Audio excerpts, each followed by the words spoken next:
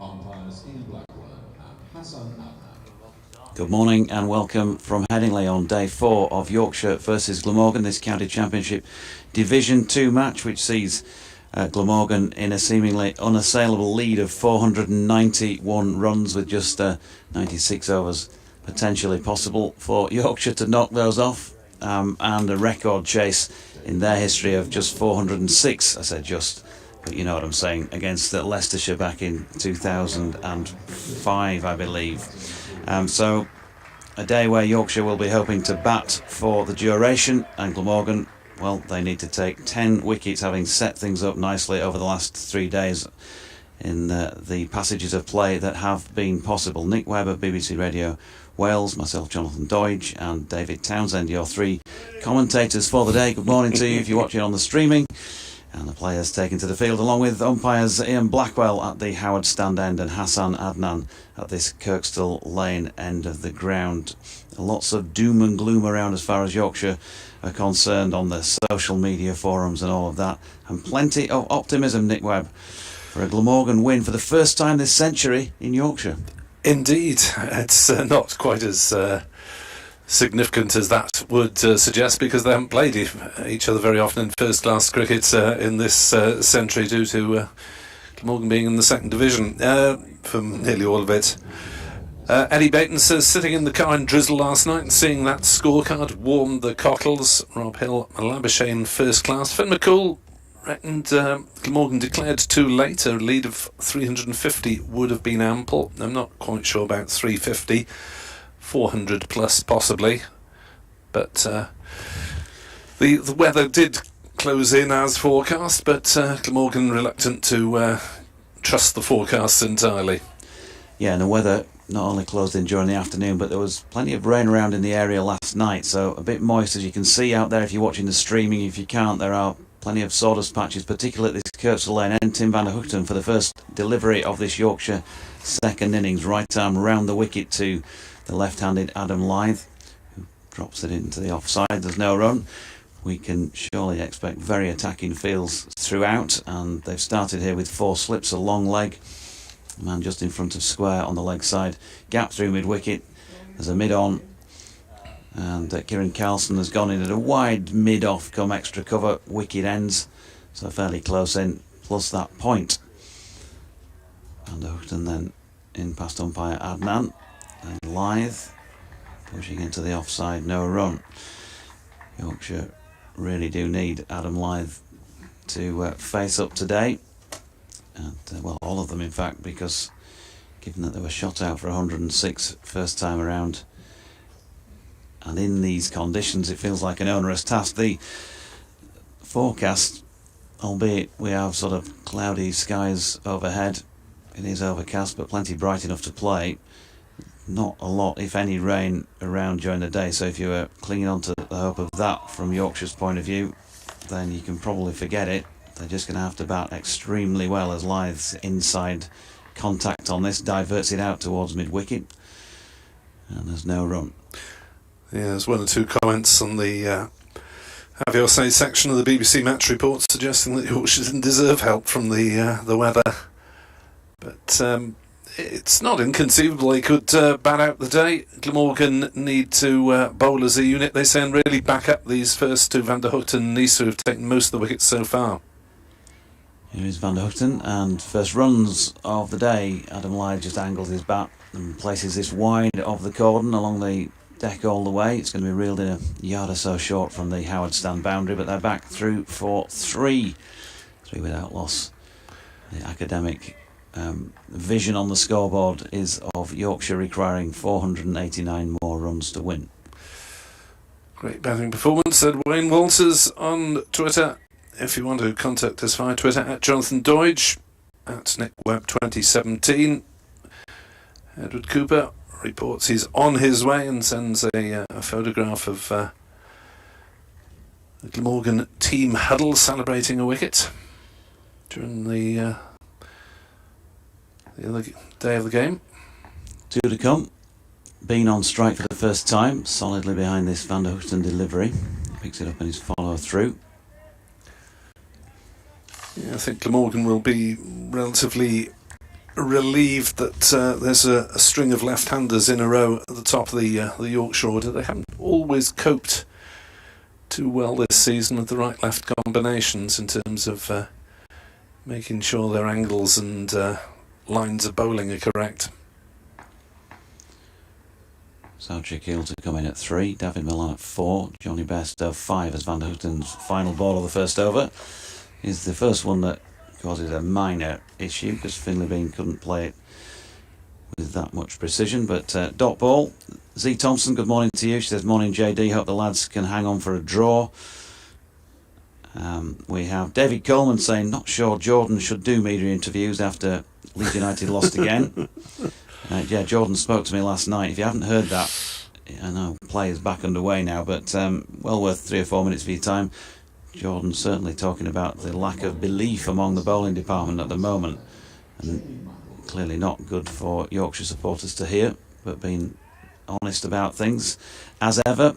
The Victoria Cricket Club says, start the car, from one of our friends from across, a phrase well used from one of our friends across the border.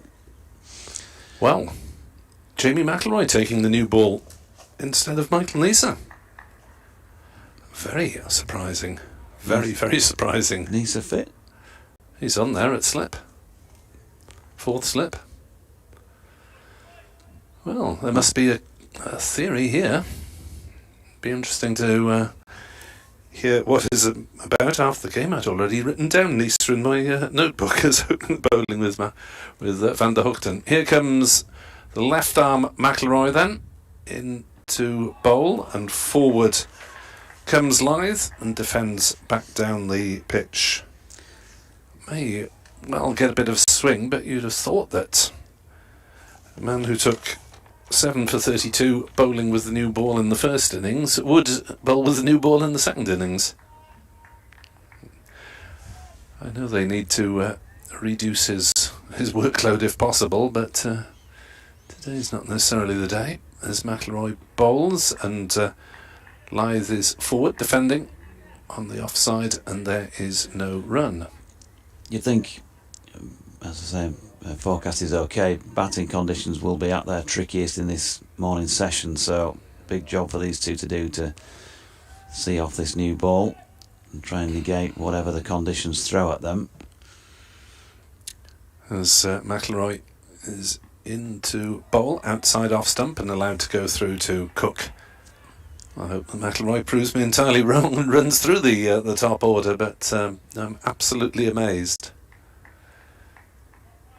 Unless Neser is feeling in any way under par this morning and looking to use him in shorter bursts, but you'd have thought one of those short bursts would be first up. Here is McIlroy, bowls outside off stump and allowed to go through. Ben Rothery Clips says, morning, hope you're well. Thoughts on the bull ring on the pitch? Catalan Dragons versus St Helens Rugby. Yeah, saw that on Friday night. Interesting pre-match entertainment, shall we say, and a scattering of the players who were warming up at the same time. The bull went bonkers, I take it, did it? It didn't quite go bonkers, but it got rid of the person who was holding it. McIlroy bowls and Lyth shoulders arms outside off stump. But yeah, tell you what, there was a considerable presence about the thing, and had it built up a head of steam, you would not have fancied being in the way of it. Any news on Ben Cody also asks, well, Jordan, I've asked this question each day so far and been told that it's not such a bad groin injury. He was out having a bat, whacking the ball at the net earlier on, so it looks like he's going to bat if needed.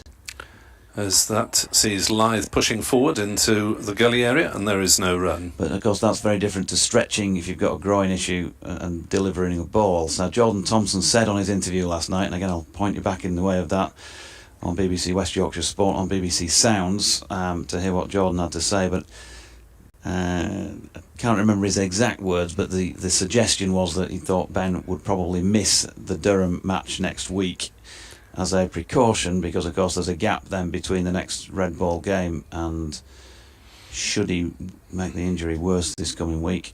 It was a remarkably frank interview. I was surprised with his frankness. That's Tomo. Van der Hoogten then, in from the Kirkstall Lane end, bowling here to Bean. Right behind this straight delivery and pushing back down the pitch to the bowler. So his movement is not so bad. I was a little surprised if he'd pulled his groin that they didn't send a runner out with him when he went in at 11 in that first inning, and particularly when you saw the single that Johnny Bairstow asked him to try and push for. But there you go. That was then. We'll see what happens today. They might send him out with a runner if he needs to bat this time. Van der Hoogten in and bowling to Bean, who's clipped that one nicely down to long leg. Will get off the mark as a result. 4 without loss, 488 more runs to win in 93.4 overs. It's a good one to win from him. Don't think I'm understating that by any stretch.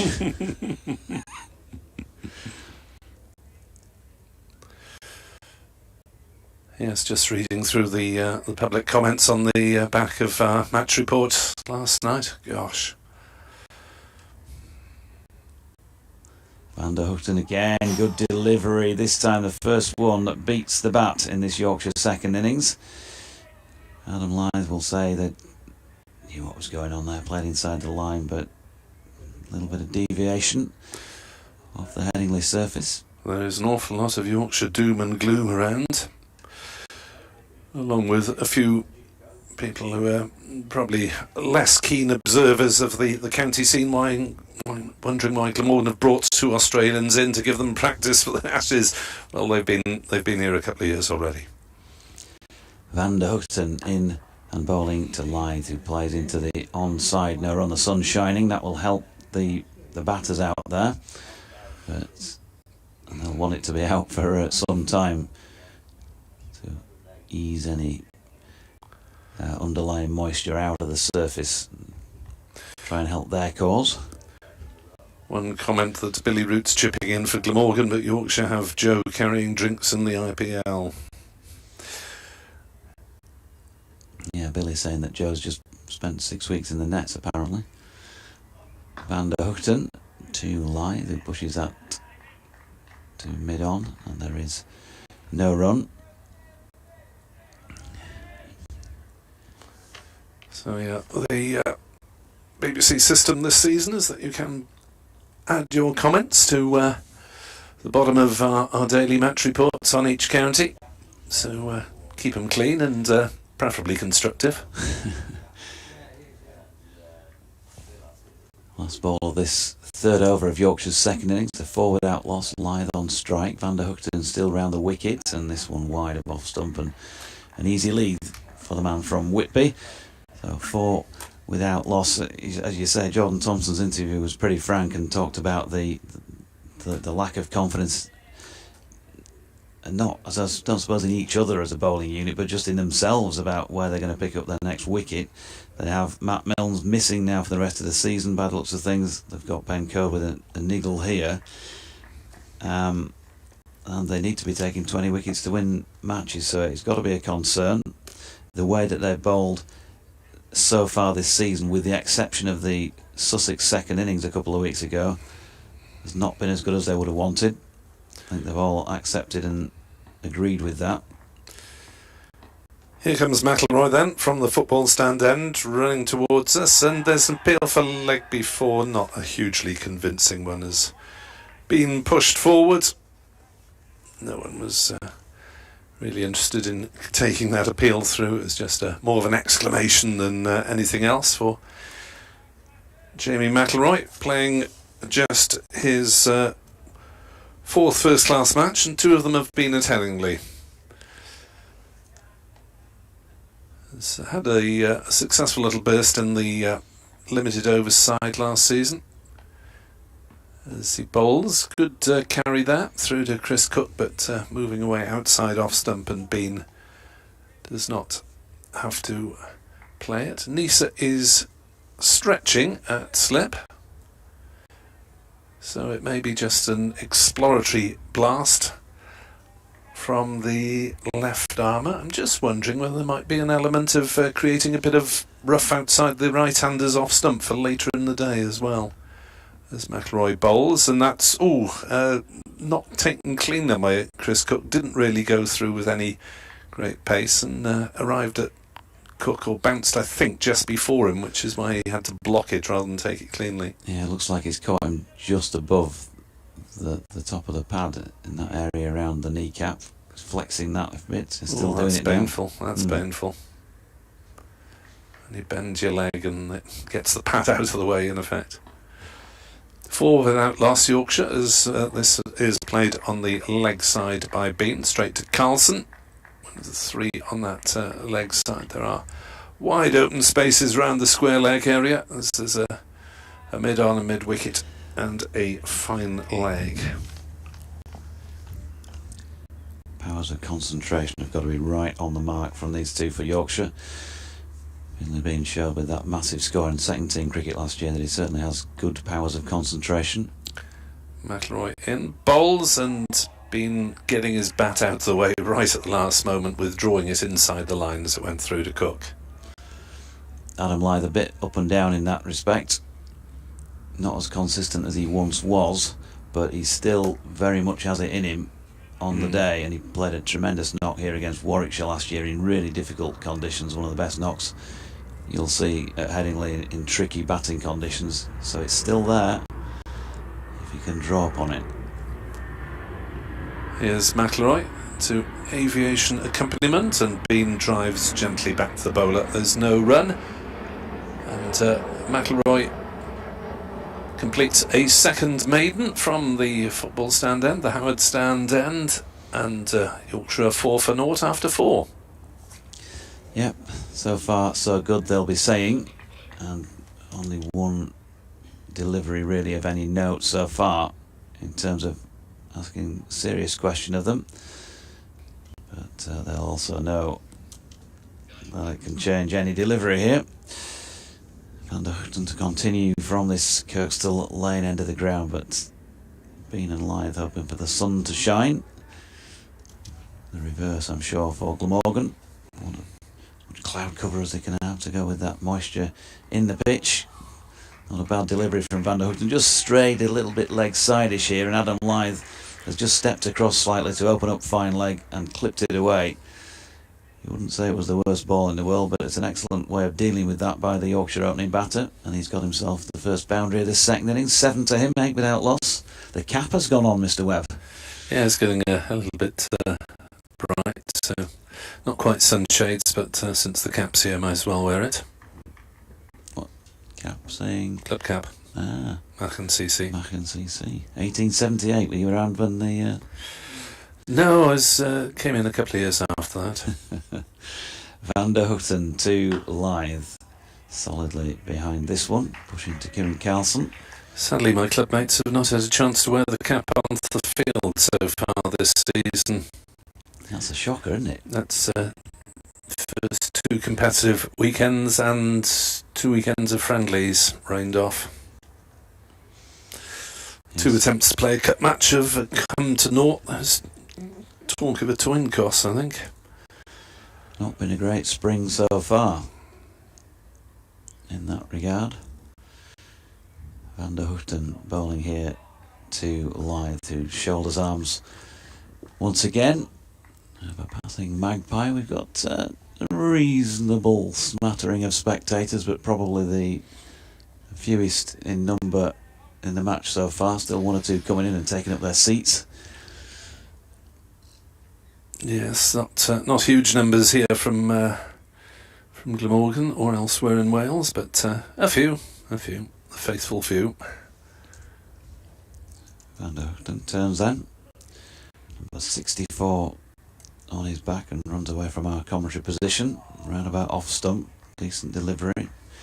Lyth just drops that out into the cordon area. There's no run. Bent Nielsen says, thinking back to ball 2 and 3 of the hat-trick, couldn't the batters just have deflected the ball with their leg? It was high-ish and swinging a lot late.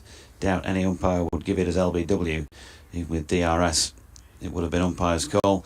Maybe. It's been and gone, hasn't it now? I think what I would say is you just never like to see a batter make that misjudgment and lose their wicket without using their bat. Van der Houten into Lythe, that's wide of off stump. And it just doesn't look great, but then, I think Hill is less guilty because he wasn't quite sure how much swing there would be, but Bess, having seen it happen to his mate the ball before, really ought to have pushed forward. Even being caught at slip, you're playing a shot. Exactly. Yeah, I was just going to say pretty much the same thing, really, having seen the first one. And it is one of the skills of batting, isn't it? A good leave. They both got it wrong, obviously. As Van der Houten's in, there's a stifled appeal as Lythe pushes forward. A bit of glove and a bit of pad probably involved. End of the over.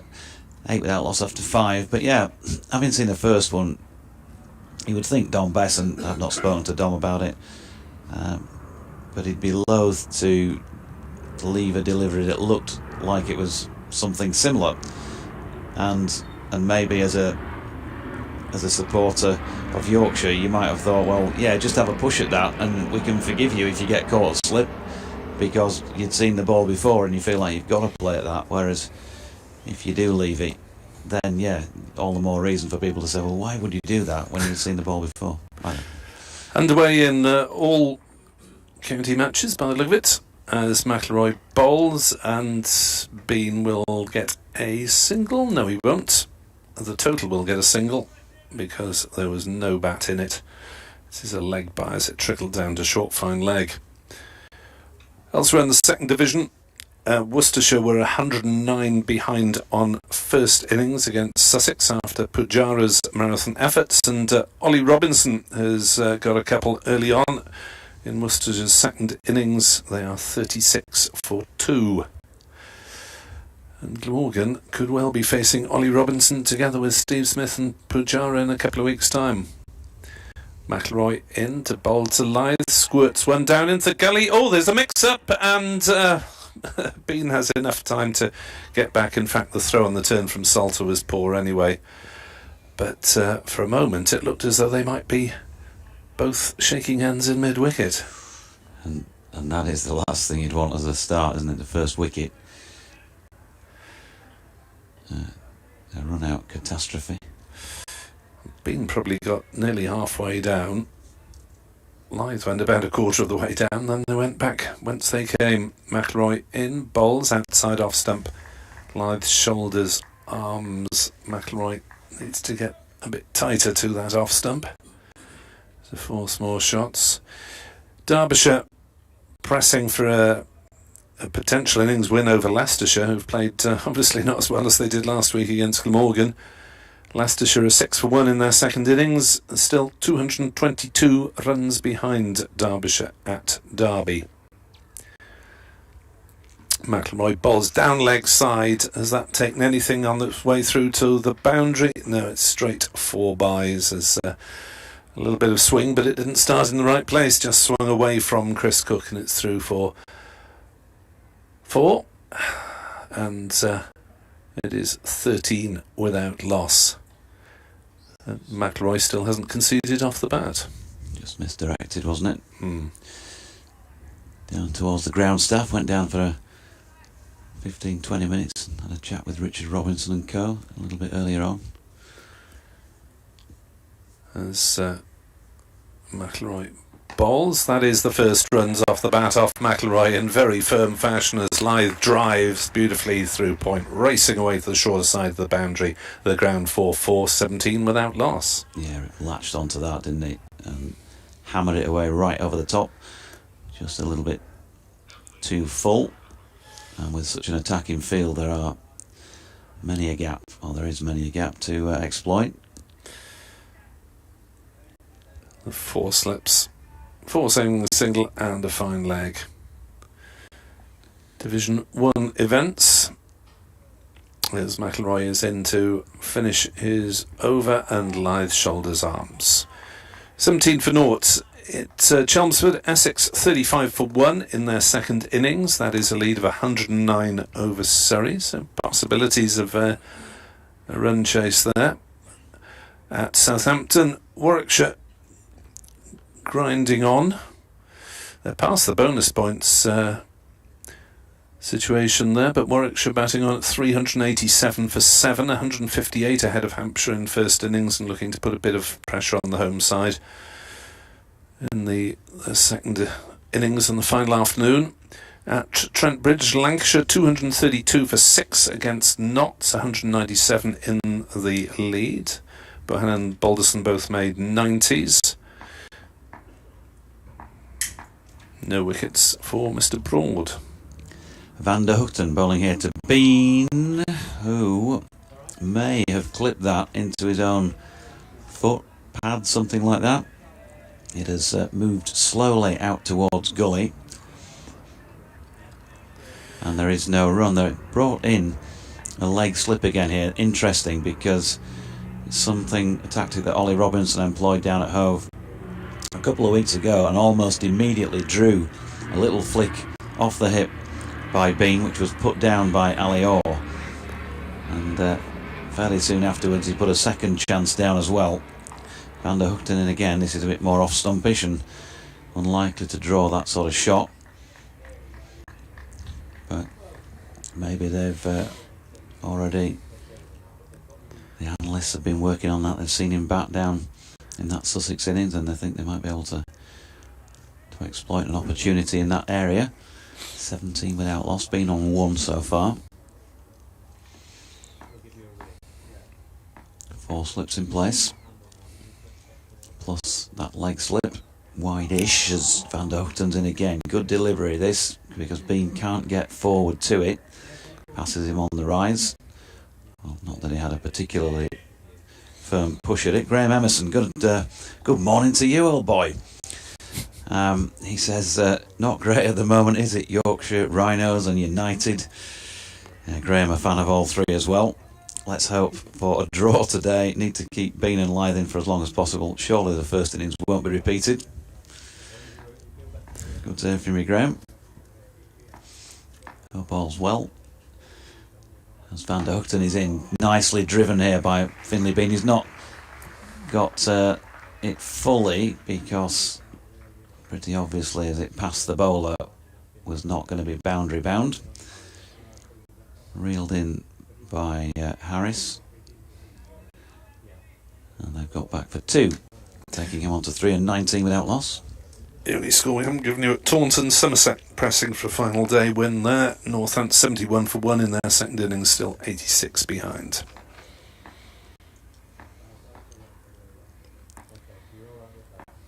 So Van der Houten striding in again.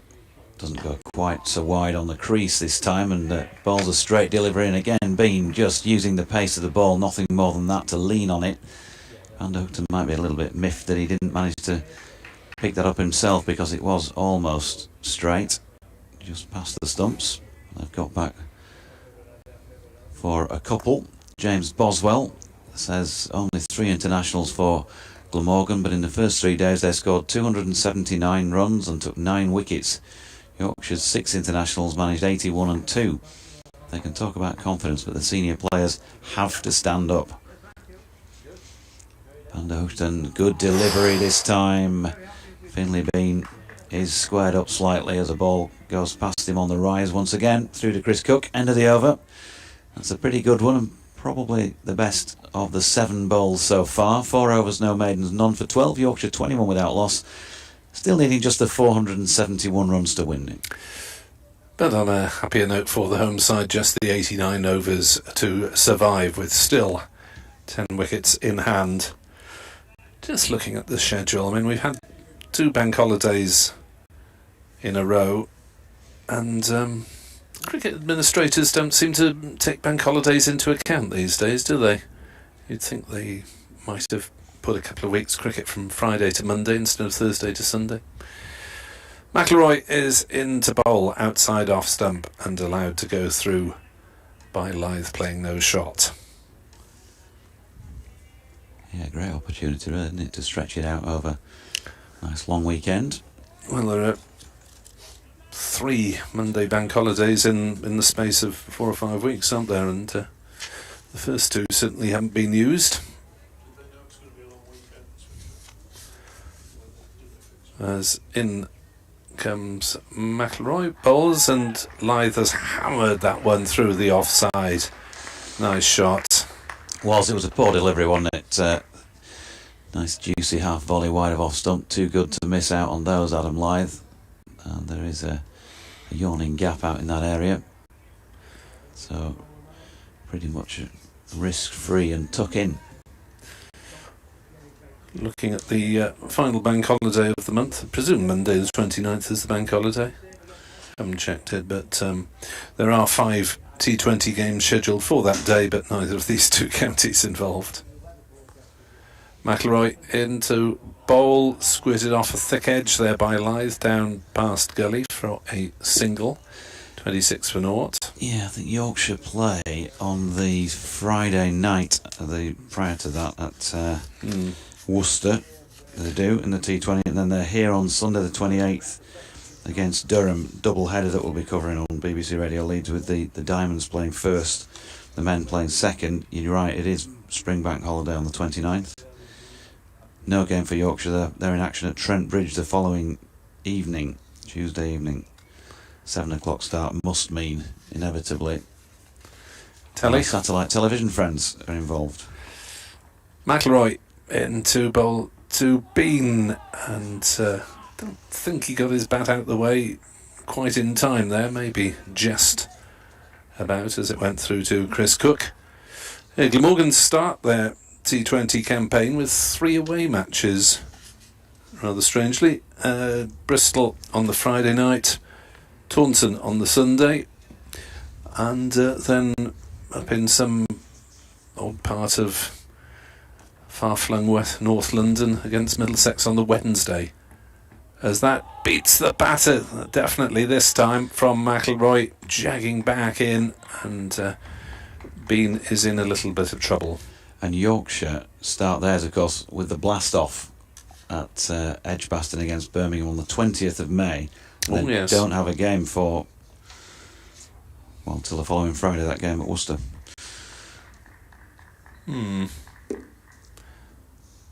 Double header at Birmingham. Is that the first time that's been done with an audience, anyway? Has been on the back foot, defends back to McIlroy. No, during the COVID season, bizarrely, Glamorgan played Northants at Edgbaston for some reason. I think it was just so the TV cameras could stay where they were at Edgbaston, since supporters were not allowed. We've had 4 overs from McIlroy, a couple of off drives from Lyth during that time. He's conceded just the 9 runs, beaten Bean once or twice. Van der Hoogten is 0 for 12. You would have thought that Nisa would be in the attack before too long, as into the attack commentary-wise comes Mr. David Townsend. Thanks very much. Van der Hoogten and Hoogten. Which way do you say it? Hoogten. It's running away for us, 64 on his back bowls, and that's just tucked square of the wicket for a comfortable enough single from Adam Lyth. No great alarms so far there this morning for Yorkshire. The sun's with us, which is always welcome, not only in terms of being able to see for the batsman and good batting conditions, but also, of course, a little bit warmer as well. So 4 slips and a leg slip as Hoogten bowls, and that's through to the keeper, no run. Neil Thornycroft's where Nisa? The answer to that is 4th slip. Stephen Moss says they probably want the 2 strike bowlers operating from the Kirkstall lane end. Isn't that where all the damage has been done? Well, yes, by Nisa, because he bowled from this end. Van der Hoogten took his 2 wickets from the football stand end.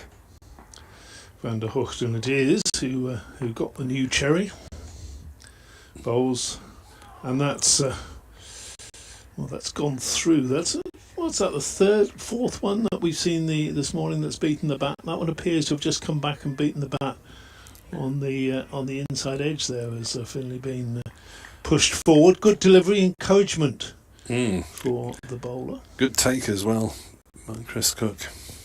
Yes, diving away to his right. I think that surprised everybody, that ball, didn't it? 27 for no wicket then. Lyons got 17. Bean 5. First chance I've had to have a look at young Finley. Comes forward to that one, gets a thickish edge that is wide of fourth slip, going away down to the third man boundary. A slide and a knock back in, and batsman come back for a comfortable enough third run. Enthusiastic Salter, as always was from it? Andrew Salter, yes. He's sprinting away down there. Now look, you see, he's got his whites muddy. Saved a run, but he's obviously clocking up a big laundry bill there. That mud will take some getting out. He's a man who very enthusiastically loves his fielding. That is a huge browny greeny mark on his left leg where he slid down there, and it does get wetter down there in the shadow of the newsstand. Round the wicket bowls, and forward defensively comes Lyth. There's a shout from behind the stumps as that was probably mostly pad, but I think he'd have got a little bit of inside edge on that round the corner. I know his better half, Andrew Salter, and without being sexist about things, she might be involved in the laundry situation there. Really? Okay. So the club don't launder them themselves, or is this not sort of? I was led to believe not. I may be wrong on that. Here's Van der Houten bowls, and that's pushed just gently into the offside. The onside rather. That completes another over. 30 for no wicket. It is a bit of a mystery that Nisa has not been on, especially as he finished the last innings in grand style, didn't he? With hat-trick as well. Well, absolutely. I mean, Van der Houten got the first 2, and then he got all 7 wickets out after that to fall to the ball with a little run out to finish proceedings. Some puzzling things have been going on in the last couple of days. That extended Glamorgan's second innings with a ridiculous lead of 492. Ridiculously unnecessary. McIlroy bowls to Bean with 4 slips and a gully, and he shoulders arms. And now arguably your best bowler, who is to be fair warming up now. With Carlson doing stretching exercises, side stretching.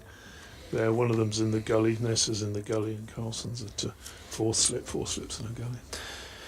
Yeah, and he's up to 12 wickets for the season in this is third match, as McIlroy is into bowl and Bean is forward. I mean, he's tidy, McIlroy. He's beaten the bat a couple of times.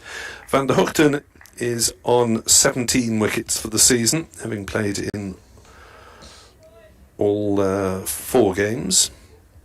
So he is going really well. Apart from that, the next highest in the Glamorgan wickets tally is David Lloyd and Marnus Labuschagne with 4 apiece. As McIlroy bowls and forward goes Bean and makes no contact. He played that one or just played inside the line? I think. I'm not sure. I can't quite read it with his back to me, to be honest, and I'm less used to reading the leaves of the Yorkshire players. Obviously, I know with Eddie Byram, the Glamorgan opener, who's out this match injured, it's almost imperceptible, his leave.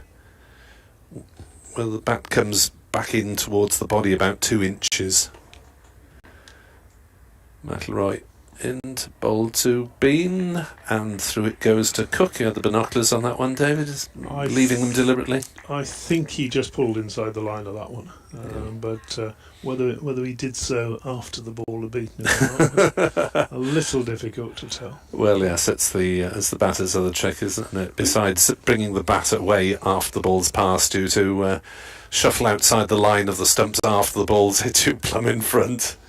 Keep that left leg going. That's my my tip for the situation. McIlroy bowls. That one is a very definite leave outside off stump. He's not quite asking the batters to play often enough at the moment, McIlroy. No, he's not. And you mentioned there about Byron just moving the bat a couple of inches. That's all you need to move it, of course, isn't it? It's a big flourish of the bat out of the way. As long as there's no wood making contact with leather, then you're fine. Yeah, Labuschagne tends to be a bit more dramatic, as that's definitely allowed to go through. Came back in that time to the left-hander, taken by Chris Cook. So McIlroy bowling tidily, 5 overs, 3 maidens, 0 for 9, but that's maybe it from him, I suspect. And the cunning plan of Michael Neser bowling first change, we'll see what we get out of it. Yes, interesting day in front of us. A very good day. You would think of a good learning day for a young batsman like Finlay Bean. He doubt if he's been in many of these situations, if any, where he's really unable to do anything to actually win the game. The only thing he can do is occupy the crease to save the game as a draw. It's an unusual position. It happens once or twice a season, maybe. So around the wicket, Van der Houten bowls, and that's through to the keeper. No run. That's until we get the Johnny Bairstow Bazball style double century. I was thinking, sitting in the pub last night, just having a quiet pint, just playing over the day in my head, and I was thinking maybe the fact that Bairstow is in the opposition lineup affected that decision a little bit, because if he got going and did do a sort of 160 ball double century or something, yes, it could make a difference, but very negative to my point of thinking. Van der Houten bowls again, and that's turned around the corner down to.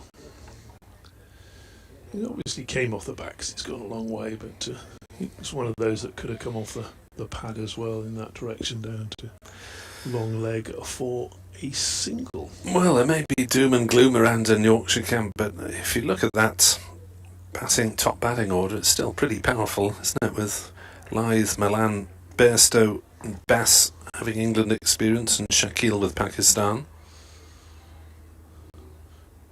Bowls, and that's driven slightly uppishly towards the one man in front of square on the offside. The pitch here at Headingley is cut a good way over to the eastern stand. Western stand is closed. I know a number of you listening like to get a picture of the ground. Dr. Dan Draper, who's written a book on watching cricket, likes to hear all that as his next delivery is through outside the off stump. He's read his book, Watching Cricket on the Radio. I've not. It's no. quite an interesting read. But he likes to be able to pick. Seen some of his artwork, obviously. Yeah. He likes to be able to picture the whole scene. So you've got 2 left-handers in, Dan. If you're listening, he probably isn't. He's elsewhere, I expect, this morning. 4 slips and a gully, and just the one man. That's James Harris at sort of shortish extra cover. His next delivery is pushed forward defensively by Bean, and then forward short leg, mid wicket, and I'm going to almost call him long leg down there. He's not very fine, is he? No. I don't know where. Proverbial 45, I suppose. Yeah. Where do you get? Once they get around that far, I don't give that fine leg. Everybody sort of gives that fielding position fine leg automatically. I'm going with the long leg there. So Van der Houten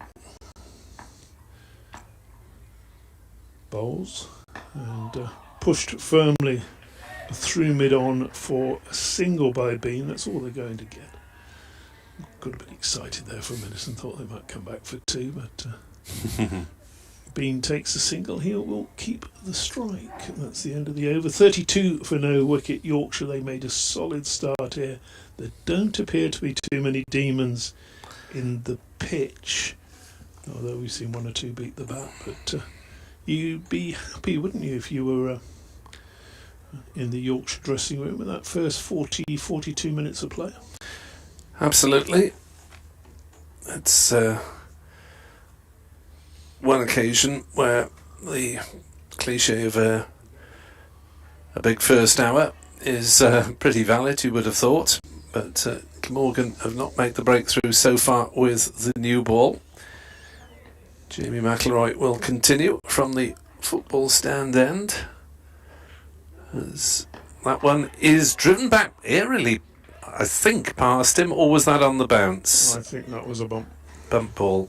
It's 2 runs anyway, up to long off.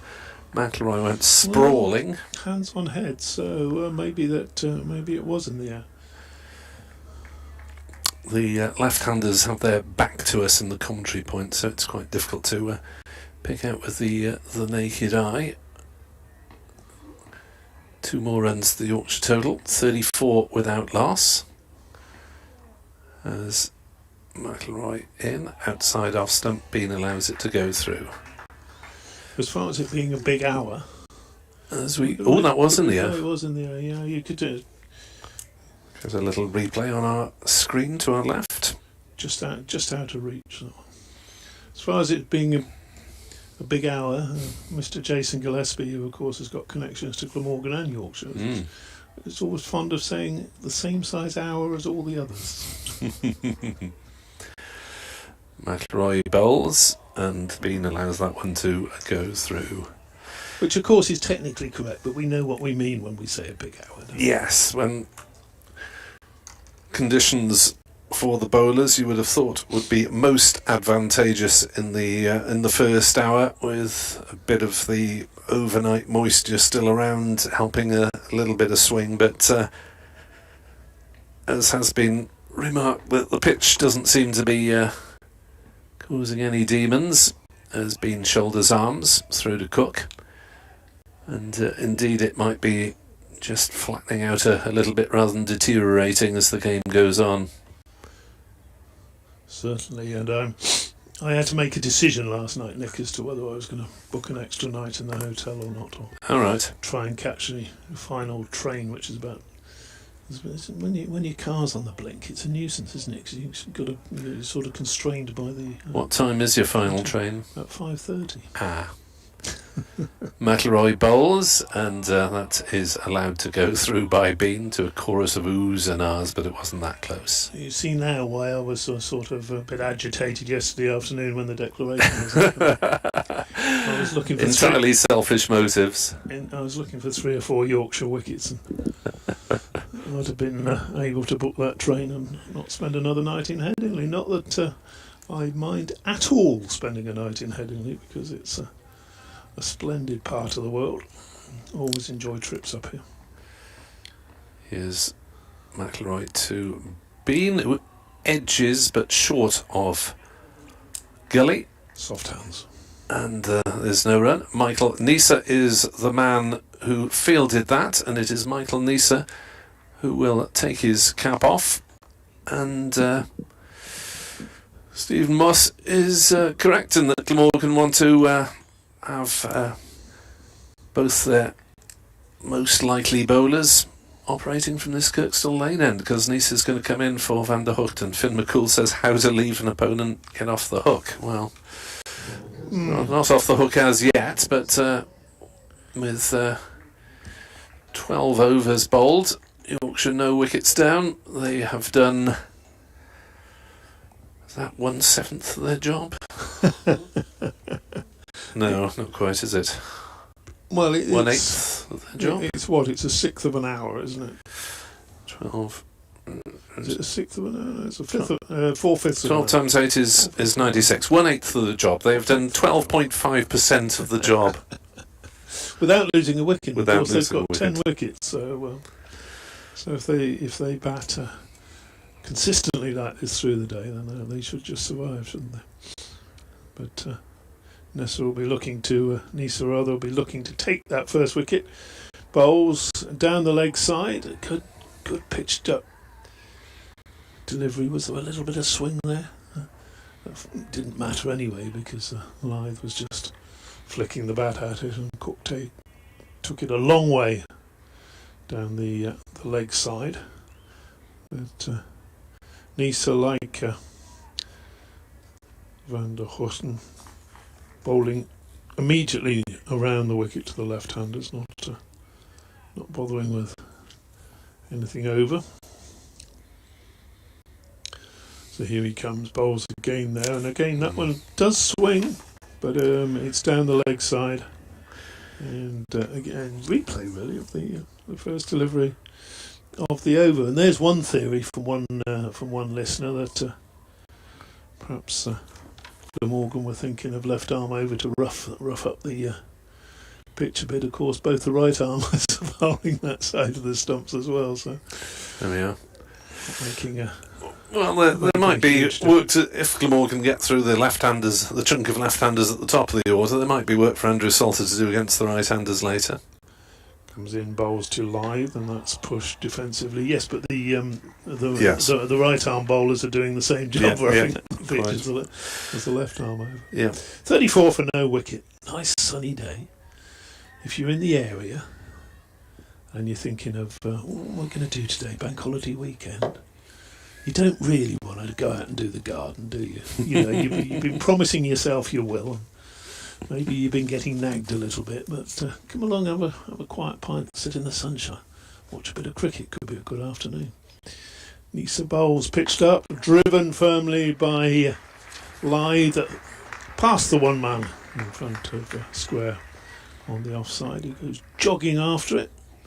No point exerting himself too much over there. That's James Harris, who's not had the best start to the season. No. Played just the first match, took one wicket, missed the next two. Do we refer to him as a veteran now, James Harris? Oof. Has he reached that stage? Well, he's 33 years old. In comes Nisa again, bowls, and Lythe allows that one through, just short of a length, that one, and leaving the batsman, but noticeably a little bit more movement through the air there seems to be for Nisa than we saw from van der Horten. And Harris, though, has got more cricket under his belt than most 33-year-olds because he started when he was 16, of course. Yes. So it's his 8th season with Glamorgan and 9 with Middlesex. How many was in his first stint with Glamorgan? Did he do 4 or 5? Next delivery just pushed there, square of the wicket by Lythe. Bit of bat and bit of pad probably in that. I think it was 6. Where are we? Glamorgan debut 2007, and he played for Glamorgan until 2012, so 7, 8, 9, 10, 11, 12, 6 seasons before he moved up the M4 with the hope of building an England career. Well, he got in England squads and played more for England Lions than probably anyone else has done, but never quite made it to being a senior cap, unfortunately for him. Nearly, man, wasn't he? He remember watching him in an under-19s World Cup with I think Stephen Finn, which was not the worst bowling attack. Indeed, but you say nearly man, but he's had a very solid professional county career, and nearly man as far as England. And as far as England are concerned, no, he's been a great servant to both clubs and turned himself into a very, very useful batsman as well. And certainly when he was at Middlesex. Yeah, that seems to have fallen away a little. I'm sure he's working on it, but he'll be working on his bowling at the moment, and he comes to bowl to Lythe, who's hurried a little by that and chops it down on the offside to Gully. The sun is out. There are 4 slips. Point, cover, mid-on, mid-wicket, and fine leg. The crowd is... I thought it might be a few more today, but obviously the home element is being put off by the match situation to some extent. Harris right arm over, bowls to Lyth, who plays defensively on the offside.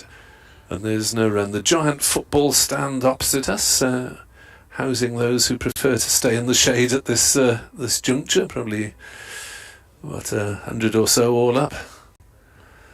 Those around the rest of the ground, bathed in the sunshine. The vast western terrace away to our... do you still call it a terrace? Always just Western stand. Fancy name now, doesn't it? Harris bowls, edged, and hasn't quite carried, I don't think, to slip, as Lyth just managed to get enough on top of that one. Yeah, I think Player played that with soft hands, and it's landed just in front of Sam North East there at third slip. Encouragement, though. Encouragement for Harris. We haven't really seen any... Well, it's in 2 or 3 edges, but nothing's been carrying, has it? So Nisa is in at fourth slip. Not often you see bowlers fielding at slip during their spells. As Harris bowls and Lyth tries to smash it away off the back foot, but gets some sort of under edge onto it, and it rolls down to Nisa at fourth slip. Good first over this by It is. James Harris. So, Nisa at fourth slip. Seen him field at slip to the spinners occasionally, but rarely against the seam bowlers. But perhaps he wants to minimise his yardage between overs, given that it's liable to be a heavy work day. As Harris is in to bowl down leg side, Cook takes. First slip David Lloyd as usual, second slip Marnus Labuschagne as per. And Sam North East is back in the slip cordon after a couple of weeks out of it, having broken his finger in the first match. Little finger fractured. So he played on. But Did he did it batting or fielding, taking a slip catch actually. Oh, cold weather. Not good. Yeah. Comes Harris and Lyth on the defensive, slightly tucked up, plays on the leg side to Carlson, and there is no run. Fortunately for him, Glamorgan didn't have a match in round 2, so he didn't actually miss a game, just had some strapping and painkillers and played on with it. Said it was alright batting, but he was trying to get out the firing line for a couple of weeks while fielding. You don't want to be... it's a mental thing as much as anything. You can be putting a hand towards a sharp chance with a broken finger. Mentioned just now, anybody thinking of coming along, it is going to be a lovely afternoon, but if you do have to go into the garden, you can always, of course, take us into the garden with you whilst you're... Absolutely, on your phone, via the website or app, or wherever you can get 4G, 5G, 3G. What's that? That's a bit too technical for me. I'd just get it on the internet.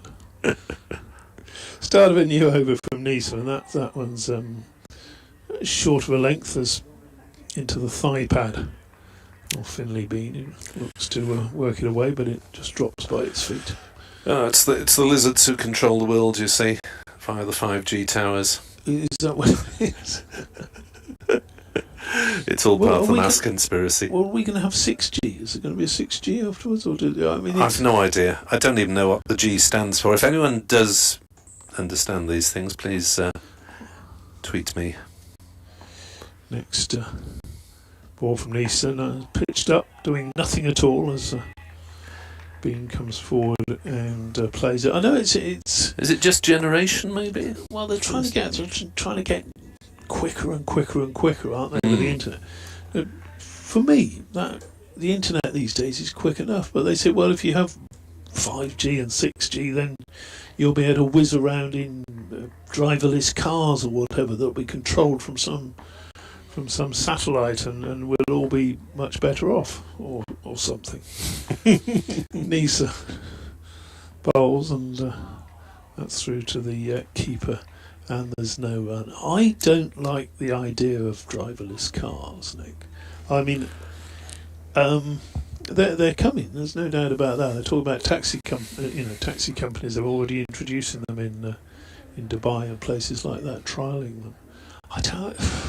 Would you want to get into the back of a cab with no driver in it? Well, I think the idea at the moment is that the driver has to be ready to take control at any moment, even if they're not all the time. Nisa pitched up, driven back past him, and I think that went into Adam Lyth. Did it? I think Lyth might have stopped that, and Nisa went down and got something on it. Lyth, so I think he's apologising to Bean for having stopped that drive. Yeah, Nisa examining his left shin might have given that a scrape on the way down. It's a very physical approach, isn't it, from Nisa? Always hurling himself into bowl, falling over quite regularly, diving around as he did there to try and stop anything hit remotely straight. Not leaving anything out of his action. Comes again, fast approach, bowl just short of a length, and decent pace through to the keeper, taking that chest high. No run there. So you reckon the driver at the moment has to be sitting in the driverless? I believe so. I think that's the vibe at the moment in the trials and various places. But we go in driverless trains, don't we? But they're sort of on a track, and there's no sort of. There's going to be no rogue train coming somewhere. No, those are fairly limited, aren't they, between two airport terminals or whatever? No, I think the next ball is their turn to short leg. Good, sharp piece of fielding. I don't think with the situation on the Docklands Light Railway, I don't think they have drivers on there. Yes, I suppose could be wrong. That's fairly limited, though, isn't it? It's yes, you don't. I'm not quite sure what's the difference between the Docklands Light Railway, having been on it for the first time earlier this year, and the Underground generally. I'm going to have to move out first, Nick. So okay. You've got me shuffling around seats again. All right. Yes, Jonathan Dodge will come in, and David Townsend will be alongside him, but I may have to describe the first delivery of this Harris over into bowl to Adam Lyth, down leg side, makes no contact.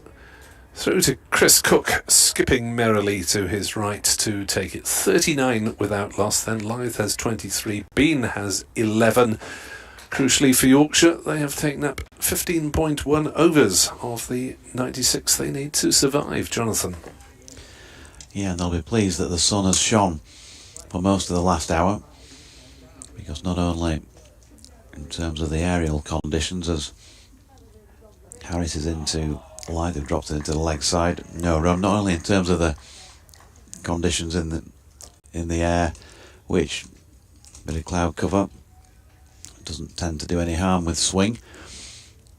Also, the fact that the sun is on the playing surface might be drawing out any moisture in there, so they'll be happy on all counts so far, Yorkshire. Will they knock these off? I've just been asked in the press room. As Lyth shoulders arms to this one. And there's no run. 453 needed in 80.3 overs. Well, of course, you can't discount Johnny Bairstow coming in and you can't. You'd think smacking 200 off well, I'm going to say, balls. You'd think he'd need to score the best part of a double century and be well supported by somebody else if they're going to get anywhere near it. It's not going to happen, Jonathan. I'm not even going to let you sort of muse on that. Harrison again, short ball, and that is whipped over the top of the man who's in, Kieran Carlson, I think it is, at mid-wicket. And 4 runs out to the Western Terrace side of the ground by Adam Lyth. There might have been a moment where he thought, oh, no, as he hit it, because it wasn't a long way away from the jumping Carlson, but it was far enough away. I know it's your commentary box, but I'm not going to let you. Have you signed in this morning?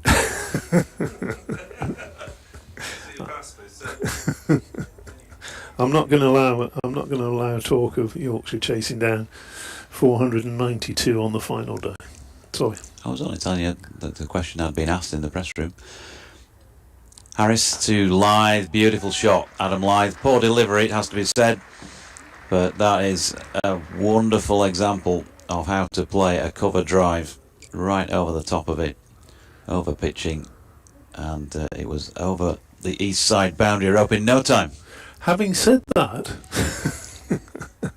If Adam Lyth continues like he's going this over, then they would get somewhere close. But no, they're not going to. It's not going to happen. You and I both know that, and the listeners know it as well. And the listeners will be shaking their heads.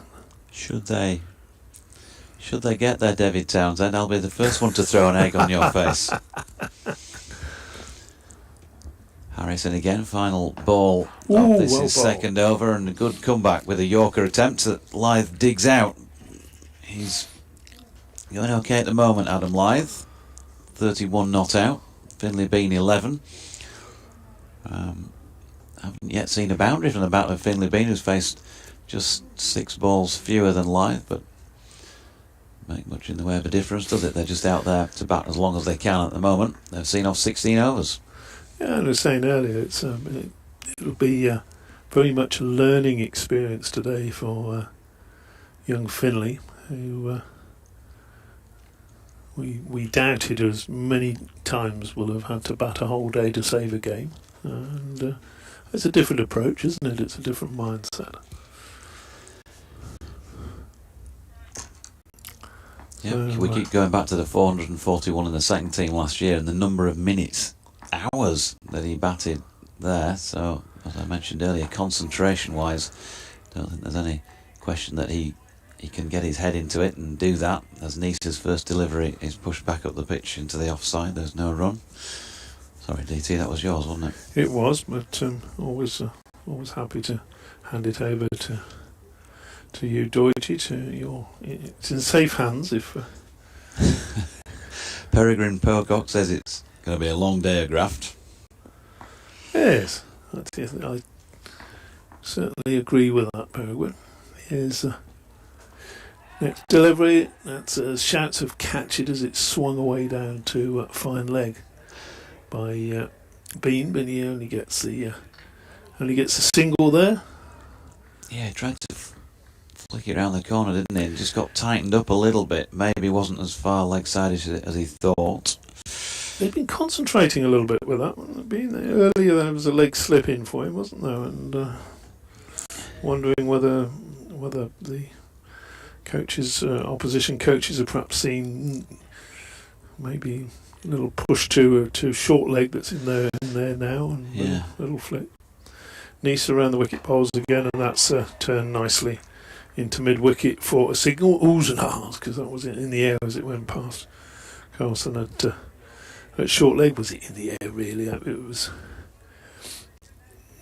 not a chance, not even a minor scare, I would have thought, for Lyth then, as it came off the bat. Talking of oohs and ahs, I saw a graphic of the Wurzels who are still playing. Are they still going? Yeah. He got a brand new combine harvester. That was their hit, wasn't it? They've had a few of those, haven't they? They kept the combine harvester industry going, I think, the Wurzels. Well, you need a few brand new ones. You need combine harvesters round the wicket and pushed up towards mid-on, but no power in the shot. And comfortable piece of fielding. Are they still going the Wurzels? Because they seemed quite old when they had those hits in the would have to been 70s, wouldn't it? So they got to be in the 70s now, aren't they? The Wurzels, the original band. Yeah. You did. Is your cover version still around on the I Am a Craft Ale Drinker? Nisa, was some shape to that one. It just moved away from the bat, and Nisa puts his hands to his head and tries to put a bit of doubt into Bean's head. I've got a brand new pint of craft beer. That wouldn't. Doesn't quite have the same ring to it as I'm a craft ale drinker. No. Come on, I'll do the lyrics. It's my commentary box. I'm a secret craft ale drinker. Oh no, that's our Whites, wasn't it, in the old days? So they still go. Nisa bowls, and that's defended up to mid-off. The secret lemonade drinker. What was that all about? Well, it's clearly worked, because there you are remembering it all those years on. It's like we remember you as the milk tray man with your dark coloured sweaters on. And right. what was that, Milk Tray or something, wasn't it? Is that still around? All those chocolates and things, they all change their names, don't they? Yeah. I know. That one that became Snickers or something. I didn't like peanuts when I was younger. I don't like them much now, but so overnight I had to go from disliking Marathon to disliking Snickers. So Most there you inconvenient. go. Plenty of other chocolate bars, and most of them I've eaten and enjoyed. Here's James Harris from the Howard stand end, bowling to Adam Lyth, who's flicking one off his legs past Kieran Carlson, who's in front of square on the leg side. It's not going to quite make it to the west side boundary rope, but they're back for 2, and that's 50 up for Yorkshire. Crowd warming to the day, as are these pair of Yorkshire batters. Lyth 34 being 12. They've obviously settling in for a long stay, because there was 3 runs there, wasn't there? I think you and I could have probably run 3 there, Deutsche. That's not exactly. No, I'd have probably pulled up on the 3rd one, I think, clutching my hamstring. You still have those. Harris to Lyth, who's shouldering arms to 1. Yorkshire's woes, says Andy Lighting on BBC West Yorkshire Sport at gmail.com if you want to get in touch. He says, hello and greetings from an exiled Yorkie in southwest France. Yorkshire's problems are not aided when key players are hardly available. For example, Root was playing at a charity golf tournament last year when we needed to save the match to avoid relegation. Now he's in India not playing at all. What great preparation for an English Ashes summer! Exclamation mark. Meanwhile, the Aussies are here, already getting good practice. Brackets 2 in the current match. More in a moment, because Harris is in and bowling to Lyth, who's leaving one wide of off stump. He says, similar tale with Brook, 1 good innings in the IPL and then lots of time spent doing nothing. What is the point in having these players if they never play? I know they need to make money, but there has to be a better way, otherwise we'll be firmly anchored at the bottom of Division 2. Injuries don't help. Matt Milnes and now Code. No wonder we can't bowl teams out. They'll have to rely on second string bowlers. Someone needs to get a grip. Goff or Gibson need to perform or be replaced. That's Andy Lighting. Down the leg side here is James Harris, and Adam Lyth has flicked that nicely off his legs, and a good diving stop by Dan Douthwaite. Yep, round from long leg out there as a substitute fielder. 2 to Lyth, but Douthwaite saving a couple there. So Andy not happy with that situation.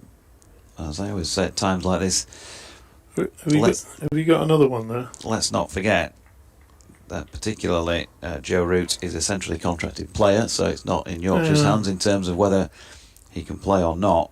But he's spot on. I mean, it's not the best preparation for the Ashes, is it? Maybe a break. They all need breaks and rests and things like that these days. Harris to Lyth, good delivery, good response from James Harris. Adam Lyth, I think, just pulling the bat inside the line, but hard to tell from the angle we're at behind him. Can I update you on the Wurzels? Do. Apparently they've got plenty of gigs around, mostly in the West Country, and a couple in Wales. We got any Glamorgan fans. They're playing in Carmarthenshire on the 25th of June, 1st of July in Pembroke Castle. That's a sausage festival, a cider and sausage festival. That's my sort of thing. Harris to Lyth, who's played that one back with a square leg. He's going to pick up a single off the pads there as a leg by. Oh, lovely, my duck. Cider and sausage festival, Deutsche. Are we doing anything on the 1st of July? How far is Pembroke Castle? Can't be that far away. What a splendid idea for a festival. No, I am not driving. 54 without loss. That was a leg by. All over they are touring sort of weekends. Bristol, Devon, private show, not sure what that's about. Chepstow, Launceston, so it's all sort of West Country themed, isn't it? And there you go. There's some festival called We Are Farming Minds. So yeah, still going, the old boys. You can catch up with them on their website, which is called Wurzel World. Is that We Are Farming Minds? No, it's not that. Don't think so. Anyway, here's a delivery from a cricketer out there on the field. Michael Neser bowling one wide of Adam Lyth's off stump, and David Townsend will catch up eventually. Yes, he's come back. He's come over the wicket now for a change of angle. And no, I just fascinated by the fact that the Wurzels are still going. You brought it to my attention, Nick. Given me the details, I thought I just ought to let the listeners know. I'm glad we've provided some amusement for you this morning, David. Have you ever had a ride on a combine harvester? I bet you haven't, have you? No, they tend not to be in suburban areas. Nisa over the wicket bowls, and that's striking Adam live on the thigh pad. So he just felt that one through the pad in a little bit. Ball's got a short leg. Duncan Evans says, Borodar Nick, and good morning to Jonathan and DT. Slightly surprised Michael Nisa didn't take the new ball from the Kirkstall Lane end. Nick, with Worcester coming on Thursday, would you bring Dan Douthwaite in to replace Jamie McElroy and therefore strengthen the batting? The batting's doing quite well. He's happy enough with the batting. Here's Nisa bowls, and that's tucked past short leg.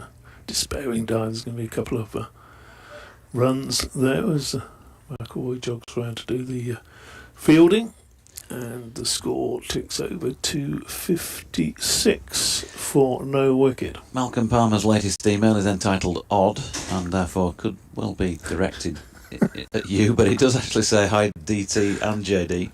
DT got that right. Malcolm, do not tell him things like this. That head will be getting even bigger than it already is. Look at this. He says, DT got it right. There's been a plethora of odd decisions in this match. Both captains have made strange decisions, starting with Lyth to bowl. Glamorgan decided to bat onto a ridiculous total, and now they're opening with McElroy instead of Nisa.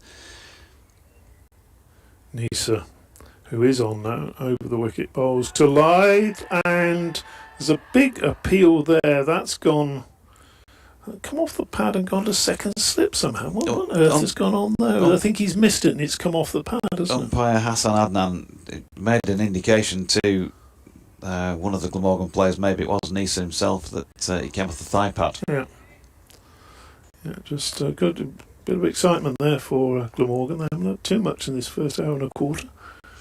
Anyway.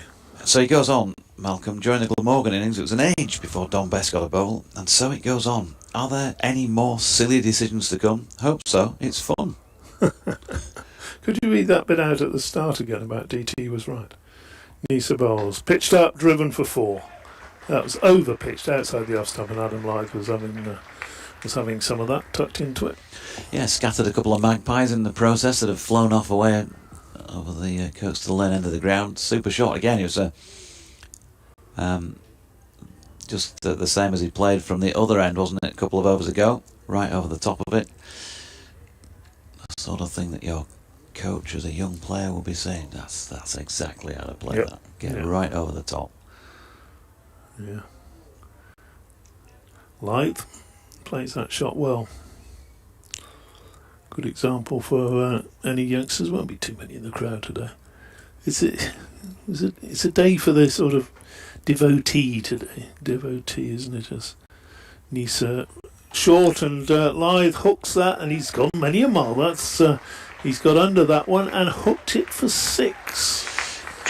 Yeah, look, time and again I'll say it's a thing of beauty when you watch Adam Lyth play the pull shot. This was a little bit further round backward of square than he'll often play it, but on account of the direction of the ball from Nisa, who got it wrong, and Adam Lyth very much got it right, and he's suddenly racing on towards a half century here. 48 not out of 66 in 19 overs.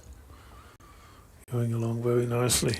Yeah, David Hurst has sent further Wurzels information. In fact, at the Wurzels Wikipedia page, which says the Wurzels are an English scrumpy and western band. Oh, very good. Combine Harvester was a number 1 hit, by the way. Yeah, it was. I remember it well. And I Am a Cider Drinker got to number 3 in 1976, apparently. What about I'm a Craft Beer Drinker? That's not. That's yet to be released, is it? Well, I mean, you could, it's a bit like when they redid Everybody Wants to Rule the World as Everybody Wants to Run the World. You can do it and change an odd lyric with permission, I guess. Harris, 3 overs, 1 maiden, none for 12 is continuing at the Howard Stand end, and then Headingley Sunshine to Finley Bean, who is down low and pushing into the offside, where that ball is stopped, well, of a fashion, and they've got through for 1, taking Finley on to 13. Numerous members of the band, as David points out, so members Tommy Banner, Pete Budd, Sedgemore, Louis Nicastro, Joe Tong, Dan Dribble and Lee Delamere. Dan Past Dribble. members. That can't be his real name. Dan Dribble. 15 other past members as well. Oh. Yeah. That's a whole industry, isn't it, the Wurzels? Yeah. Welcome to the Wurzels streaming service here with a bit of cricket now and again, as Harris's latest delivery slanted across the left-handed Lythe. He's through to Chris Cook and there is no run. Glorious at the moment. I bet it's pretty warm down at pitch level now. The ground staff were suggesting it was going to be 40 degrees. I think they might have been exaggerating that, but with the 14, the sun 40. bouncing off the concrete down there, 40. a bit of a sun trap down beneath our feet. 67 without loss Lythe waits, and Harris bowls full and is driven back to himself by Adam Lythe. A cider and sausage festival. I'm really quite taken by that. Yeah. It's a long way though, Pembroke, isn't it? There's a Pembroke Castle in North London. I don't know how far is Pembroke from here. Oh, it's Wales, isn't it? So it's a long way then. Everywhere in Wales is a long way from here. Here is Harris bowling to Lythe, who, well, I'm not sure if the ball has swung of its own accord. It has. Buys, says Ian Blackwell. Wasn't sure if it caught maybe the pocket of Adam Lythe's trousers, something like that, but no. 4 buys, and it passed him very close to his body, but no chance of Chris Cook. He didn't even get the dive in. It went so far after it had gone past the batter. So 71 without loss. It's a long way down to, I went to Foss. Go on, give us, how should I pronounce that, Nick? Forslas. Went to Forslas races last year after we'd been down in Cardiff for a Yorkshire match. Worked down there for the day. Beautiful. It was roasting, red hot. Not many people there. That was a heck of a long drive. I think I was stopping in Birmingham on the way to another match the following day, and it seemed like forever to get from down there to Birmingham, let alone back to Leeds. Lythe 48. And Harris bowling to him now, but wide of off stump, and he's able to leave that. Adam Lythe, 35 years, 224 days now. September the 25th, 1987, he was born in Whitby. Still lives out there somewhere, doesn't he? He does. He has 12,617 first-class runs to his name, or did before he walked out to bat in this match at 37.43. Harris coming in to bowl to him again here. Oh, and he's pushed that one back to the bowler, and he's been put down. Oh, He's had a life. Has Lythe. Lythe is life. That was a pop song, wasn't it? Anyway, Harris put him down in his follow-through. Never easy in the follow-through, but that wouldn't have been one of the more difficult chances, would it, really? no, he's going to his left. Didn't hit it hard, and is following one thing. through, and Yeah. he got a good hand on it, didn't he? And Yeah, you'd say, though, that's definitely not one of the more difficult chances off your own bowling, and anybody who's bowled and had a chance, I totally accept that they're never easy, but it wasn't laced back at him. He did have a little bit of time to react and couldn't reel it in. 71 without loss after 20. let off on 49 for Lythe. He obviously saw his half century there. He struck it nicely and was thinking of putting it past Harris, but Harris down. Yeah, I mean, we spoke yesterday, didn't we, at some length about that great attempt by Finley Bean, which was possibly a quarter chance. Start of Nisa again outside the off stump, and that we've seen quite a few today swing away after they passed the stumps, and that one did. And Cook taking it really almost in front of Labuschagne at second slip. It wasn't in that category of difficulty at Bean's attempt yesterday, but If he'd have caught it, we'd have said good catch. But he'll be disappointed that he didn't. I think possibly that sums it up. 71 for no wicket. Sunshiny. Nisa bowls, and it's. I think I'm going to say that beat Bean and gone through to the keeper. He'll pretend he played inside it. I think that just did enough to beat the defensive shot standing on the crease. A couple of times he's pulled the bat away this morning after the ball has passed it. So not always easy to tell.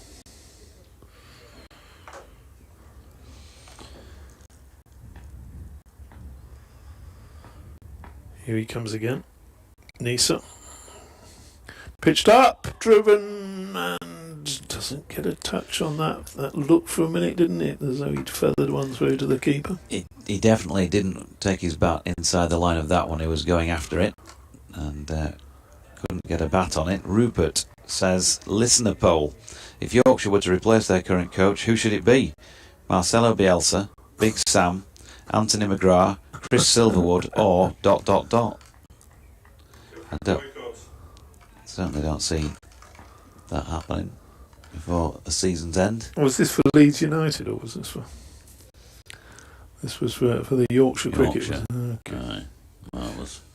Next delivery is overpitched by Nisa on leg stump, and just a nice little push through the line there from Bean. He's going to get 2 runs as McElroy chases back to do the fielding. That pulled up some 10-15 yards inside the ropes. Numbers, says Chris Addy.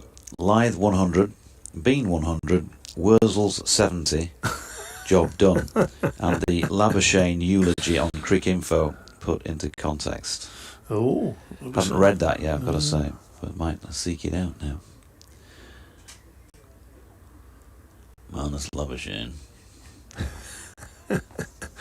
Oh, Fred, we haven't heard from you from last couple of days. Nisa bowls outside the off stump, and that time definitely no shot from Finley Bean. Call himself a cricketer. No, Neil Harvey, he could play. Good friend of mine was Neil. He's met me, you know, Neil Harvey. Has he? Yeah. Do you know what he did? One of the jobs he had after he was after he'd retired, he was a rep for Corona beer. You know the they used to bring him around on a milk float type thing, didn't they? Well, not a milk float, but a little truck. Remember them being delivered in the local streets. Next ball outside the off stump through to the keeper. You can't, Neil Harvey. What was he? He was that's the end of the over. It's 73 for no wicket. Neil Harvey, the one of the great bats of the 1950s. I think he was in the 1948 Invincibles, wasn't he? He'd have to be probably about 90 now. But one of the great batsmen of his time. Batted at number 3, as does Labuschagne for Australia. Now, can you imagine Labuschagne in 20 years' time wandering into a bottle shop trying to sell trying to get you to order a few crates of Mexican beer that you stick a lemon in the top of? Harris to Lythe, lovely shot by Adam Lythe, just waited for that full face of the blade and has pushed it through mid-on for a glorious 4 and another first-class half-century. Lythe now has 66 of those to his name to go with 29 hundreds, and he'll have passed 12,650 runs in the process. 86 minutes, 70 balls, 8 fours and a 6 of a long leg as part of that. He's got that really good start. How far can he see it through for his team here? Yorkshire's captain, of course, in this match. Harris to Lythe again. Now then, he's got a top edge on this one. It was wide, and it was there to have a go at. 1 or 2 hearts might have been in mouths, but it looked well clear of the cordon in the end and has flashed away through third man for 4. Going to flash hard. It's gone. Right. It's gone over the top. At one of his streakier boundaries. So Neil Harvey, in 1950s Test cricket, played 56 Tests, 99 times he batted. Yeah. 8 times he were not out, so he can't have been facing me in those innings.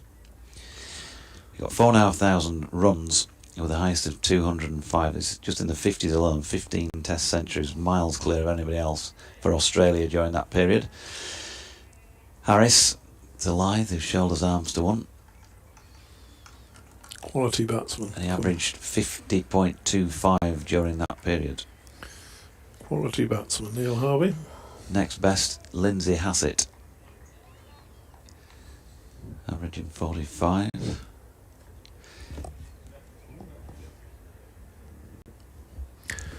Australian captain, of course, wasn't he, Hassett?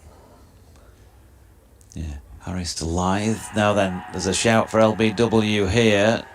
Blackwell not interested.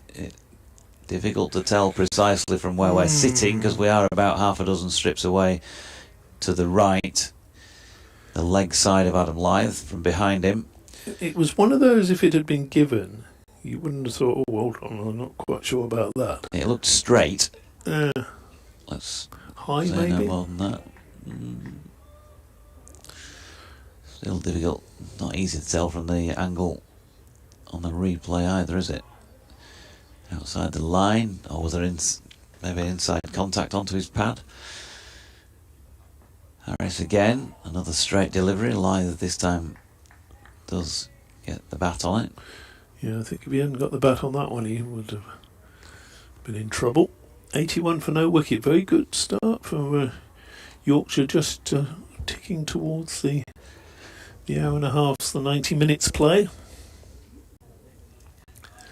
Bean has obviously settled in there, 15 or 57 balls, but Lyth has so far played the innings of the morning.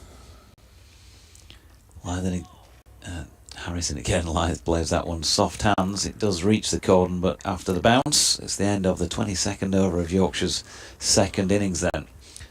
81 without loss. Lyth 56, Bean 15. Partnership is therefore worth that 81. It's 411 more runs to win, which DT says is impossible. No, I've actually banned you from even the eggs are discussing stacked that. up here. Again, you just think to yourself, had they had that half an hour, 40 minutes, 50 minutes out of them yesterday, almost certainly you would have reckoned to have taken a couple of wickets in those conditions yesterday afternoon, wouldn't you? I don't know. You said Malcolm agreed. Well, several strange decisions. Mighty Mariners has put up a graphic, a gif of Wurzel Gummidge, played by John Pertwee, and Aunt Sally, played by, of course, by Eunice Stubbs.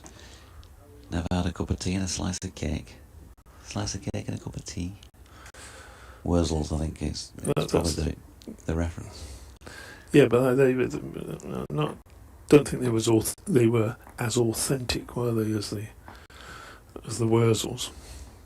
Next delivery, and that's pushed firmly up to mid-off. And Wurzel Gummidge was he? John Pertwee, not as authentic as the Wurzels. No, I don't think he was. No, I'm more of an expert on this than you. I wouldn't know enough about either, to be honest with you. Sort of living down that way these days. Well, not quite that way, but I wasn't an avid watcher of Wurzel Gummidge, I've got to say. Next delivery is push square of the wicket, and there's no run. It was more your champion than Wonder Horse, banana splits type. No, actually, banana splits was scary, wasn't it? Didn't like that. Oh, I don't know. Was it? Yeah. Weird. Robert Heath in the Corbières. Was that 1 banana, 2 banana? Was that the banana splits? 3 banana, 4? Or was that something they had on Saturday mornings? That was the banana splits. Yeah. Long time ago now. Bowls, and that's into the thigh pad of Bean out onto the onside. I think our colleague got itchy feet behind. He's Oh, supposed to get back in the chair and take some Glamorgan wickets. So shall I carry on with this over and you? Go on you then. Go for a breather? I'll go on. I'll go on lunchbox duty. Okay. Thanks, DT. Lunch watch is, of course, watched between now and 1 on the final day. 1 o'clock lunch. Fixed. Nisa continuing from the Kirkstall Lane end and coming round the wicket. 7 wickets in the first innings. Yet to get one in the second, and he won't with this delivery, which has flown away for 4 byes, misdirected down the leg side. Finley Bean having a little flick at it, but missing out, as did Chris Cook with the glove. So 85 without loss. Robert Heath says, odd decision number 94. In the list of odd decisions in this match, don't forget there's Don Bess, who, if we're honest, has not had a great game so far, to leave his first ball after having just seen Hill's dismissal. Yeah, well, we didn't list it as an odd decision, but we were talking about it earlier as one where you were surprised that Dom didn't attempt to use the willow. Now then, we've just got a break in play. Hassan Adnan has the ball in his hand.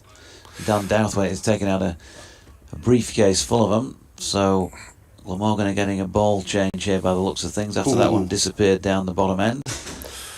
Ball change always brings possibilities. Yeah. Glamorgan needs some. 93 for 5 by lunch, having been 85 without loss at the point of change. Let's see, I've just got the bins trained in on this. I'll have a ball that's 22.4 overs old, please, old boy. Yeah, he's checking out one that looks pretty shiny on one side. One that's been hit for approximately 10 boundaries, of which one would be a 6, ideally. Nisa is not overjoyed with the one he's been presented with, and he's asking about another one. Oh, mate, that one's a little bit. I have to work on that one a bit, mate. It's not shiny enough. Yeah, you've got to do a crossover accent really for Labuschagne and Nisa, haven't you? The South African Aussie mix, mélange. Struggling with either on their own, let alone a crossover. So Nisa's he's thrown the ball to one of his teammates who's giving it a polish, and he's going to have to lump it if he's not. I wouldn't say he was totally unhappy with it, but he did look at it, spin it around in his hand a couple of times, and point to another one in the briefcase. So ball change at 22.4 overs. It's nice to note these things just in case there is. Yeah, a rapid decline. Wrong sort of cow. Side. Wrong sort of cow used to make that one. And off he goes then from the Kirkstall Lane out. We've got a bit of passing aviation as he's round the wicket bowling to Bean, but no immediate gains from the ball change because he threw that one well wide of off stump. And there's no run. So far, he's nearly completed his 6th over here, Michael Nisa, without taking a wicket. He's not been. It's one of those where you say not been terrible, but he's not been on the money like he was first time around. The ball doesn't appear to be swinging as much, or the previous ball didn't appear to be swinging as much as he had the other one doing in the first innings for Yorkshire. And it's all about the weather, isn't it, though? All about the weather. And also, he's been a little bit less accurate, I think, than previously. This delivery is not a bad one, though. But Bean holds his bat inside the line to complete the 23rd over then, with Finley on 15, Adam Lyth on 56, 85 without loss. They need 407 more in 73 overs. It's on, Webby. Or possibly not. Or maybe not. My West Wales correspondent messages to say that the Wurzels playing at the Sausage and Cider Festival at Pembroke Castle is the biggest cultural event in Pembrokeshire since Beverley Knight did a concert in Tenby a decade ago. Well, they're obviously gearing it up for that one in the far west.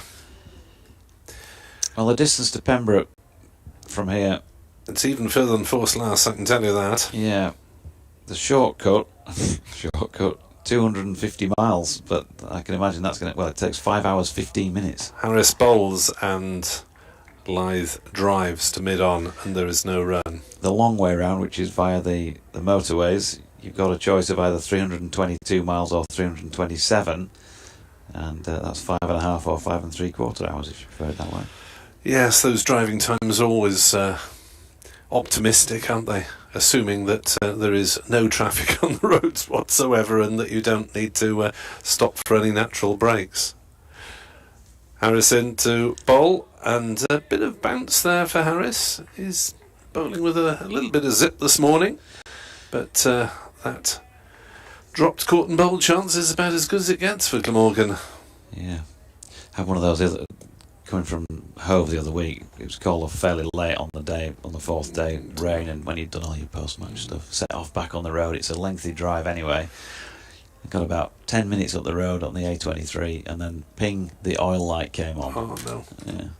Stoppage straight away. Harris into bowl, down leg side. There's an appeal for a catch behind, but it was rather in stages, and umpire Blackwell is not convinced. Tell you what I did pass though, Hickstead, where they used to... Show jumping? Yeah, he used to be on TV a lot, didn't he, back in the 70s and 80s. And then the Hickstead derby, I didn't realise, right next to the main road, you could, a couple of stands there. Yeah. Well, I thought you were going to say you thought of hiring a horse to get home instead. That might have been quicker, it took ages. It was busy for a Sunday night, the roads that night. As in comes Harris, bowls, and drives nicely into the offside, but a tumbling stop. Wide open off, and there is no run. Yes, I'm not exactly looking forward to my circa 4 hours on the road tonight, and that again is before stoppages. It's probably about 4 hours of actual driving realistically. Oh, there's something closed around the M42 as well. Yeah, there's lots of restrictions and narrow lanes there. Harris bowls and Lythe chops it down into the gully, and there is no run. I was vaguely thinking of going across the M62 and down the M6.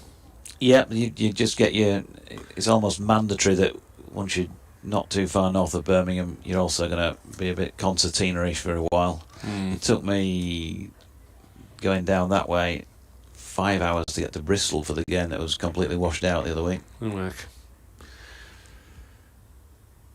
As in comes Harris bowls, and Lythe allows that one to go through. Came back a little bit, but not enough to threaten the Timbers. 85 for naught at the end of a tidy-ish over from James Harris.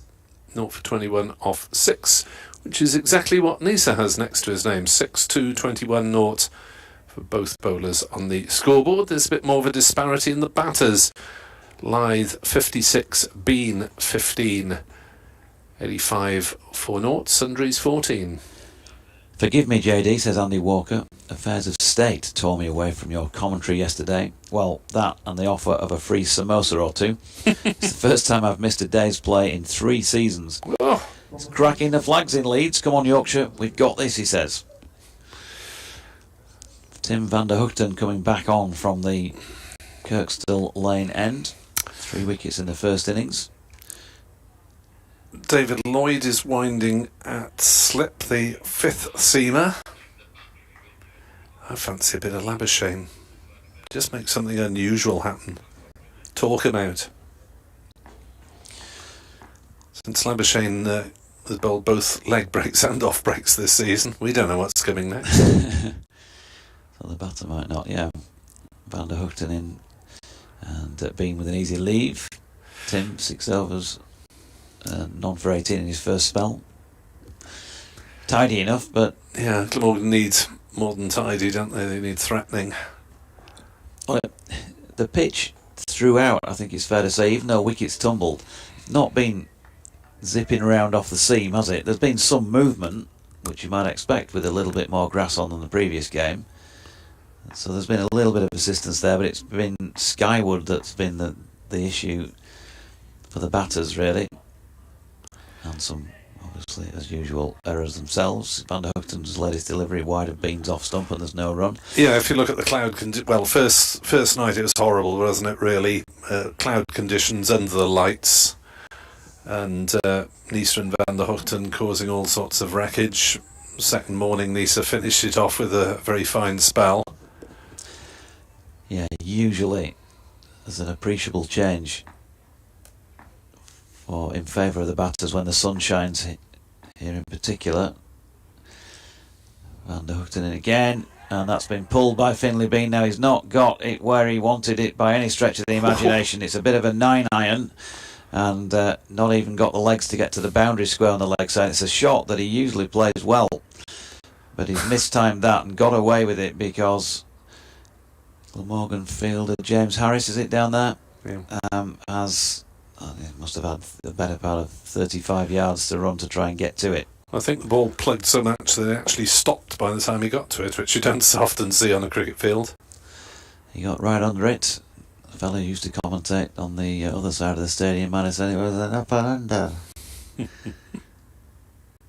86 without loss, with that single to Bean taking him to 16 and bringing Lyth back onto strike. Van der Hoogten laid his delivery just short of length, and Lyth just dropped it out to Gully, and there's no run. So still 4 slips in place. The first of those, as Nick just indicated, David Lloyd, Glamorgan skip, going through a few warm-ups. Not sure it's his sort of conditions necessarily. Maybe wrong. Prefer to see a bit of Salter and Labuschagne before lunch. Van der Hoogten to Lyth. Pushes into the offside, no run. I suppose you're looking at hope of taking wickets if your seamers are not doing it and things are drying out there, and it is day 4, then there might be an opportunity for a bit of turn for Salter or footmarks Labuschagne around, aren't there? Yeah. But they're left-handers at the moment. As a plane that goes very low from this shadow overhead. Wow. Straight over the pitch, that shadow. So Lyth on strike on 56. Van der Hoogten's delivery is straight and tucked into the leg side this time by the man from Whitby. End of the over, so just 1 run coming from it. And Yorkshire 86 without loss, still requiring mathematically at least 406 runs to win from 71 overs. What they'll be most interested in at the minute is that they've got 0 against the wickets column, and they've been out there now for the better part of this first session on the final day. Got an update to do for BBC Radio York as well in a moment or two when they call me back and I remember to answer the phone. So this will be Lloyd, the 5th seamer, bowling the 26th over of the innings.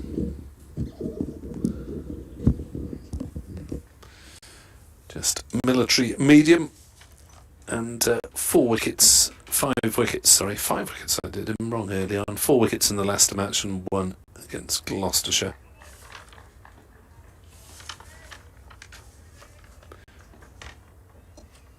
Lloyd is in then to start his spell, to bowl to Bean, and Bean on the back foot plays it out on the offside, and there's no run.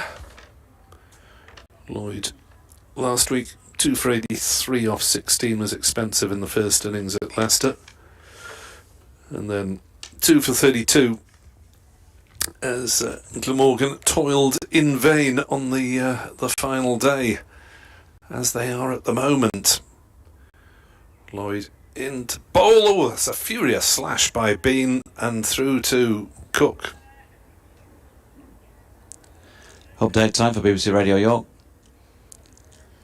It's bright and sunny, and it is so far a good day as far as Yorkshire are concerned, because they haven't lost a wicket. You recall, or hopefully will recall, that they needed 492 runs to win at the start of their second innings, which was the very first ball of this morning. We've had good batting conditions so far, better than it might have been after quite a lot of rain in the area last night, and Adam Lyth has moved on to yet another first-class half-century this morning, leading the way, the Yorkshire captain, with 56 from so far 84 deliveries, including 9 fours and a big 6 backward off square leg. He's out there with Finley Bean, his a young apprentice opening batter. 16 for Finley from 69 deliveries so far. Michael Neser, the Australian test bowler, is currently in action from the Kirkstall Lane end. He didn't open the bowling this time around, which was a bit of a surprise to us all, having taken 7 wickets in the first innings, and so far he's not managed to get through either of these 2 Yorkshire batters. They need to bat for 70 overs and 2 balls that remain on day 4 to get a draw out of this Yorkshire. That is realistically the best they can hope for, and it's a case of so far so good. Yorkshire 88 without loss. While that radio update was in progress, Bean had a rush of blood to the head and nearly dragged one onto his stumps from David Lloyd, trying to hoik him through mid-wicket as Lloyd is in, right arm round, and that's outside off stump, and Bean shoulders arms. There's a couple of balls in succession. One he tried to play some sort of forcing back foot offside shot to a ball that wasn't really there. The next ball tried the pull shot, bottom edged it and just bounced back past his leg stump. So Lloyd to Bean, who plays that one through the offside for 4 runs, backward of point, racing away to the shortish boundary on the eastern side of the ground, and no one bothering to chase that as it's retrieved by a spectator. 92 for no wicket, and that was Bean's first boundary off his 72nd ball. So just the 400 to win now, Nick. Just the 400 to win. More so to get there, Rodney. As Lloyd is into bowl and Bean plays no shot. End of the over, 6 runs off it, 92 for naught. Lyth 56, Bean 20, 70 overs remaining for Glamorgan to get 10 wickets. Time, I think, to mix things up a little bit for Glamorgan rather than the diet of seam. But then again, what do I know? It's easy to prognosticate from up here. G does stand for generation, apparently. Neil Thornycroft tells me. Thank you, Neil. In terms of the phone and internet capabilities that we were discussing without a great deal of expertise earlier on. Van der Hoogten to continue. So no move away from seam just yet, and Lyth comfortably dropping this ball short of length out towards point, which is vacant, and picking up a single. 57 to him, 93 without loss. Been a bit of gardening, and Yorkshire supporters will be hoping he's got his head back on, as it were, after that little rush of blood in the previous over. You can get in touch at Nick Webb 2017 for my colleague, at Jonathan Deutsch, the Twitter handles, or BBC West Yorkshire Sport at gmail.com, as Van der Hoogten's latest delivery has worked off the legs of Finlay Bean down to long leg. James Harris doing the fielding and keeping them to 1. Still evidence out there of some moisture. The footmarks, particularly on the strip of the bowler's follow-throughs, are pretty dark. A few patches of sawdust at the other side of Hassan Adnan, from which Van der Hoogten's bowling. He's coming right arm round the wicket, wide on the crease. Lyth slightly opened up, but watch that all the way. That was the key. Taking it late under the eye line and dropping it into the pitch. No run. Have a quick look around the grounds again. See what we have elsewhere. Hampshire 33 for 6 Oof. at the Ageas Bowl against Warwickshire. 148 runs behind. That would be a real shake-up, wouldn't it?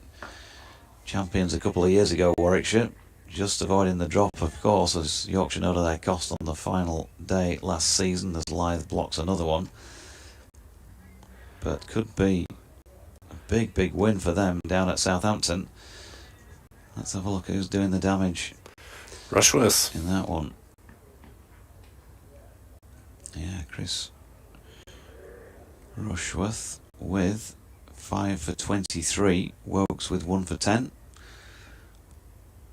And only Nick Gubbins getting into double figures, 21. Van der Hoogten switching to over the wicket, and Lyth with an easy leave of a ball slanted across him. Felix Organ didn't score. Fletcher Middleton 5. Gubbins 21. Vince is not out naught from 13 deliveries, but fast running out of partners. Prest made 1. Ben Brown didn't score. Liam Dawson, Rushworth's latest victim, bowled for just the 4. The bat all the way down, of course, but still they are staring down the barrel on the final day at Southampton in Division 1. Van der Hoogten to Lyth, who's flicking this one off his legs and will pick up 4 runs backward of square. 1 foot off the deck to give himself a bit of balance, and he moves on to 61, and it's 98 without loss. Elsewhere, Lancashire, Nottinghamshire at Trent Bridge. Lancs lead by 275 runs with 310 for 6 against their name's second innings. You'd think they're going to be pulling up stumps in the none too distant to have a go at their opponents at Taunton. Northants are 134 for 3 second time around. That's a deficit of 23 runs on Somerset. The odds, well, probably favouring the draw, but you never know. Somerset might be able to run through them. As the first ball of Lloyd's over is defended by Bean to mid-wicket, and there is no run. Chelmsford Essex 122 for 4 second time around, leading by 196. At New Road, Worcestershire 104 for 3, 4 runs behind Sussex's only innings total so far of 373. Lloyd bustling in again. Bowls, and that's just missed off stump, has been left it. Lloyd thought he had him for a moment there. Through to Cook. And at Derby, Leicestershire 97 for 1 in their second innings, trailing by 131 runs. Big opportunity for Derbyshire to see that through today.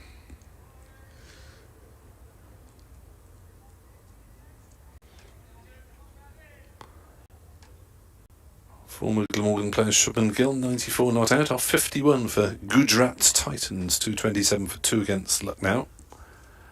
As Lloyd bowls, and Bean leaves rather more legitimately this time.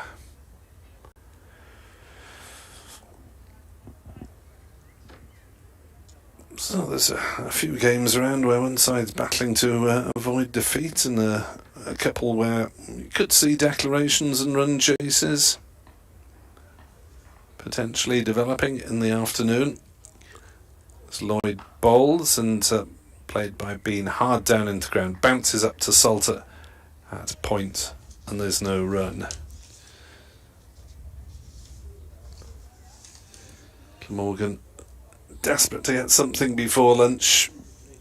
You wouldn't have thought the energy bars would go down terribly well if there's still naught on the board. Alternatively, Yorkshire will be thinking that they have really seen through the most dangerous part of the day. Lloyd in, bowls, and Bean shoulders arms, and there have just been too many leaves that Yorkshire's openers have been able to get away with. Curious, isn't it? Because there was so much on the money, and certainly bowled a better length in the Yorkshire first innings, and Yorkshire managed in either Glamorgan knock. It hasn't been as demanding. As Lloyd races in, bowls a short delivery that goes over the batter's head. Might have been called no ball, but umpire Adlan at square leg decides against. 98 for no wicket. 28 overs have been bowled. Maybe the last before lunch, unless we see a bit of twirl, but we're not going to, because Tim van der Hoogten is going to bowl it. Lyth has 61, Bean has 21. The scores on the doors almost academic at the moment, apart from the no wickets down. Unless, of course, we see a bit of baseball from Johnny later in the afternoon. These two have just had a good chat in the middle. I'm sure it was a case of we've got 12 more probably to face here. 4 minutes now before lunch. Bit of guard scratching from Adam Lyth. Van der Hoogten in and bowling, and Lyth pushes one towards mid-on. There is a tumbling stop. Piece of fielding. Right to 98 without loss then.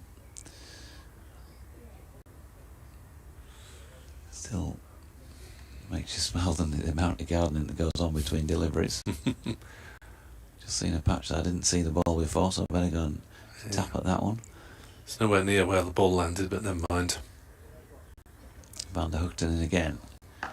Lyth dropping into the offside this time, where Lloyd... Not Lloyd. Root. Lloyd's got a 7 on his back, but a 3 with it. Just the 7 for Billy. You don't really need a number for Billy, do you? You just watch the walk. He just looks so much like Joe in his mannerisms. Van der Hoogten into Lyth. Leg stump and flicked out that way for a single. The rustling of paper bags in the background indicate that it's almost feeding time at the zoo. He's been out and brought us fish and chips in the paper by the sound of it. It's very kind of him. The penguins are flapping their flippers. And here we go. The two batters just eating up a few seconds by Adam Lyth walking Food the for best part of thought. 20 yards down for a chat. 12:57 on the clock and 3 deliveries remaining. Van der Hoogten to Bean. That's a good delivery from Tim Van der Hoogten because it's just short of length and just climbs a little bit on Finlay Bean, who did well. I hasten to add, to play that with soft hands into the offside. Salt around to field. Yeah, fruitless sessions barring these 2 deliveries for Glamorgan. They've been largely tidy, but not as menacing as supporters might have hoped. Another wander down by Lyth. Van der Hoogten in, and Bean gets a straight delivery this time, which he pushes into the onside. And there is no run. 1 delivery left in the over, possibly the session. Depends on how quick they can get round and into position. Some more gardening from the pair of them, as you might expect. Finlay Bean doing a bit more bat tapping.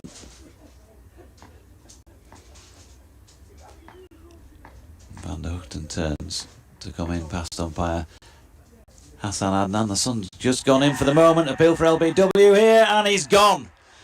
Finlay Bean has not quite made it. Well, he has made it to the lunch break, because that will undoubtedly now be lunch.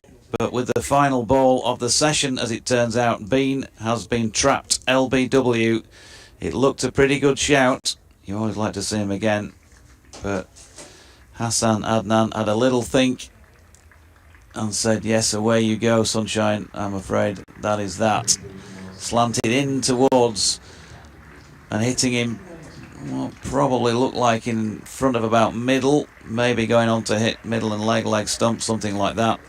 But Bean has gone, and Adam Lyth then not out 62 at lunch, and the pair of them will just be a little bit sickened, certainly Bean himself, having been dismissed and been so close to carrying his bat through that first session of the day. So there is some hope still for Glamorgan. Of course there is. There would have been anyway. But they now need the 9 wickets to win this match. Finlay Bean gone for 21 LBW to Tim Van der Hoogten. As I say, Adam Lyth not out 62. Van der Hoogten finishes the session with 9 overs.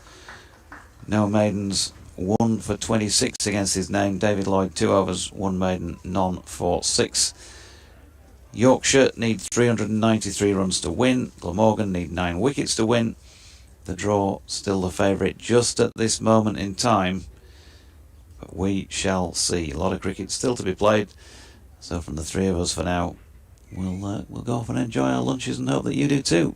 Back after the break.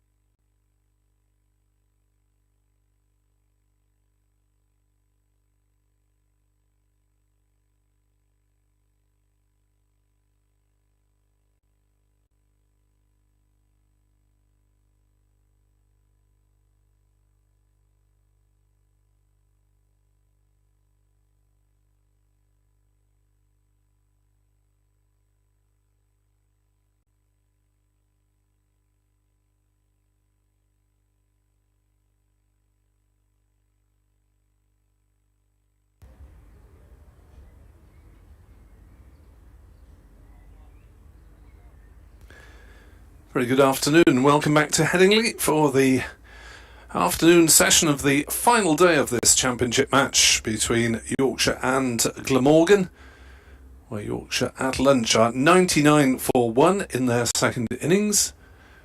The target, in theory, is 492 runs. A serious effort towards that looks pretty unlikely. And Johnny Bairstow is in at 3, so maybe Yorkshire are going to launch an assault on this far-off target. Maybe they are, or maybe Johnny wants to make sure he actually gets a knock. Which, the way things were going this morning, you'd think, that's not necessarily going to be the case, because the odd scare this morning for Lythe and Bean, but Finley Bean just seemed to lose his concentration a little bit in the last sort of quarter of an hour, 20 minutes before lunch, which is it's a learning process. He's 20 years old. He's a very good young batsman, but he had a few swishes. Yeah, Lythe had to have a word with him, and then right on the lunch. I think there'd have probably been one more over had he not got out, but last ball of what would have been the penultimate over, which was actually the final over. Michael Neser is keen to get at them. He'll be bowling to Adam Lythe on 62 not out. It is the start of a new over. Bean was leg before to Van der Hochten for 21. And Neser is in to bowl a short delivery that goes over Lythe's head as he takes evasive action. So Johnny Bairstow, who in fact batted at 7 in the first innings due to the employment of 2 night watch persons, much to the fury of Jonathan Deutsch, our host commentator. Yes, I think I wouldn't have been too amused by that either. You put maybe 1 in and 2. Your innings is in a mess then, your lineup's in a mess, isn't it? It was. Well, Neeson put it in a mess anyway. I think he'd have got them whatever order they came out. Neser is in to bowl, outside off stump, Lythe shoulders arms. And there've just been too many deliveries today that the batters have not had to play. When survival is certainly all that Bean was intent on. He didn't hit a boundary until his 72nd delivery faced. Lythe has hit the odd bad ball in some style. 10 fours and a 6, but you'd expect there to be a few gaps in the field.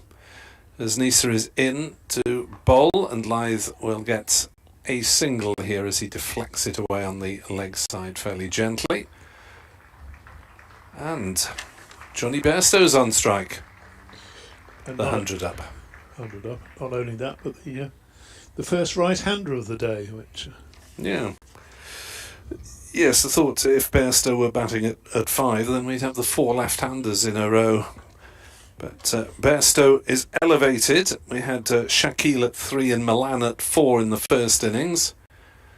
So keen to get Bairstow as much time at the crease as possible. Now, how aggressive will he be as he goes skipping round and prodding furiously at the pitch? There are 3 slips. There are 3 saving the single on the offside. Square leg has been dropped back already. Fine leg is back. Mid on is the only one saving the single, and now point is brought into 4th slip. As here comes Michael Neser into bowl to Bairstow, and he's hit on the pad. Big appeal. First ball looked a bit high with the naked eye. Looked to be going down as well. I had the glasses on it. It was looked to have come back a little bit too much. Nick Webb and David Townsend with you at the moment. Jonathan Deutsch is our host. He is off taking the temperature of supporters and getting a little fresh air. Is he? Metaphorically. Oh, right. He's not going round. Not in a medical sense. Neser is in to bowl to Bairstow, who's slightly squared up by that, pushing towards mid-on. The ball rolls towards mid-off. Jonathan Deutsch on Twitter, NickWeb2017, or DO_cricket for Mr. Townsend. That's me. Always. Why the O? Is that your middle name or something? No, it used to be DT cricket, but they didn't allow me to have that. And then I sort of set another one up set that one up for Do They Play Cricket in Ireland, which is my book. Very rarely I haven't mentioned. heard of it. As that is driven by Bairstow, not quite timed and fielded at mid-off, no run. And the over, 100 for 1. So I had DT cricket, and then I had the Twitter account for Do They Play Cricket in Ireland, and then I locked myself out. And anybody listening who's got a Twitter account, make sure that your email is up to date, because the email on my old Twitter account, DT Cricket, was connected to an email I no longer use. Oh, right. So when there was a problem, they said, we'll send a new password to your email, and I thought, oh no, I don't use that one anymore. Oh, can you send the password for my email so I can get the other password? Hampshire are 34 for 8 against Warwickshire, 147 runs behind. Has Rushy taken just the 6? 5? He's got 6 now, hasn't he? So Chris Wokes the other 2. sounds as though that's a very agreeable pitch to bowl on the final day there. This one not quite so much, as Van der Houten bowls and beats Lythe there outside the off stump. Lythe pushed forward, and that ball's gone through very low. It's bounced before it's got to the keeper. And the batsmen are now Johnny Bairstow going 2/3 of the way down the pitch. Are you allowed to garden at the other chap's end? I think you probably are. But, the one wicket taker, Van der Houten, struck with his last delivery before lunch, comes in now, bowls, and that's driven nicely up to mid-on. Far more confident shot that from Adam Lythe. Lythe is on 63, 100 for 1. Yorkshire be delighted with that start. It would have been just that little bit better though, had Finley Bean survived what may well have been his final delivery before. Well, it was his final delivery before lunch, but then he survived it.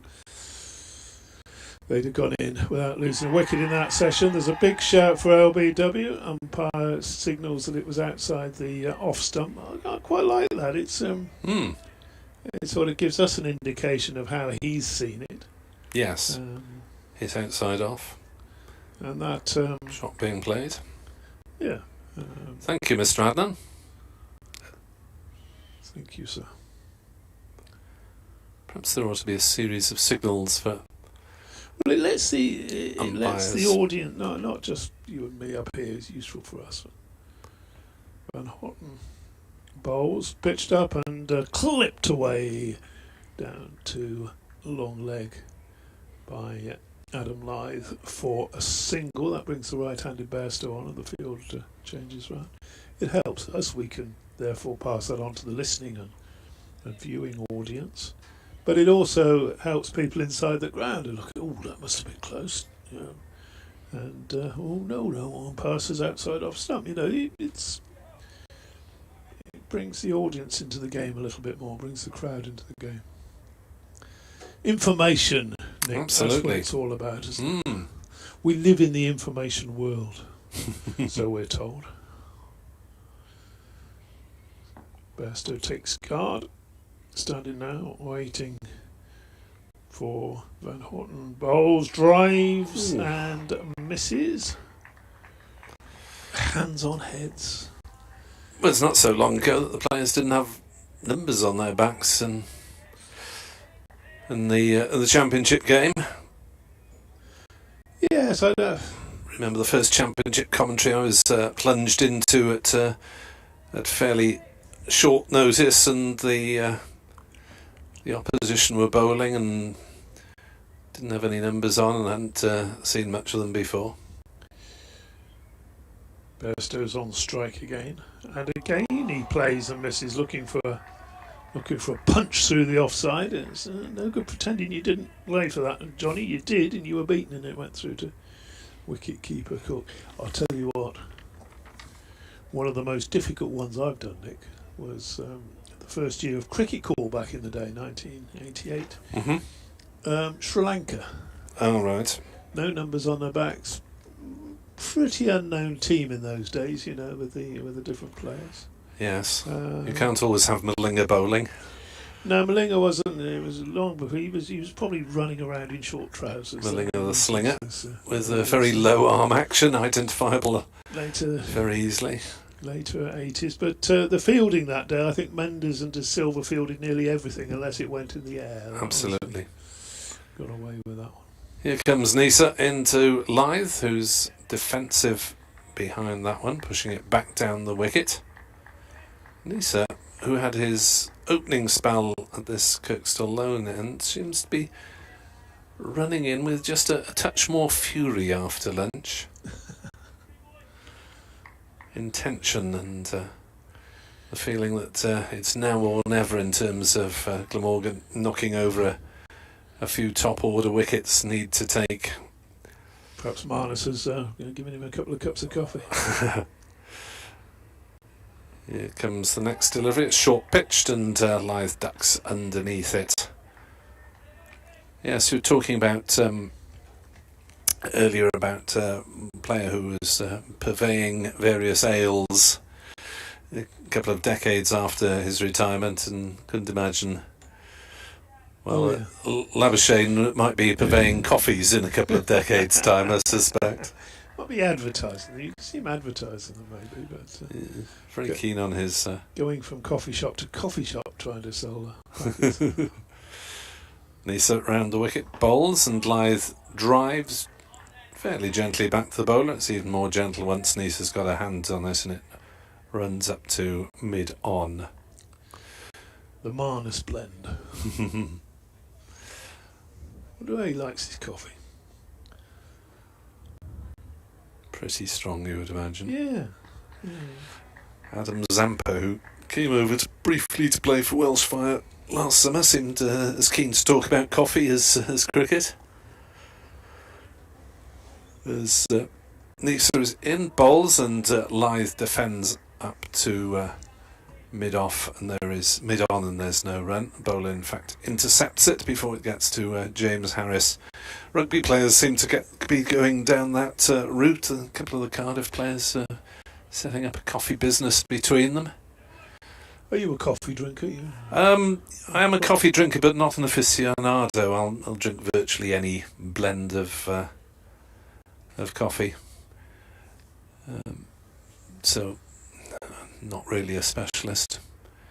Nisa in, bowls, thick edge past gully for 4 runs for Adam Lyth. He was looking to play through mid-off. The ball ended up at backward point, but it was safe enough along the ground. And it is 4 more runs to the Yorkshire total, 68 to Lyth, 105 for 1. What about yourself? Coffee drink? Yes, I do enjoy coffee, fresh coffee, and I've got a bean-to-cup machine at home, which was one of the most wonderful things I bought, along with an iPad Pro. I think are the 2 machines that I've used more than any other in my life, including television sets. Use the coffee machine far more than the TV. Nisa in, bowls, short pitch delivery. That's quite a decent one actually, because Lyth couldn't really get underneath it. He just had to sway back a little bit and managed to watch safely as it fizzed past his nose. 105 for 1, Lyth 68. Bairstow yet to score. Do you have a coffee machine at home? Do you make your... no, sadly, no. Fresh coffee? You would put up sort of one of those jug things? I ought to, really. I ought to, but I wander down the road and shell out $3.50 a go or whatever. Well, apart from that, it's the most wonderful thing in the morning with your old bean to cup machine. You switch it on and it just put the cup underneath, press a button, and it grinds it up and makes all those gurgling noises and whatever. Van der Houten bowls and driven back to him by Bairstow, and there's no run there. Dab of coffee in, a dab of milk in, and away you are. And, you're pretty much in the land of the living 10 minutes later, aren't you? Rushworth has got a 7th for Warwickshire. Hampshire 35 for 9. Oh, they're going to struggle to get a draw out of that now.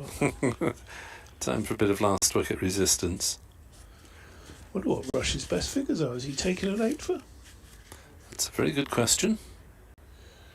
Bairstow this time does play a punchy sort of stand up and punch it into the offside shot, but he punches that one straight to mid-off, and there is no run. He's just getting used to the pace of the pitch at the moment. Johnny Bairstow not yet off the mark. Hampshire away past their lowest first-class total, which was just 15. As you'll remember, it was back in 1922 at Edgbaston. Was it that was against Warwickshire as well? Mr. Rushworth. Van der Horten bowls, Bairstow flashes at that one. It goes through to the keeper. That one took off a little bit. It was taken shoulder height by Cook, but again, Bairstow's. I don't know what he's. Lyde's gone down the word and gone down the pitch and had a word with him. So I don't know who you are, Sunshine, but you come in here playing this sort of shots. Yes, look, I'm skipper. I didn't tell you to play like that. Get your nut down. You're not playing baseball here. What's Bairstow going to do with this? He's going to have to middle one, surely. And he's caught at second slip, straight into Labuschagne. He's driven that one firmly, and the ball outside the off stump. Bairstow has gone for a duck, and to be honest, for the 2 overs and 2.5 overs that he was out there, he did not look at all comfortable. Played and missed 2 or 3 times, looked fidgety, and is on his way. Just had the glasses on that one. He went for the drive, not a great deal of foot movement, and a comfortable into the breadbasket catch for Marnus Labuschagne. That was a strange innings, wasn't it, really? Yeah. Mini innings, as you say, looked fidgety from the start. Yes, he's well, he had all lunchtime to prepare for his prepare for that innings, and Shaquille on his way. Oh, it's George Hill coming out. What on earth's going on? I wonder if they're right and left hand, perhaps. What were they looking at? unless there is unwellness in the camp. But Shaquille and Milan were 3 and 4 in the first innings. Bairstow, you presume, would have come in 5 had it not been for the night watchman vibe. Hill eventually came in at 8 and was one of the Nisa hat-trick. Extraordinary. Be interesting to for Jonathan to check out in his post-match interview the reasoning behind this batting order, unless, as you say, it's to try and get a right-left combo going. Yeah, it's the only explanation I can think of, or maybe George Hill shouldn't really be in ahead of either Milan or obviously Shaquille. So Van der Horten, who's taken a second wicket, bowls there, and that's left alone outside the off stump by Hill. Maybe overthinking it again. Who knows? Oh, we'll have a right and a left-hander in because they don't like bowling to right and left-handers. I think you said that. Well, yeah, Glamorgan seemed to have had quite a few of such partnerships to tackle in the opening games of the season, and the radar has at times been a little off. Van der Horten bowls, pitched up and driven, beautifully driven that by George Hill through mid-on and straight to the boundary. 4 runs, that was the last ball of the over, and of course we possibly should have made mention, or possibly did well to keep quiet about it. George Hill was on a golden pair, wasn't he? That's a good way to get off a pair, isn't it? That's a shot of that fluency, drilled straight down the ground there. 109 for 2 as Jonathan returns to the box. Oh,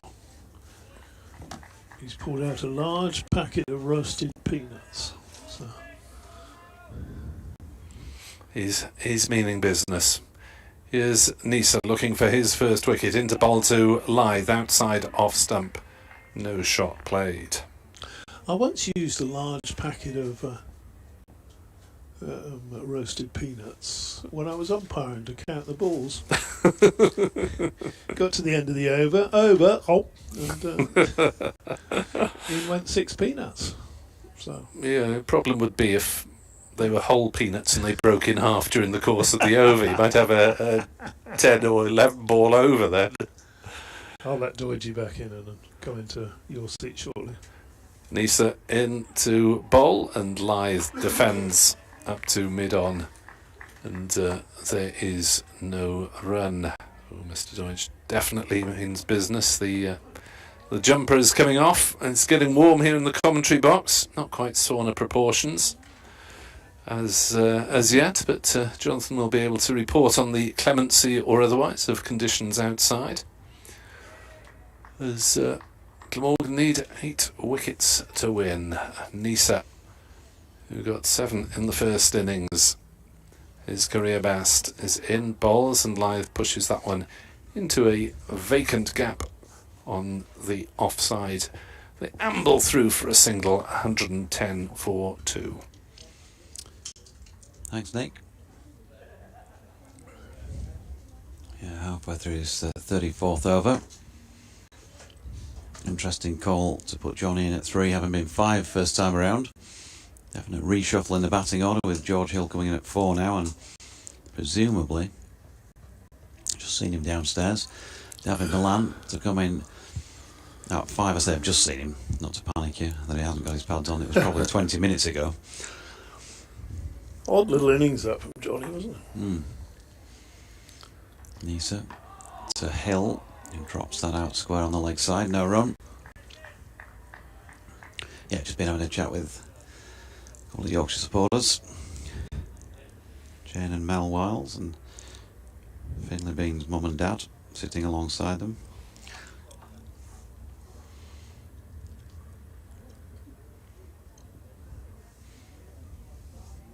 What do we make of Bairstow at 3 and Hill at 4? We have a reason for this, Doidgy? Not that I'm aware of just yet. Nisa in. George Hill taking his bat away from that while deflecting it to Kieran Carlson at 4th slip. Along the deck, no run. I would think that maybe Johnny's preferred choice to bat at 3 this time around. Yeah, would have made sure he got an innings, as we were saying that when he, because had he been down at, he batted, he actually came in at number 7, didn't he? He was in number 5 in the batting order. If a couple of batters had got in, he might not have had much time at the crease, and didn't have much time as it was. Nisa to Hill, plays inside the line of the final ball of the over, 110 for 2. The story downstairs was that Johnny fancied having a go for them. Well, we did speculate on that as well. He didn't get any of them, did he, for naught? Aeroplane just gone over. It's one of the few times you miss Marty Emerson, isn't it? In fact, just about the only time you miss Marty Emerson is when the plane goes over, and he'll say, "Oh, that was the." Was that AF473 from Fuerteventura? Ventura? Yeah, he's got his little radar machine going, or whatever it is, his flight sap. Van der Horten bowls to Lythe, and Lythe defends into the onside. Offers to pick the ball up from mid-wicket, but told to leave it where it was. And there's no run to be had there. Lovely afternoon. I know we said this at lunchtime, and you're running out of time now, but if you're in the Headingley area, get yourself along here. Soak up a few rays, bit of vitamin D, apparently very good for you, vitamin D. Here's Van der Horten bowls, and dropped catch there by Labuschagne at second slip. Lythe is not happy with himself. He's got a nick to that. It's gone, sort of about thigh high to Labuschagne, moving to his left, and he's put it down. And, that could be a big let-off. Yeah, he's looking Depending again. on, or an expensive let-off. Yeah, he's right to be annoyed himself, Adam Lythe. It was safe to leave. It was over the top of the stumps and just wide of him. And he could have just dropped his hands on that, but he steered it in the end to Labuschagne, who should have taken the catch. Van der Horten bowls again and pushed out in the offside. No runs. So all of a sudden, just a little bit of action going on. We didn't see anything towards the slip cordon, did we, this morning? Well, one or two just soft hands dropping short. But genuine edges. And, well, Marnus won't be happy with himself. Very, very high standards as he apply it, Marnus Labuschagne. And that was not a difficult chance. Next delivery driven nicely up to mid-off. Doesn't get a run, tumbling stop. There by, is that Jamie McElroy? One and the same, perhaps. That's toss back to the bowler. Sun glinting on the top of the Howard stand, the far end. Bowls, and that's through to the keeper. And there's no run. Not named after our PA presenter, is it? PA announcer. The Howard stand, is it anything to do with him? I'm sure it's not. No. Keith Howard.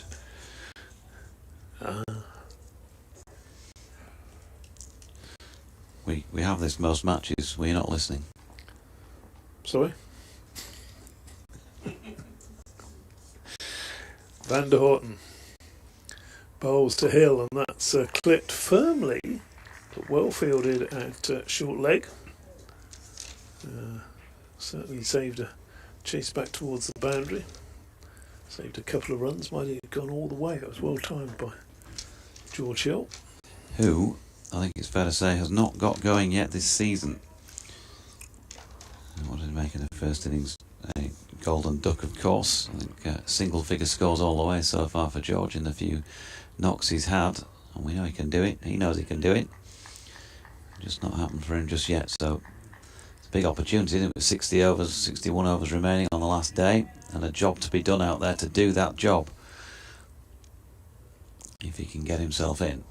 And he's got to do that first. 4 off 9 for him, but he's at the non-striking end as Nisa comes shuffling in wide of the crease. Right arm round the wicket to the left-handed Lythe, who drops that out into the offside. The man set back. An easy single, 71 to him. Interesting tactic there. Almost happy to give, obviously trying to get Lythe out, but also happy to give him a single. Just anywhere really there. If he's not going to nick it with 3 or 4 slips waiting, then he can have a single, which is a interesting ploy by the Glamorgan skipper. 4 slips back in place now.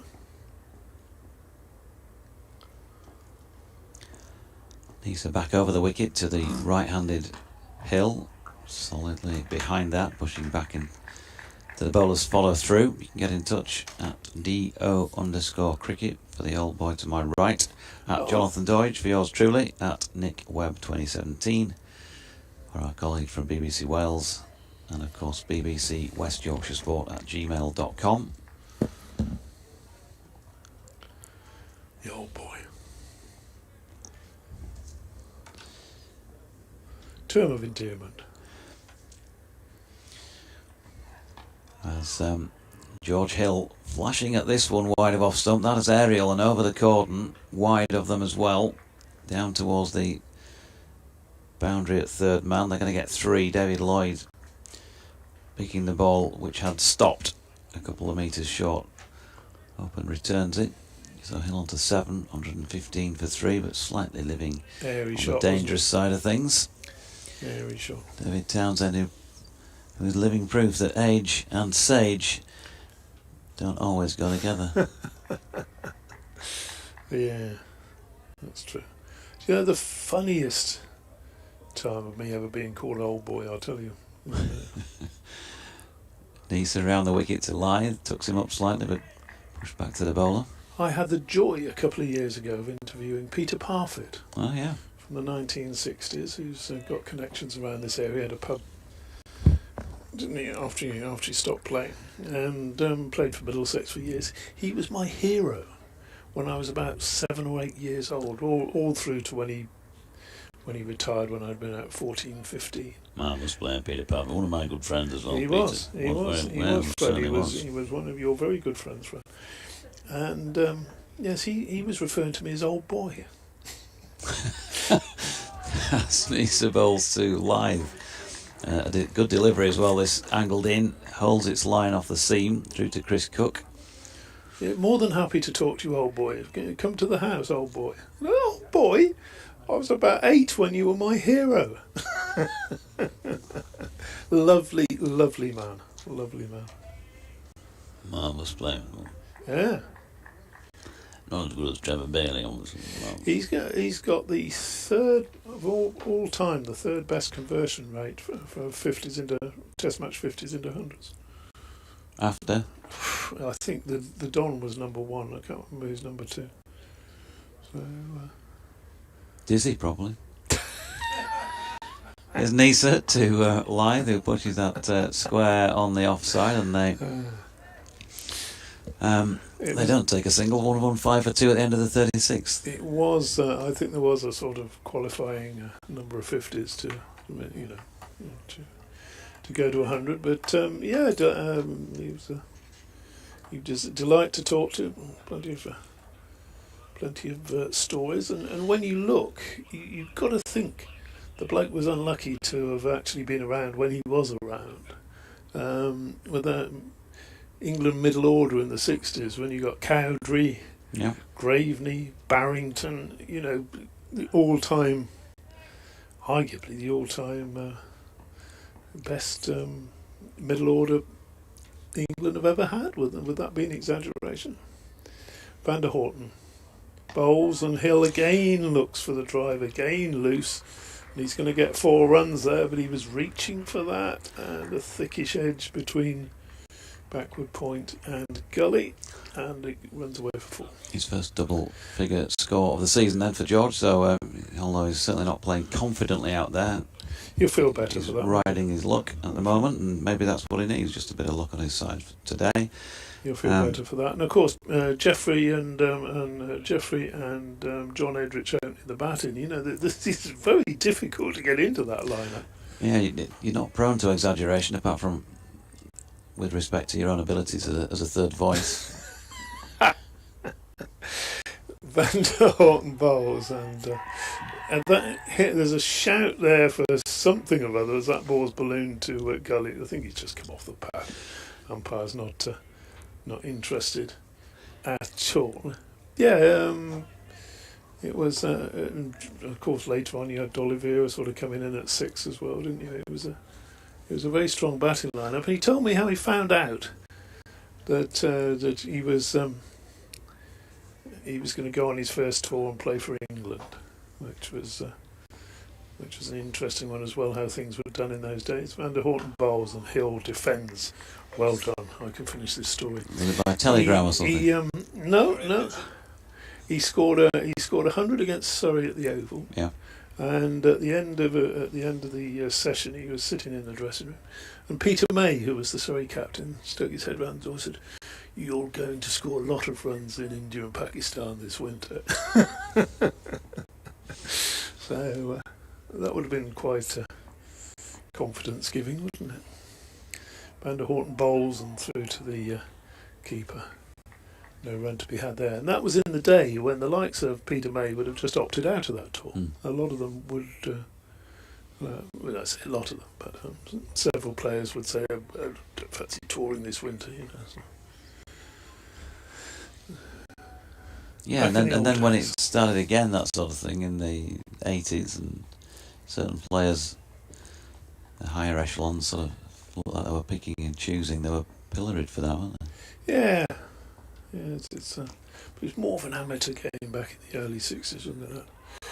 delivery, striking Hill on the pad. You hear the shout there was sort of half appeal, but it was outside off stump. Yeah, I think, having watched George play quite a lot in the last 2 or 3 seasons now, there's just something about him at the moment that looks like there's a definite element of discomfort in this little spell for him.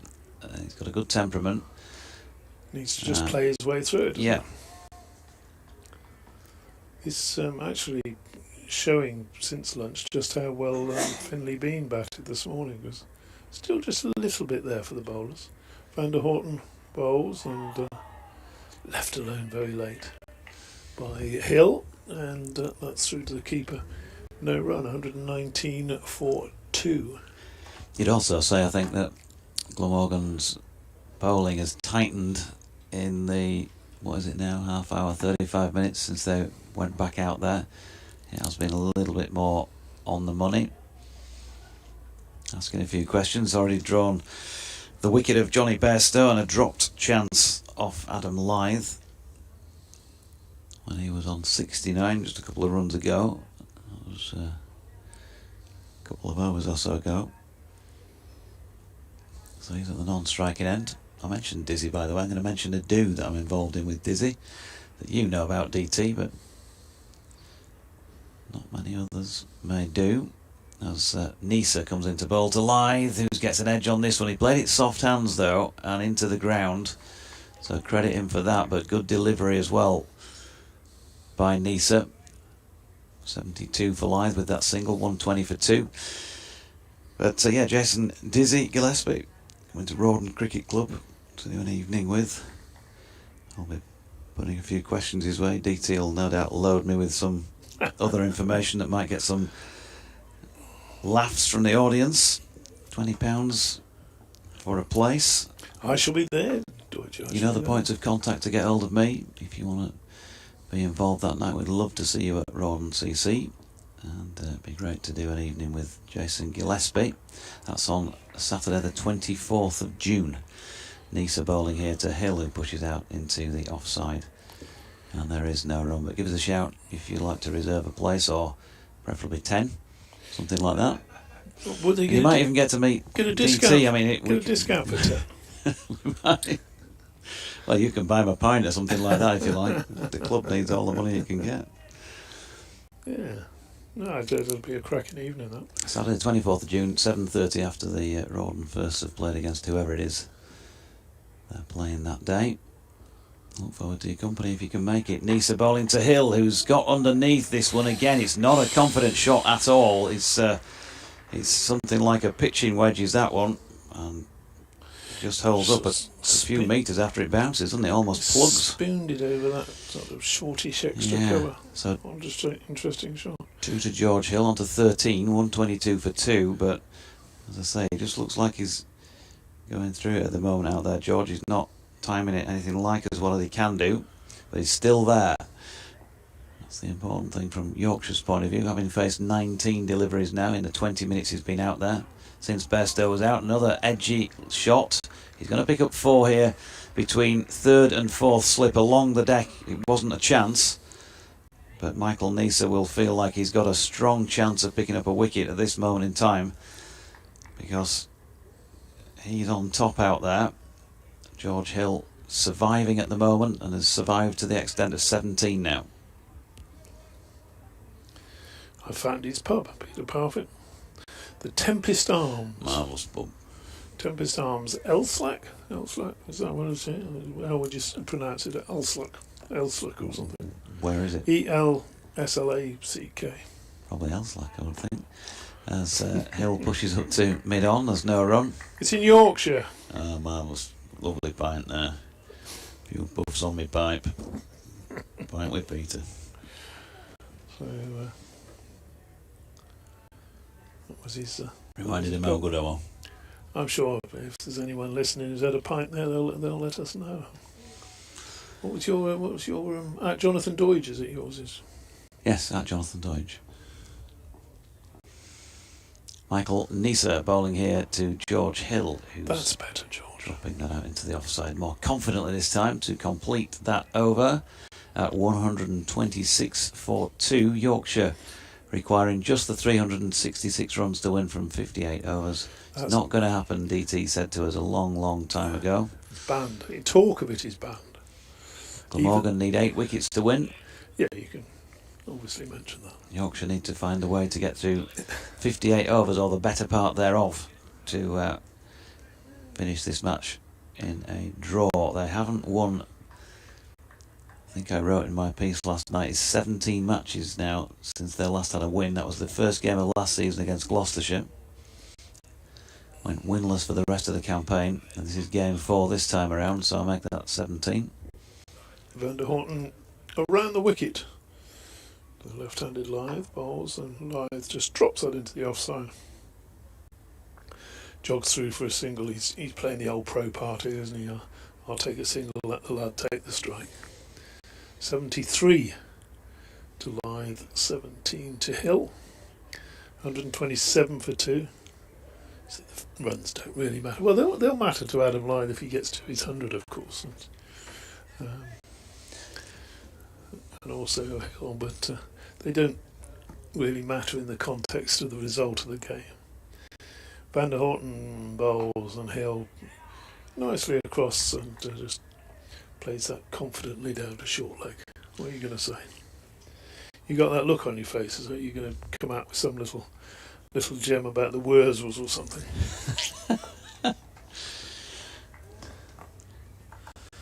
I've got a brand new pint of craft ale. He's been working on that one, hasn't he? Ever since you bought me that one in Woodies on Friday night. I was just following the orders. Next delivery outside the off stump through to their keeper. And dear listener, you'll probably know better than Doidgy that pints these days are often described as being hazy. And Jonathan returned to our table with his pint, and he was rather concerned that rather than this beer being hazy, it had in fact got a head on it from the top of the glass to the bottom of the glass. Looks like a southern pint, that does, he said. You go to the bar and order your food and they say, which table are you at? So you go, that one over there. And then I turned round, having said that one over there, and he'd moved to that other one over there. I'd moved to a better table. Van Horten, outside the off stump. There was nothing at all to do with that. And I ordered what could only be described by Jonathan as a southern pint, because I think it was made by northern monks or something or other, so it certainly wasn't maybe it was a pint that a southerner would like, I don't know. I did, it was a very good pint. Very good pub, Woodies. Other pubs, of course, are available in plenty of them in Headingley, and most of them are good. Shuffling in again. Bowls, he sort of run-up of Van der Horten. He doesn't look too sure of himself for the first 4 or 5 paces, does he? But then he gets determined as he gets close to the umpire. You can see him sort of gathering himself for that. Van der Horten, have they made a new signing since the first innings? Van der Horten? What's his name then? Well, you just said Van der Horten. Oh. I do apologise. Perhaps you should do this end.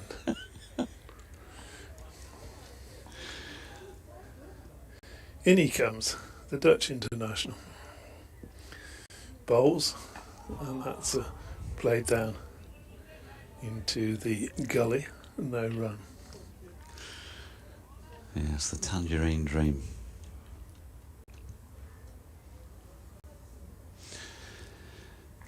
So, 39 overs complete, 127 for 2 Yorkshire second time around. That's it's not a bad effort after 39 overs, considering what happened in their first innings when they were already shot out by now for 106. But it's not sufficient yet. Jamie McElroy, 6 overs, 3 maidens, 0 for 11, is coming back into the attack at the Howard stand end. Breather for Michael Neser. Adam Lyth, left-handed of course, will be on strike for this first McElroy delivery of his second spell, opened the bowling in this Yorkshire second innings from the Howard stand end. 3 slips and a gully. Point is on the boundary. Yawning gap through the covers. Widish mid-off, mid-on, yawning gap to mid-wicket as well. Man back on the square leg boundary, plus a long leg as Lythe's first asked to play a ball just outside off stump, and he does, to Kieran Carlson along the deck. At mid-off, no run. Interesting field again, isn't it? They're not exactly offering him a single, because if they were mid-on and mid-off would be a bit further back, but they're giving him plenty of opportunities for a single.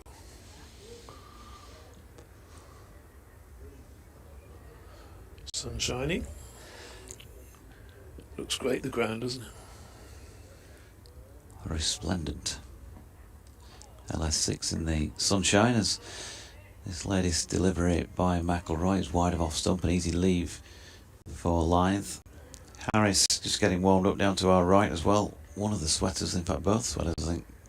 Oh, did he have two? No, the sweater has been removed. A bit like myself, but that's the only thing we have in common, because I ain't going to be bowling today from the Kirkstall Lane end, and he may be doing so fairly soon.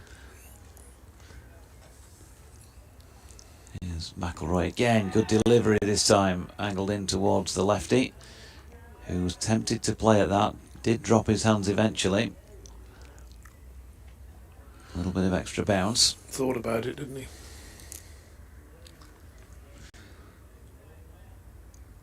If you are joining us of more recent times, Yorkshire were set 492 runs to win this at the start of the day, and they survived all but one delivery of the first session without losing a wicket. McIlroy's short ball here, pulled with control by Lythe. He timed that well, but Billy Root is out there sweeping, and he'll keep them to one from the mid-wicket boundary.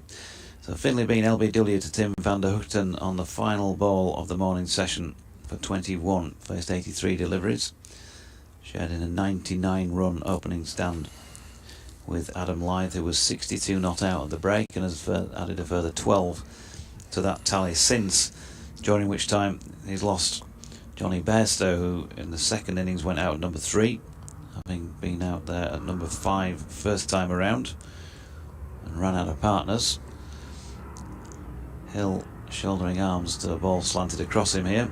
So Bairstow caught Labuschagne in the slips off the bowling of van der Hoogten without scoring, having faced 9 deliveries. Just one other moment of incident really in this afternoon session so far, and that was the dropping of Adam Lythe by Labuschagne at slip. Not really a hard one, slip. was it? Not really a hard one. Yeah, when the score was on 110 and Lythe was on 69, that was in the 35th over. We've completed now 40 overs as George Hill blocks that final ball of McIlroy's 7th. 7 overs, 3 maidens, none for 12. Van der Hoogten, 14 overs, no maidens, 2 for 37. We have, by the sound of things, a possibility of a 2:30 update from BBC Radio Leeds. I've said possibility because I've done nothing all day, so you're on standby just in case. But it's a bit loud. Had a bit of squeeze there, didn't we, in the background? That's what it was. Cheery, me. Oh, yeah, it's a bit of a shock for the old pacemaker, that was. I tell you. 128 for 2. Up the junction by squeeze. Well, I got that from just a moment. I never thought it would happen with me and the girl from Clapham. There you go. Great lyrics, Squeeze, weren't they? What was the year? The year would have been, I reckon, 1978. It's a good shout. I'm going 79. You reckon 79? But you could be right. It's one or t'other, I think. Meanwhile, James Harris back into the Glamorgan attack from the Kirkstall Lane end, bowling right arm over the wicket to Adam Lythe, who eases that one out to Billy Root, running round from mid-off. We'll pick up another single, 75 to Lythe. And upon him, much of Yorkshire's hopes in playing out for a draw rest, having got himself well and truly in here. Nick Webb is lurking. He's got a reputation for being a bit of a lurker, I think. Harris, 4 slips in place to Hill. That's nicely played by George Hill, and that would be one of his most confident shots, if not the, in this second innings. Taking it top of the bounce really and punching it off the back foot through the covers for 4. Probably didn't beat the one he played second or third ball. That I missed that because I was walking through the corridor to come back in. I just got the strains of you to, yeah. Lovely on drive. 79. Thank you very much. Squeeze. That point you owe me now is not going to be craft, it's going to be finest lager. Is that the one? I don't know. Harris in and Hill punching it up to root at mid-on, no run. No, that's Cool for Cats, isn't it? It is. It was Cool for Cats, 78 pros. I'd also go for 79 for that. In fact, I'd probably have felt more confident about Cool for Cats being 79. Yeah. Anyway, 133 for 2, halfway through the 41st. Hill on 21 now. He's lived dangerously at times, but he's still there. And he's trying to get himself properly in as he shoulders arms to this latest Harris delivery.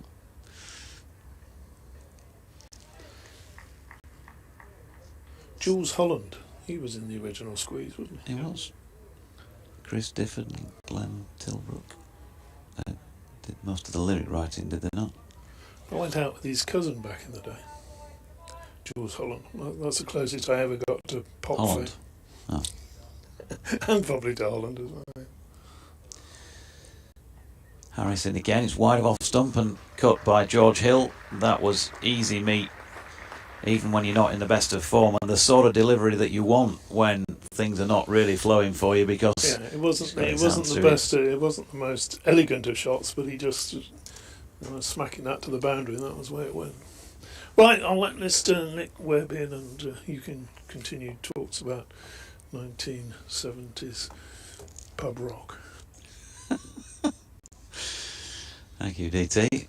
He'll probably be off back of the box playing Summer Breeze by the Isley Brothers at some point soon, especially as we've got some sunshine to accompany it today, as Harris is in and George Hill with a controlled little push back to the bowler to complete that 41st over of Yorkshire's second innings, with them on 137 for 2. We have a fairly loud cue, which would suggest that I might be being put into bat with an update here for BBC Radio Leeds.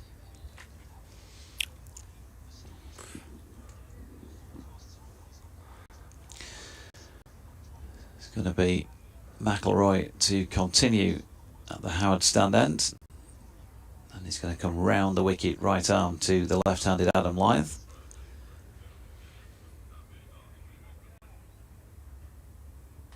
Although we had some music but nothing else.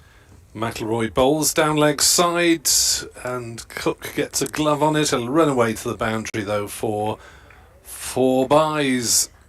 Just a little off target from McIlroy. May have swung a little bit further away from the keeper as Lyth shaped to play it on the leg side for the total 141 for 2. Ouch, 16 byes against Chris Cook in this innings, but he hasn't particularly kept badly. They've all been dodgy deliveries as Lyth pushes on the offside and takes a single as the ball rolls out into the vacant cover area, and Nisa has to hurry round from point and intercept.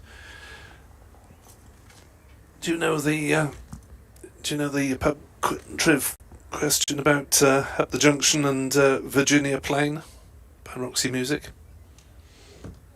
That's the question. I thought you might know it. Well, what have those two records got in common? As McIlroy is in to bowl, and forward goes Hill, plays no shot outside the off stump.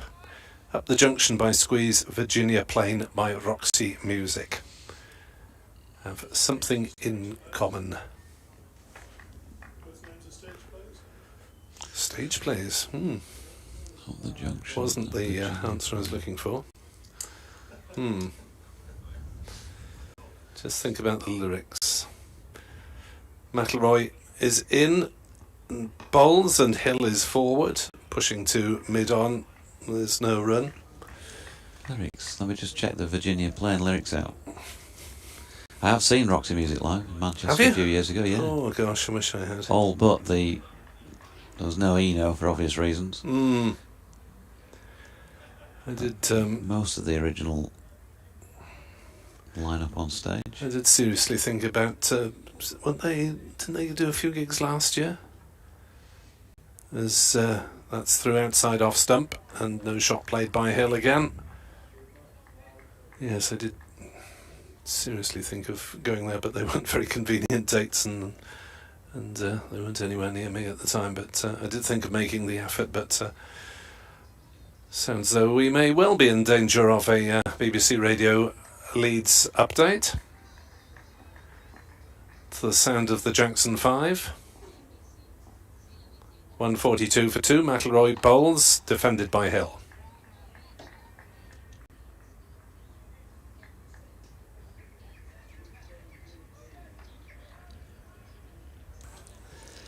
Hiya, yeah, my Welsh BBC Radio Wales colleague has his head in his hands. Glamorgan are the opponents, and Yorkshire are batting for the second time today. They were set 492 to win on this, the final day of the match, which in the time allowed seemed improbable, or impossible, depends on your take on that. They did pretty well in the morning session. In fact, got down to what turned out to be the final ball of the session before they lost their first wicket. Finley Bean LBW to Tim van der Hoogten for 21. So Yorkshire still needing a further 393 to win when they walk back out for the first of the final two sessions within the last hour or so. Johnny Bairstow, he of England fame and making his first appearance in first-class cricket for 36 weeks.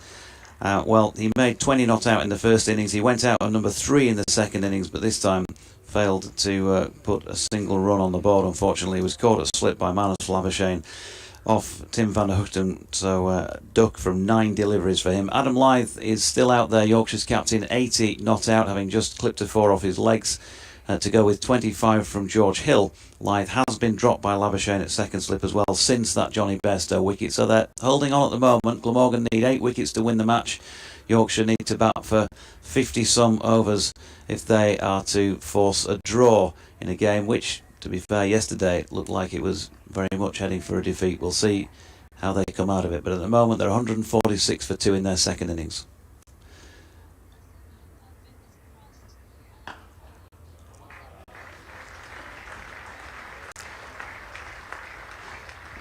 The weather is superb. It has been pretty good for batting. When the sun shines, usually means batting is a bit easier out there, and Adam Lyth's just found it pretty easy because he's just whacked another 4 through the covers, or I should say stroked another 4 through the covers to give it a better description. But yeah, there's a reasonable smattering of spectators in, but I guess probably a few maybe not turning out today as well, with the game apparently not going Yorkshire's way overnight.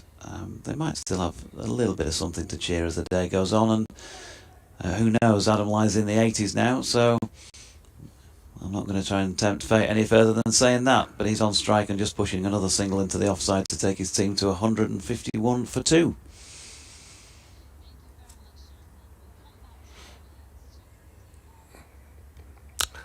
Yes. My pleasure.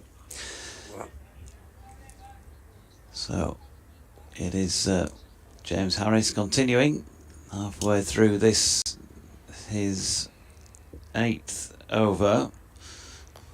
And BBC Radio Leeds have produced one of the more unusual attempts at Glamorgan. Sorry about that. Harris is in, and that's clipped off the pad by George Hill.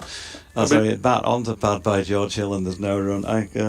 I mean, I know it's not a unitary authority these days, but I'm surprised people haven't heard of the geographical entity that was Glamorgan for many years. Perhaps it was a new... I thought it was going to be a new female cricket star, Gilly Morgan. Harris to Hill, who's solidly behind that, pushing it to Billy Root at mid-on. No run. Virginia playing on Up the Junction are the only 2 songs to reach the UK top 10 in which the title appears only once of the final words of the song. Concluding lines are, what's her name, Virginia Plain, of course, and so it's my assumption I'm really up the junction. There we are. Thanks, DT. Useful one to remember for pub quizzes. Meanwhile, Harris for the final ball of this over to Hill. There's a stifled appeal for, very optimistic. Drops into the leg side. Carlson fields, so 43 overs complete. Hill 25 and Lythe 85. Yorkshire 151 for 2. Now, in more recent pop history, there was a 90s record called something like I Like to Move It, Move It.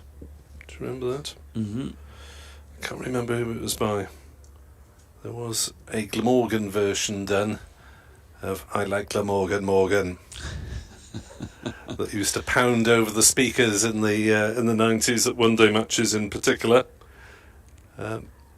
So I might send a copy of that to your BBC Radio Leeds colleague to drum it home to her. Oh dear. Here comes McIlroy then from the football stand end and bowls, and that's nudged on the leg side by Lythe and calls Hill through for a single. I was working at the Cheltenham Festival back in 2010, and they decided to re-release the Petula Clark single Downtown as Cheltenham. Oh. Yeah, did it work? Cheltenham, yeah. And you walked in the gates on the morning and that was ringing out, and as you walked out again in the evening, that was ringing out. McIlroy bowls to Hill, who drives back to the bowler. McIlroy goes tumbling to his right in an effort to stop it, but does not. The recording artistes in question were Reel to Reel. Ah, yeah. I've actually heard of them. Depress the button, by the way. Well done to you for getting the answer to that Up the Junction and Virginia Plain trivia question. As in comes McIlroy and bowls, and Hill prods forward and is beaten by that one through to Cook. Yes, I like to move it, move it. The verse, it appears, was repeated. The chorus was repeated 4 times before you got the first verses. Or maybe it's a rap rather than a verse. I'd forgotten there were any other lyrics in it, to be honest. But there we are. 152 for 2 in the Headingley sunshine. 3 slips and a gully, and Hill, well, chopped down on that one. Slightly uncertainly, the ball rolls into the slips and there's no run. DT was just saying at lunchtime that music was better in his day. Summer breeze, seasons in the sun. Ooh la Paloma Blanca. It was a cheerful little ditty, Seasons in the Sun, wasn't it? Forever and ever. Liked a bit of Demis, did DT? As McIlroy bowls and Hill drives to mid-on, and there is no run. Seasons in the Sun by Terry Jacks, a cheerful little ditty about mortality. Yeah. I wonder if Isley Brothers' lyrics go up when the sun comes out. You'd have thought so, wouldn't you? That sort of summerish vibe. We don't have a music licence, or else DT would be playing that in the back, I'm sure.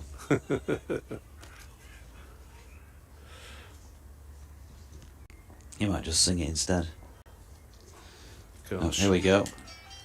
McIlroy is into bowl and Hill allows it to go through to Chris Cook. It is the end of the over 152 for 2.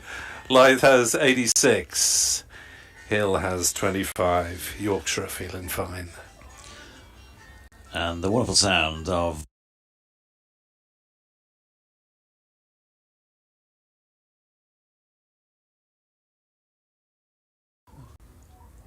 so we're going to see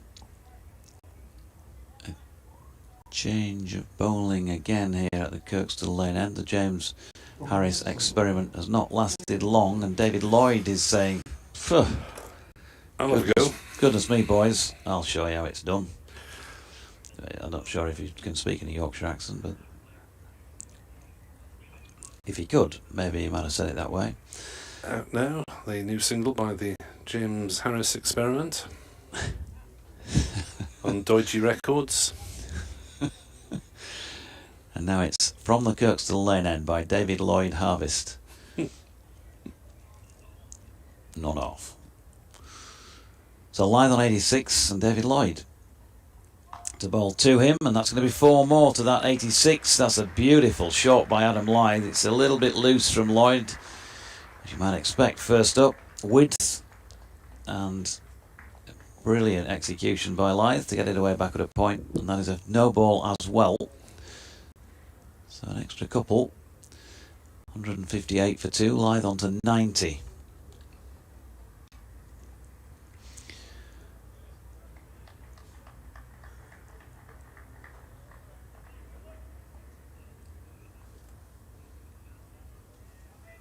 Lloyd just moving his disc. Not sure that was the issue there. It was where he landed the ball. So still 6 legitimate deliveries remaining in this over, and he's in and round the wicket full, and Lythe clips it off his legs, and he's going to get 4 more here. Got it away very fine. There is a long leg in place down there, but nowhere near cutting that off, and David Lloyd now looking at where his feet finished I think up. it was a no ball as well, wasn't it? Didn't see the signal. Thought I heard a signal, or call anyway. Yep, you're right. It's gone up to 164. So Lythe on to 94. And potentially 1 stroke away. We'll see.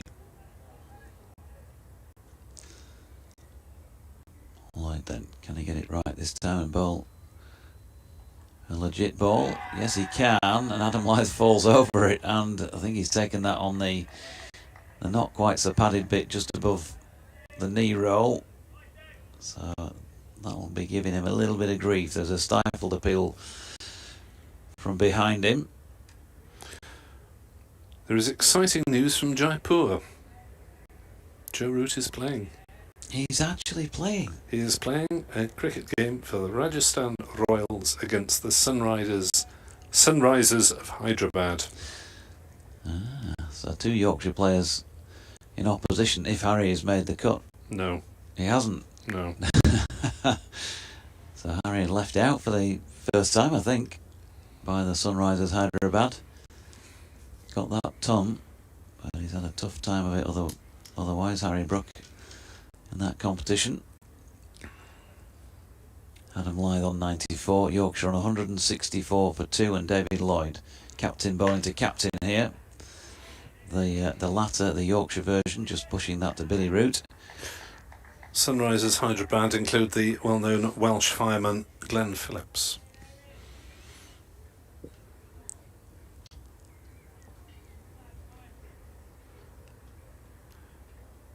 Who will be back in Cardiff in the Welsh franchise later this summer.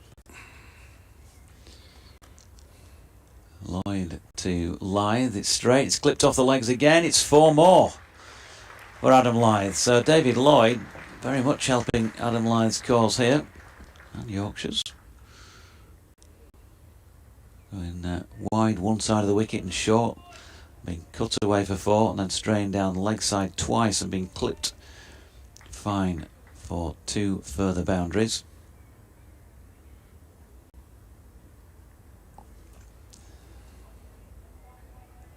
He's just brought another fielder across to block the extra cover gap. As the Glamorgan skipper who's in again, and Lythe this time gets an inside contact on it, diverts it out deep into the leg side. Will only get the 1. 99 for him. George Hill on to 25 still, or still on 25 even. Afternoon to Steve West, who's been taking part in some wheelchair rugby at the stadium in Cardiff. Cardiff Blues 5, Welsh Barbarians 5.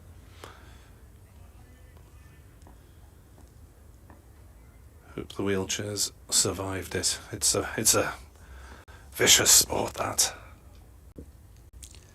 Lloyd to Hill, coming over the wicket, the Glamorgan captain. George solidly behind it, no run. Hunslet 38er says, whilst you're on the topic of dodgy quiz questions, who's the only person in the world to have ridden a horse to a place finish at Newmarket and played cricket in the Arctic Circle? How do you know he's the only person?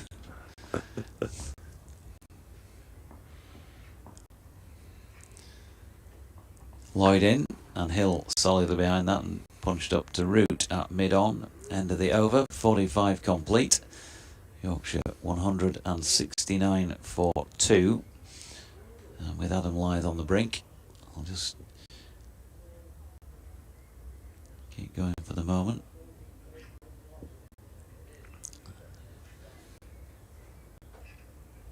And we're going to see McIlroy continue. 9 overs, 3 maidens, none for 14.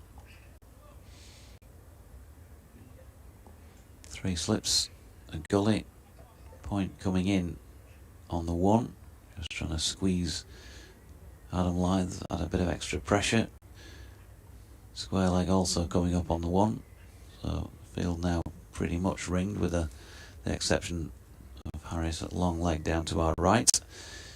McIlroy over the wicket, left arm to Adam Lyth, who shoulders arms. There's a bit of a scrape at the pitch. He's been here a few times before.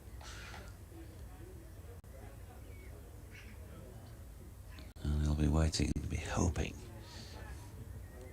for McIlroy to miss his line, miss his length, something like that. He turns then, comes in past umpire Ian Blackwell, and Lyth runs this wide of the gully cordon and will pick up 4 more into the northeast stand rope that takes him to 103 and past the century in first class cricket for the 30th time. That is a remarkable record for a very, very good player, and his team certainly needed him to do the business, the Yorkshire captain, today, and he's produced the goods. 190 minutes, 135 deliveries, 17 fours and a 6. Adam Lyth 103 not out. Well batted to the Yorkshire captain. He's made sure that they haven't been under too much pressure today, though Glamorgan will be distraught that they have shelled him twice along the way. Floor's yours. As McIlroy will come in and bowl to Lyth outside off stump. Goes through to Chris Cook, who takes it very low down. The slips at quite a steep angle. Northeast at third is a little bit in front of the others, as if they're not entirely sure whether the ball will carry.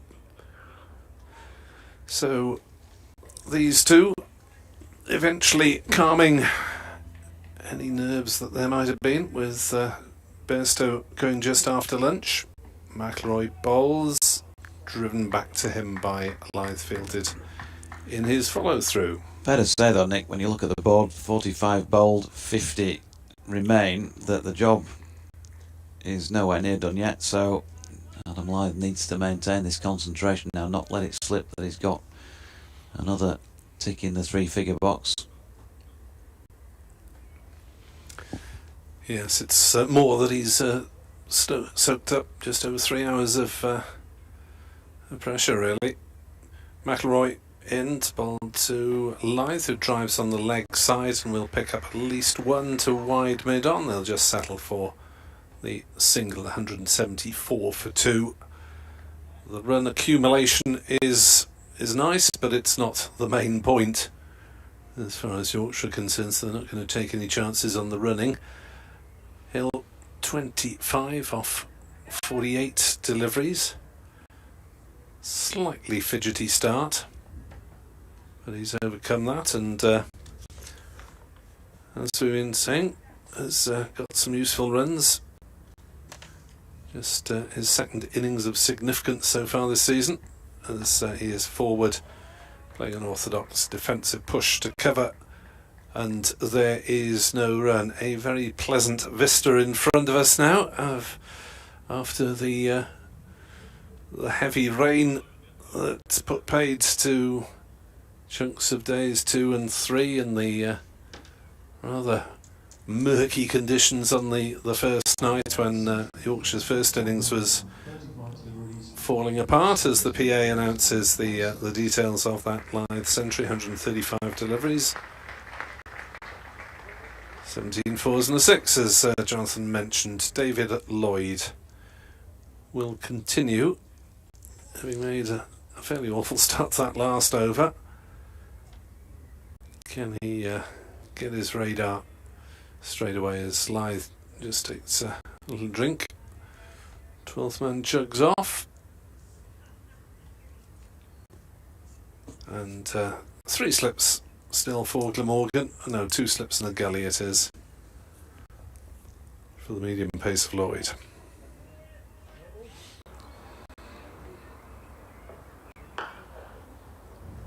Lythe reset then in comes Lloyd, ball to him, and he's crashed that one away. Struck it firmly as well. Good diving stop by Kieran Carlson at point. Threw down the wicket, didn't he, to get rid of Ben Code earlier. He's a very enthusiastic fielder, like Salter, really. He's always one of those players. I mentioned him right at the start of day one, that when Yorkshire play Glamorgan, he does catch the eye with his presence in the field. Certainly saved his team for that.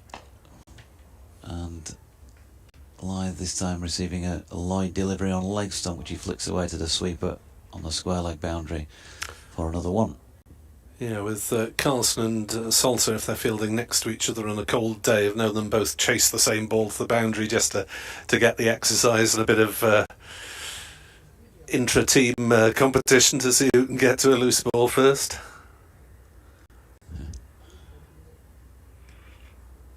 But it certainly isn't one of the colder days today. Very pleasant.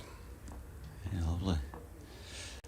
As Lloyd is over the wicket to the right-handed hill and pushes out into the offside for Harris to field in the covers. No runs, are just approaching the halfway point of the scheduled numbers of overs for the day. Time for some spin.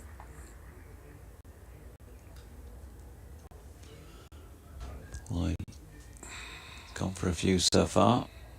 Into his 4th over, 24 against his name. But he wouldn't mind that if he could break this partnership.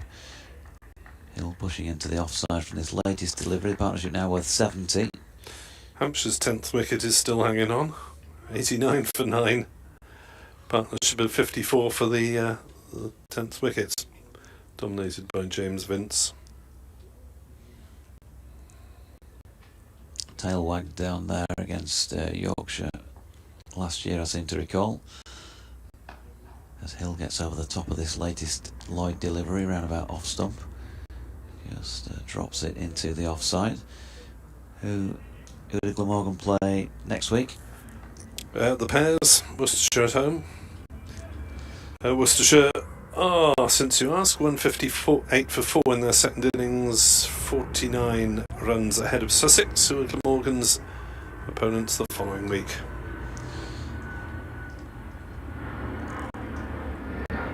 Lloyd then, turning again, making his way into Hill. Played that nicely, hasn't he, George Hill?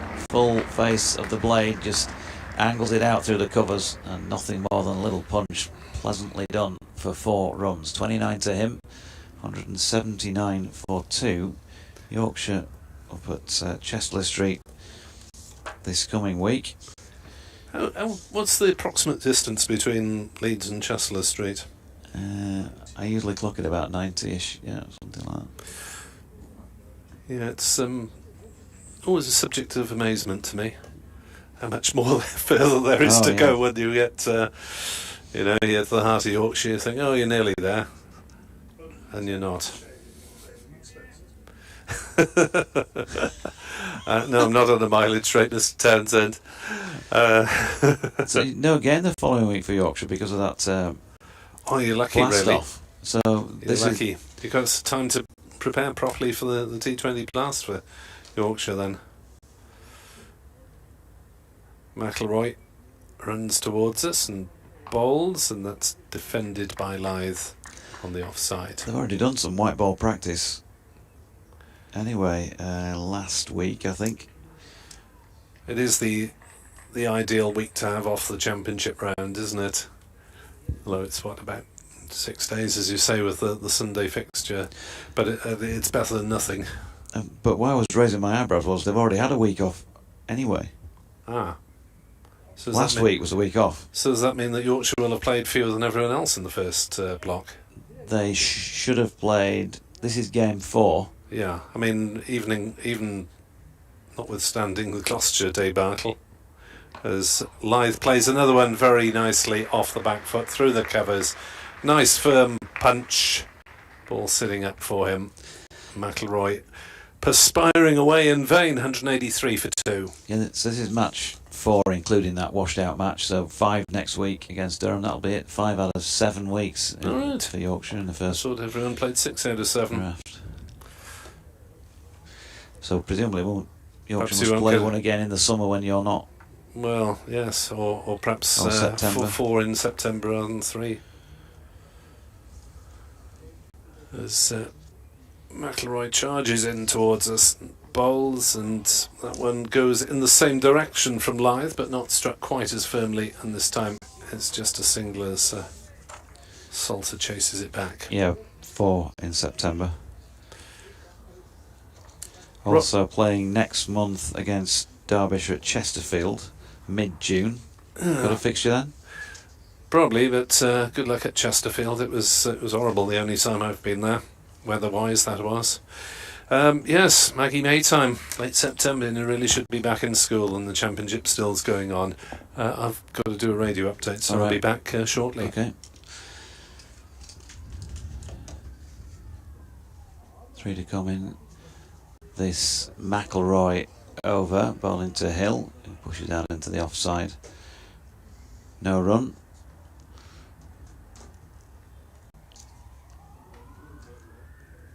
Townsend back with us. Oh, Yorkshire also play a 4-dayer at New Road in mid-July. So 1 in mid-June, 1 in mid-July, and another one later in July here against Sussex.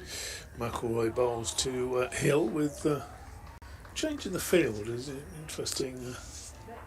Little Glamorgan version of what we used to have a few years ago with the Yorkshire wall. They've got a half-built wall. They've got a couple of fielders in close on the onside, a very straight, short mid-on, and shortish mid-wicket with a deeper mid-on behind and a long leg. I'm not giving him fine leg. Oh, you've got to go again.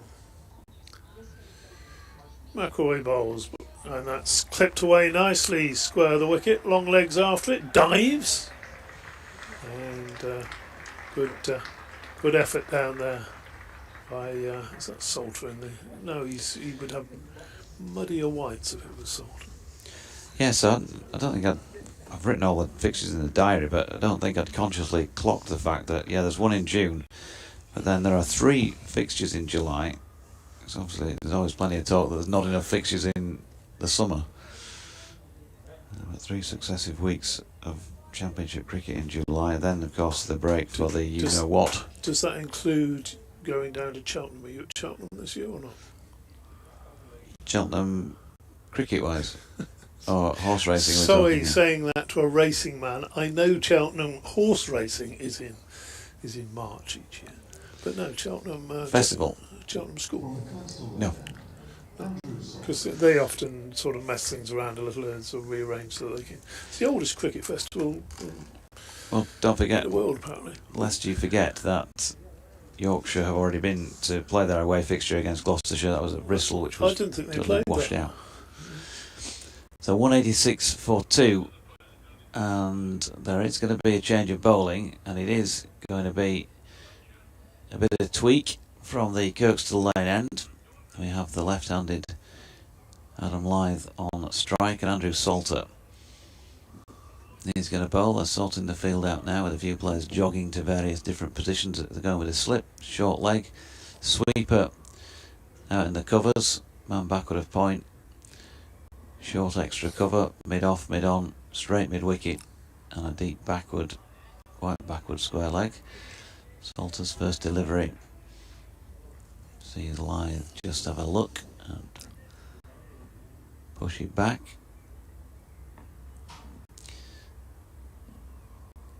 And Salter wide on the crease. Right arm swept by Lythe. Bang on square and bang on the money for a boundary. 114 to him with that 4. Nicely played with good control. Takes Yorkshire to 190 for 2. The target now mere 302. Oh, not the target. That's still 492. 392 more to win before Mr. Pedant next to me corrects me again. Salter just floating one up this time. And Lythe having got the boundary. Just happy, content to push it back up the pitch. More passing aviation. Salter wide on the crease. Driven into the offside by Lythe. Picks out Harris at mid-off. No run. Beautiful afternoon. I just wish you had more of a contest in terms of either side having a chance of winning this to greet us with, as Lythe dismissively steps into this Salter delivery and he's smashed it straight back over his head for 6 runs. A super shot. Playing with fluency, Adam Lythe, 120 from 148 deliveries, 19 fours, and that was his second 6. His 30th first class 100 that he reached not so long ago. Final ball of Salter's over, and Lythe drops that out into the leg side. I think if Nick's coming back in, he'll probably want to sit there, so if you take your cans off, we can do a reshuffle and I'll step aside, kid. Lythe 120, Hill 31, partnership 91. 49 overs bowled and 47 remain, according to the information on the scoreboard, which also says Yorkshire need a further 296 runs to win. There seems to be a bit of a meeting at the Howard Stand end of the ground as to whether we might be making a bowling change here or not. We'll see what happens. Meantime, Nicky's back and I'm disappearing. Yeah, the thing is, Jonathan Doidge does so many accents. I'm surprised the BBC management don't think of saving money by actually only employing him for a day's cricket and saying, well, just pretend to be 3 different people. Yeah, if you're doing me next week, then it's born in Newport, lived in Cardiff for 30 years, educated in Newport, Penarth, Bath and Bristol. If you want to get the mix right for next time we Yorkshire play Glamorgan and I find myself unemployed. Dave Townsend. Well, it would be some achievement, wouldn't it, to have Fred Truman as a summariser sort of 20 years after he died. Next, or start of a new spell from the bottom end. We got Harris, who he's been fairly ineffectual from both ends, but he was even more ineffectual from the centre. He bowled 1 or 2 decent overs, didn't he, in his first spell from the end. He's now bowling at the football stand end. Yeah, he, like the team's performance, has slipped away slightly, hasn't it, really, during the course of this match? Just a couple of good deliveries, though. It could all be back on. Comes in bowls and is driven back past him, but straight to mid-on does the fielding. Well, either of those chances off Lythe should probably have been taken. On 48, the Courton bowled, and on 69, the slip chance.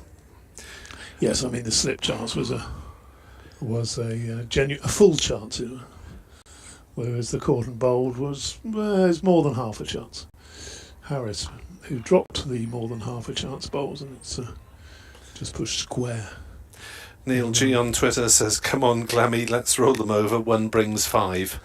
The ultra optimistic version of the usual cricket chirp of 1 brings 2. Yes, I mean one brings 8 from a Glamorgan. Yes, but if they could just get in, nick one out here and another one before tea. Harris bowls and much more assured now. George Hill plays that one quietly back to him. He didn't look at all fluent or at all balanced, comfortable at the crease. Early in his innings, he was playing one or two sort of fairly flat-footed drives that were going in the air through point and backward point, but now seems to be moving well. I've probably talked him out, haven't I? Harris bowls to him and he covers up and pushes that one to mid-off, and there's no run. Was it Adrian Harms who had a wonderful... he got rid of Ali Orr, didn't he, with it? But said he was looking like $1 million. How much he improved over the winter, how well he was batting it. And he's caught it slip. So I think that was... Happens to us all. You were there, weren't you? Well, you were on with him. Harris to Hill. Oh, and Hill is beaten there. That one seems to have just come in and left him off the seam and goes through to the keeper. Well bowled there to Harris. You're always there, yeah, that's true. any great sporting occasion of the last 50 odd years, Doidge was there, especially cricket. Do you know he was there when both of them were scoring his runs and Willis was taking the wickets? And I think he was there when Fred reduced India to 0 for 4 or whatever they were. I think he was there that day.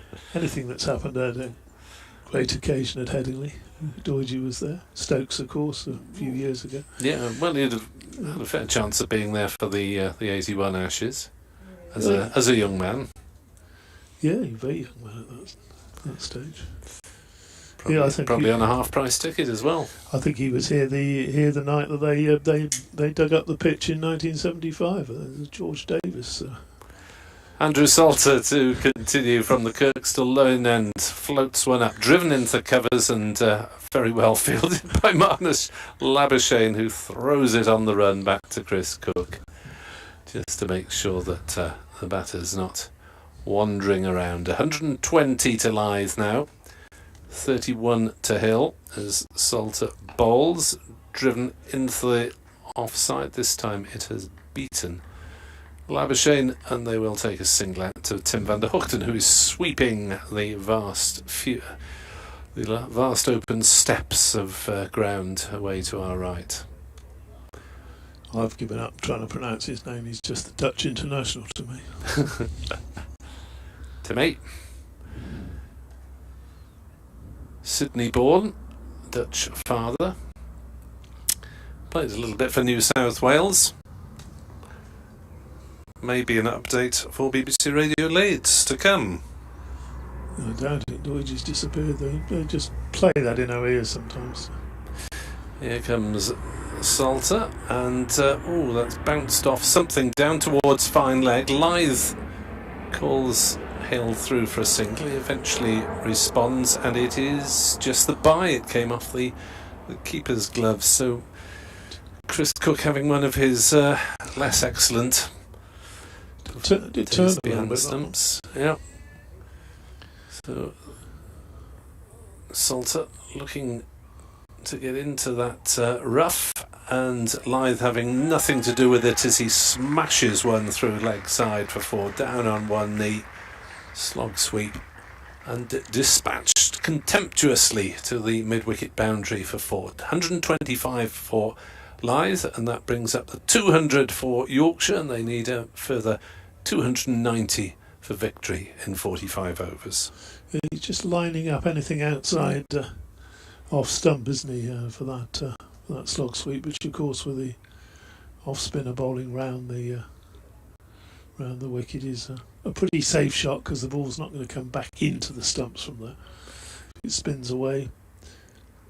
Element of risk perhaps, because there's a little bit of rough there, but he's got a mighty middle on it a couple of times in this spell. 24s and 2 6s to the Yorkshire skipper, who has a slip and a leg slip for the off-spinner Salter, as ball slightly short of a length and hoiked away through the leg side. Where's that one gone? All the way for 6, just forward of square, and Lyth is batting like a dream at the moment. He's on 131, 208 for 2, and Lyth batting as if the run chase were on. Yes, he got that ball just half tracker, wasn't it, and smashed it away. That's the 100 partnership up off 111 balls, so it's going at a decent lick, but Glamorgan are carrying on trying to buy wickets if necessary, you would have thought. Salter bowls. Placed, well, I think he was trying to play it square on the offside. Yes. It ended up, I was looking down towards backward point, and it got some sort of inside edge and ended up trickling towards square leg, and Chris Cook sprinted out from behind the stumps just in case they were trying a quick single. So Andrew Salter is 2 overs, 0 for 21. I was calling for spin, and Yorkshire have welcomed the introduction of spin, because Salter has floated a few up temptingly, and he needs to get the batsman playing big shots, really, because there's not that much turn in the wicket. No, a little bit of slow turn, but nothing alarming. And as you say, I think Lyth would be quite keen to see him out of the attack, because the ball is now fairly soft for the seamers. Harris did bowl a good one in the previous over, didn't he? Comes in, starts his next over, and that's Hill reaching for one. He's going to get a couple of runs. He's played it firmly square of the wicket, but Sam Northeast doing the fielding, but it's half stopped it, and it dribbled behind him. They've come back for the second, but again he's reaching for that. It's not really the shot of a batsman. Gets him runs. Yes, but you'd have thought a delivery that wide in this context, he just smiled and left it whistle through. Harris bowls, and this time a more orthodox defensive shot down into the same region, no run. What are you looking for? Are you looking for records? No, I was just looking to remind myself of Labuschagne's record last season, which was 10 wickets in the 5 games he played, and he did take 4 in an innings, his first time he'd done so in a very long bowl in the first match he played against Durham 3 weeks ago. Harris, and that again beats Hill on the back foot. A little bit of extra bats, a little bit of leaving him, and he's just producing that old good delivery, isn't he? James Harris didn't do it from this end, from the Kirkstall Lane end, but certainly done it from the football stand end. A couple of deliveries, one this over, one the last over, just beating Hill's defensive shot, and it's one of those you see go past the bat and expecting the slips to go up, and no, he didn't get a nick. He's not going to get a nick to that either, as he just offers the pad, raises the bat, plays it through to Cook. So yeah, I'm surprised they haven't given Marnus a bowl, given that just sheer force of personality as much as anything else. Yeah, personality, but also that leg spin. You can often a little bit different, isn't it? Well, particularly if he's bowling occasional off spin as well, if he can get the discipline in there. Next ball is short and helped away down to long leg for a single. In fact, the throw comes in that quickly that Lyth, who was just jogging down, had to break into a fast jog, shall we say. It wasn't exactly a run, was it? So one more to Hill. Yeah, Labuschagne, who's as I say, bowled a long spell with 4 wickets, and or long spells getting 4 wickets are mainly off spin, also known mainly for his leg spin, and has taken wickets for Glamorgan bowling seam. So if we don't know what he's going to bowl, then haven't helped the opposition.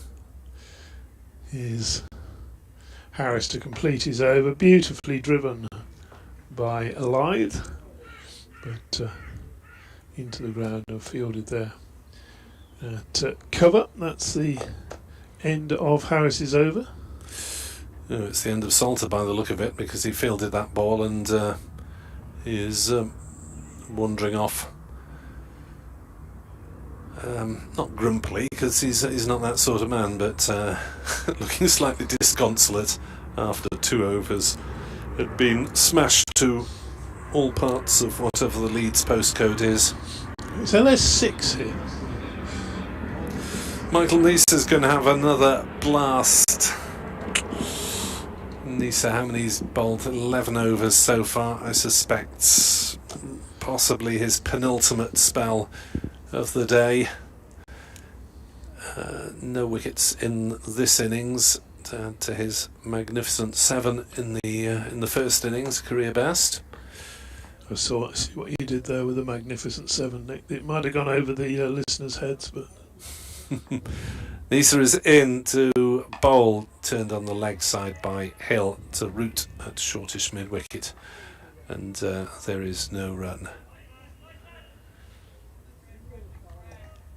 That was a reggae record, wasn't it? The Magnificent 7? Was it? I believe so.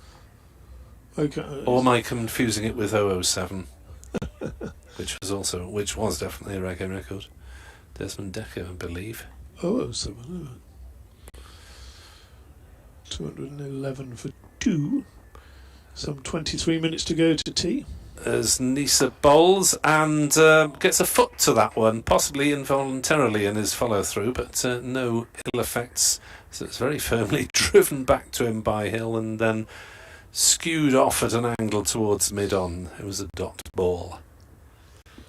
You'd have to think this is, as far as the Glamorgan win goes, is just about the final throw of the dice, isn't it? Well, possibly Nisa a couple of overs from Marnus will be the very final throw of the dice. But need 2 by tea.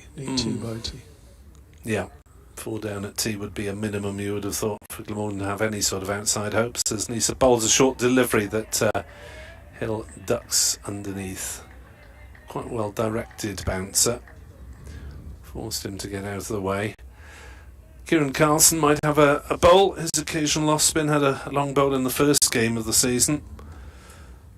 As long as we don't get to Eddie Byram, because he produced one of the worst deliveries I've seen in the last ball of the match at Leicester. It landed closer to his feet than the batter's feet. Well, we'll do well to see him in this innings. Indeed, since he's one of the 12thers. Thank you. Nisa bowls and Hill is up on his toes. It was worth the telling just to hear Yes. about what was his final ball then of the Leicestershire game, was it? Well, it just bounced about a third of the way down the pitch and trickled towards the batter, and it was studiously dead batted by Rishi Patel, who was on 134 not out and played out a maiden of the most innocuous bowling that you'll see in a long time. Yes, it'll be interesting. Hopefully Byram will be recovered and fit for selection on Thursday. There's Nisa bowls and forward comes Hill to play out on the offside, no run. Just looks a different player now, George Hill, doesn't he, to the one that came in. Still, as we saw in that last over, that little sort of flat-batted nonsense from way outside off stump, but just generally his confidence is sort of filling back up. It was wavering around ankle height when he came in, but I think it's sort of... Yeah, I mean, he has one half century to his credit this season, so just looked a bit shaky early on as Nisa is into bowl, driven by Hill firmly to root at short mid-wicket, who's in... Well, he is bending in a catching position rather than walking in, but is quite a long way from the bat. That was the end of the over. It's 211 for 2 here on BBC Sport Online. 20 minutes until tea, and Glamorgan in desperate need of something to happen, and you just have to feel that they're partly the architects of their own frustration, having spilled lithe on both 48 and 69. Yeah, on a pitch that's you need to catch everything playing like this, reasonably well, doesn't it? There's a little bit in it for the bowlers. It's not a completely flat situation. Hampshire finally all out for 97, so Warwickshire won that one by an innings. Well, you like doing the scores, Nick, don't you? But it's first ball of a new over from Harris is eased away down to fine leg for a single. Which one did you give Hampshire? They've lost. Yeah, that's the only result so far. Yeah. Oh, the last man at bat was eventually stumped. Oh, right. off Briggs for 9, leaving Vince 52 not out of 97. 2 got into double figures.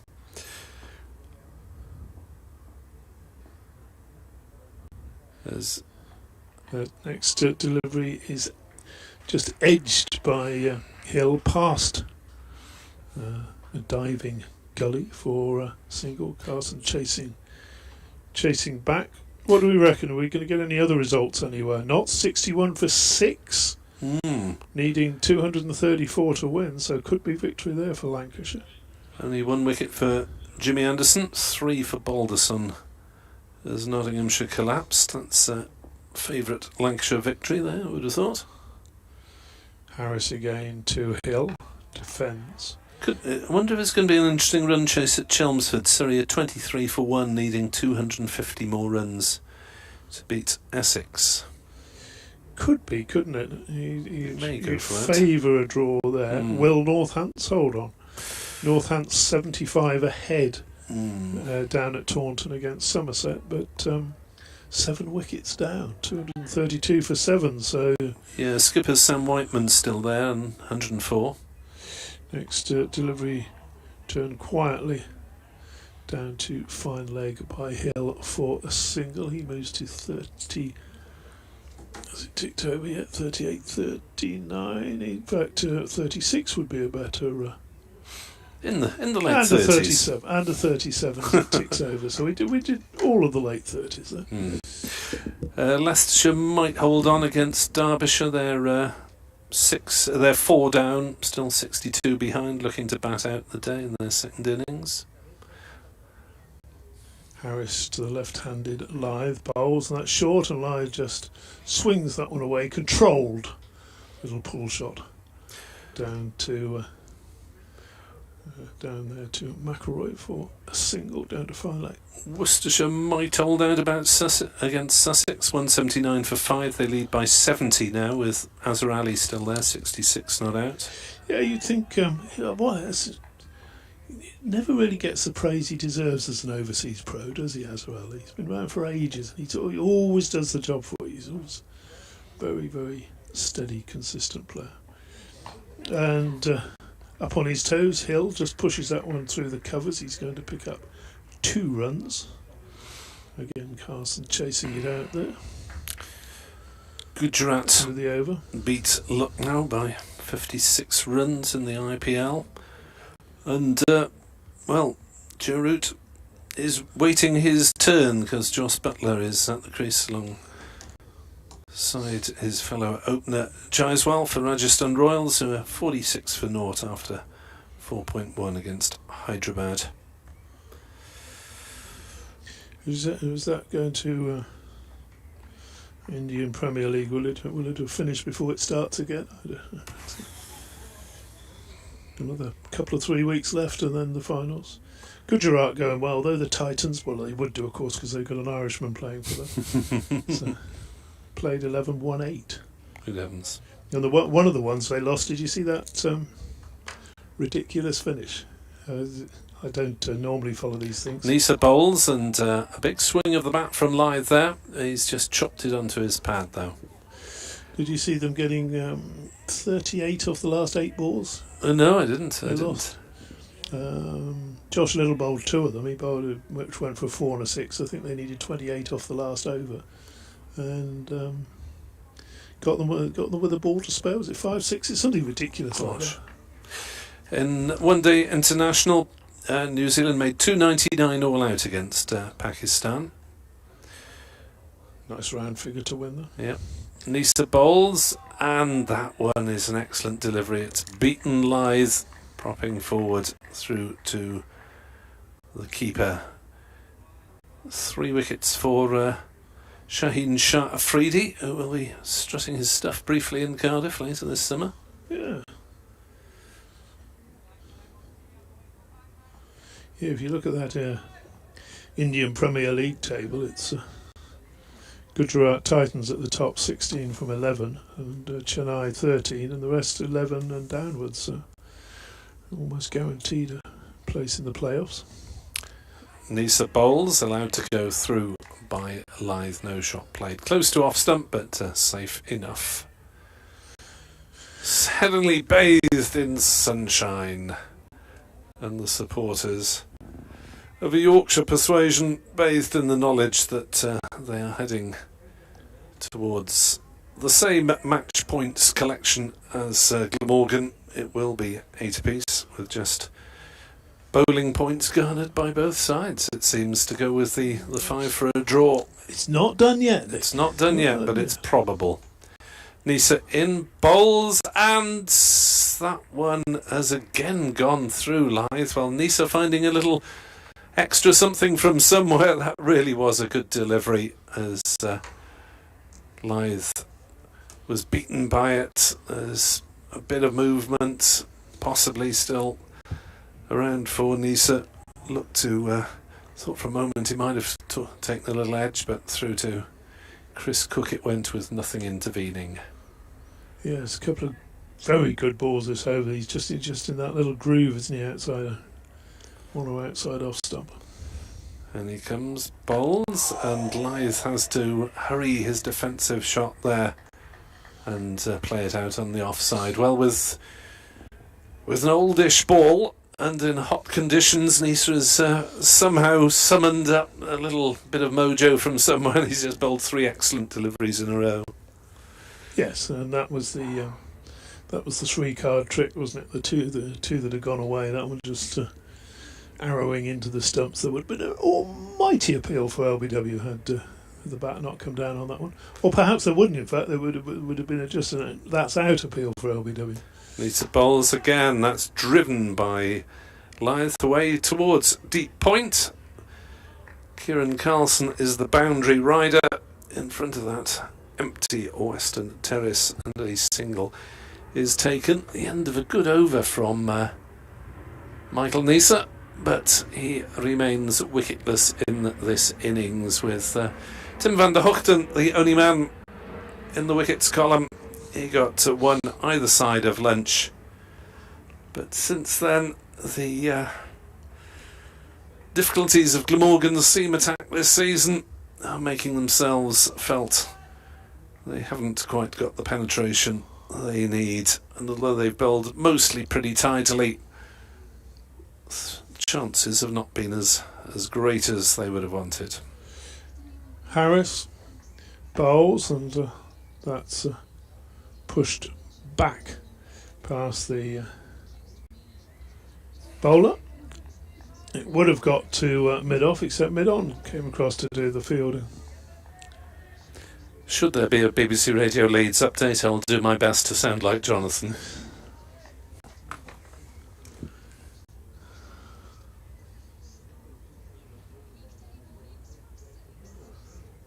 Here's next delivery. That one's just worked away down to fine leg for a single by Lyth. He moves on to 135.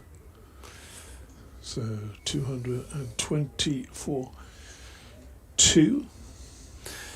It appears the good folk of BBC Radio Leeds were just reminding us of the many merits of their breakfast time show. Just a little advert in our ears that we hear that you don't hear at home. Hopefully On the feed.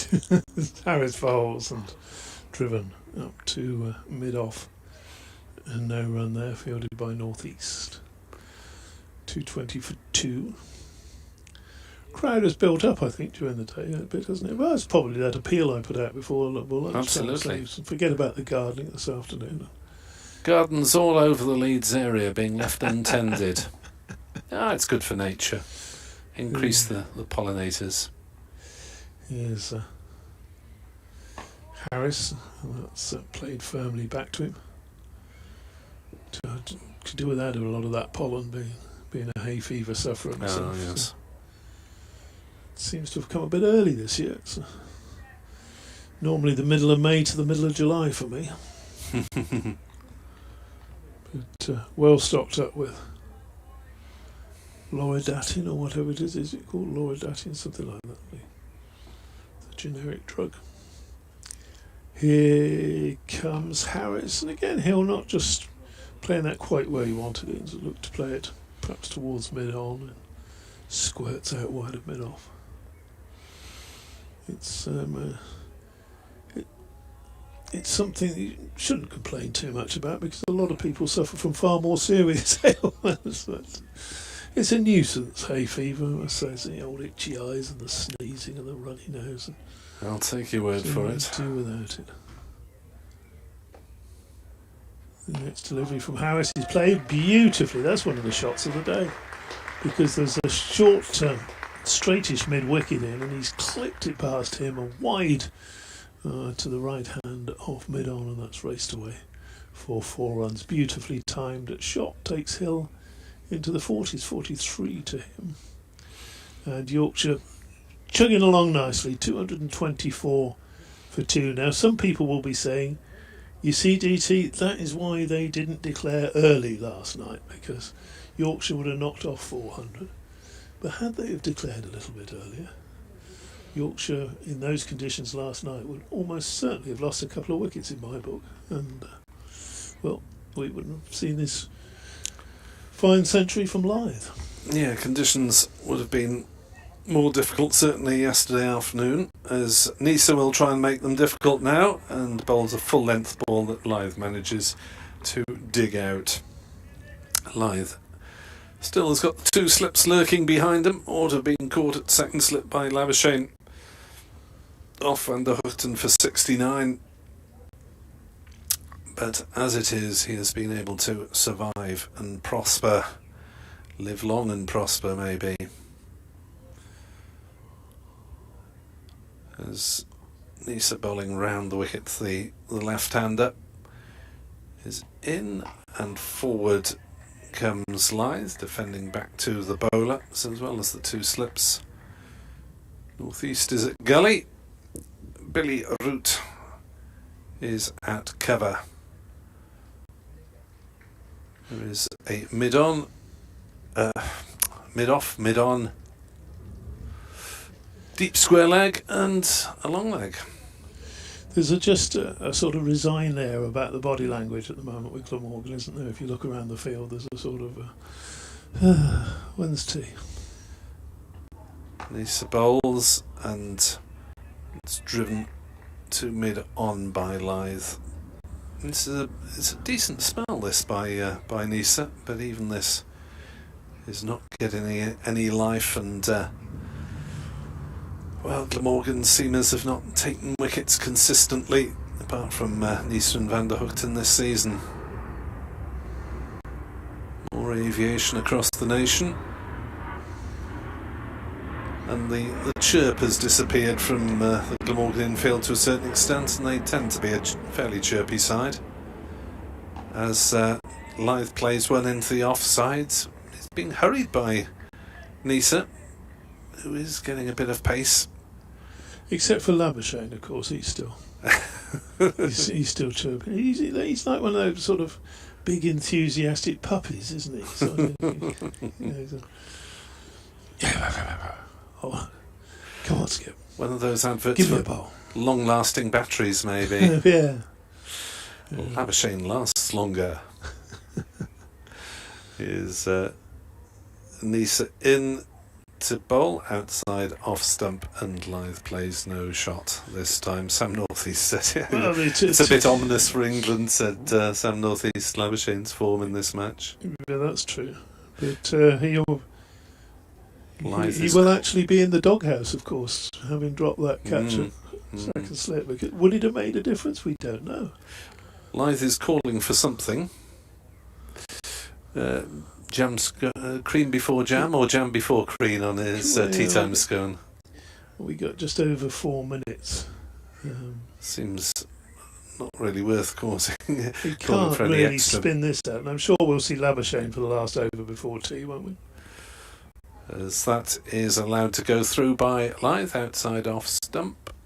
It's the end of Nisa's over, and something is being delivered onto the playing arena. Is this an extra helmet? It's an extra helmet on the Glamorgan side being delivered by Eddie Byram. And, yep, you're right. Here's Marnus. Yeah, so by the time he gets his field placed and whatever else, then this probably will be the last over before... Haven't seen his bouncer so far this season. You haven't? No. He is capable of bowling a bouncer off a spinner's run-up. Yeah, there's a few spinners have done that over the years, haven't they? I hope he's got a secret signal with Chris Cook. I'm sure we'll see. Well, we did see a wicket in the last over before lunch, didn't we? So he'll be hoping to perform that. What's he going to be bowling? It's got to be leggies, is it? Oh no, that's a short medium pacer. I think the official wording for that is filth, and or long hop. and it's just eased away back with a square. And Hill said, "Thank you very much. I'll have 4 for that." So. Yeah, it did appear to be something approaching medium pace rather than something attempting a spinner. He was trying to surprise him. I don't think it was his bounce. He was trying to bowl a seamer off a spinner's run-up, yeah. Didn't quite come off. You're going to bowl something differently now. He's looking to do something different. He's looking for a wicket. What's his this time? And that's an offie, I think, and that's going to be Hill's 50 as he smashes that to the short leg side boundary as well. So 2 balls in from Marnus, 2 entirely different deliveries, and that's George Hill's 50. And Lythe is saying, look, let's have a nice long celebration here. We want that clock to tick over, and well, we've got 4 deliveries to be bowled in less than 2 minutes. So then now they're having a natter. What's going on? 84 balls, 9 fours in the Hill half century. Yeah, and he's looked, after a patchy start, he's looked more confident as he's gone on, hasn't he? So, well batted George Hill, very talented young Yorkshire batter. What's Marnus going to serve up for us this time? I'm not sure the last one pitched, so... I was just watching it was his wrist action. Another short delivery, another swing away to leg, another boundary. So Marnus needs to rethink this fairly quickly. Well, he's human after all. Wouldn't go that far. As the Aussie saying goes, one day you're a rooster, the next you're a feather duster. Yep. He was the rooster yesterday. Not quite cock of the walk today. At least those last 2 deliveries were proper spinners. The first one was just awful. Here he comes again. That's again another short ball on leg stump, and that's out away, and that's going to be 4 more. So, well, perhaps he's trying to interest Yorkshire in this run chase, who now moved on to 240 for 2. They're not going to get 252 in the final session. It's not going to happen. But we have clicked over, just about to click over for T. With still 2 deliveries to bowl, and I'm sure there's going to be a big cheer if he were to bowl a dot ball. Bowls again, a quicker off spinner, that one, I think, and indeed that is a dot ball, and it just gets some ironic applause. This will be the last ball before tea. And this last ball before lunch took a wicket. George Hill will be aware of that. Marnus is taking his time, a bit of the old Shane Warne tactics here. Get the batsman worried. Surprised he didn't go round the wicket. Bowls there and defended by Hill. Up to mid-wicket, and as umpire Ian Gould always used to say, time for a cup of rosy, boys. Yes, fill in your own beverage of choice, but I think it'll taste reasonably sweet to Yorkshire listeners, because they are pretty much 2/3 of the way towards the draw, having lost just 1 wicket in each of the morning and afternoon sessions. They were 99 for 1 at lunch, they're 240 for 2 at tea, and it looks as though this game is possibly heading for handshakes around an hour after tea or thereabouts. Is that the earliest they do it? Is it, or does they have to? They can't declare, can they? Because it's the final innings of the game. So can they finish an hour early? Is that possible? I don't know. Well, Or was it five-ish. half an hour? Was it the last half hour? Last hour. Something like that. By agreement, I think. As the two teams come off, the applause is for. It has to follow the rules, isn't it? The applause is for Adam Lyth, the Yorkshire skipper, Yeah. as he heads up to the dressing room. And Well the stand deserved. is on 135, and we will be back with further commentary here on BBC Sport Online at 4 o'clock.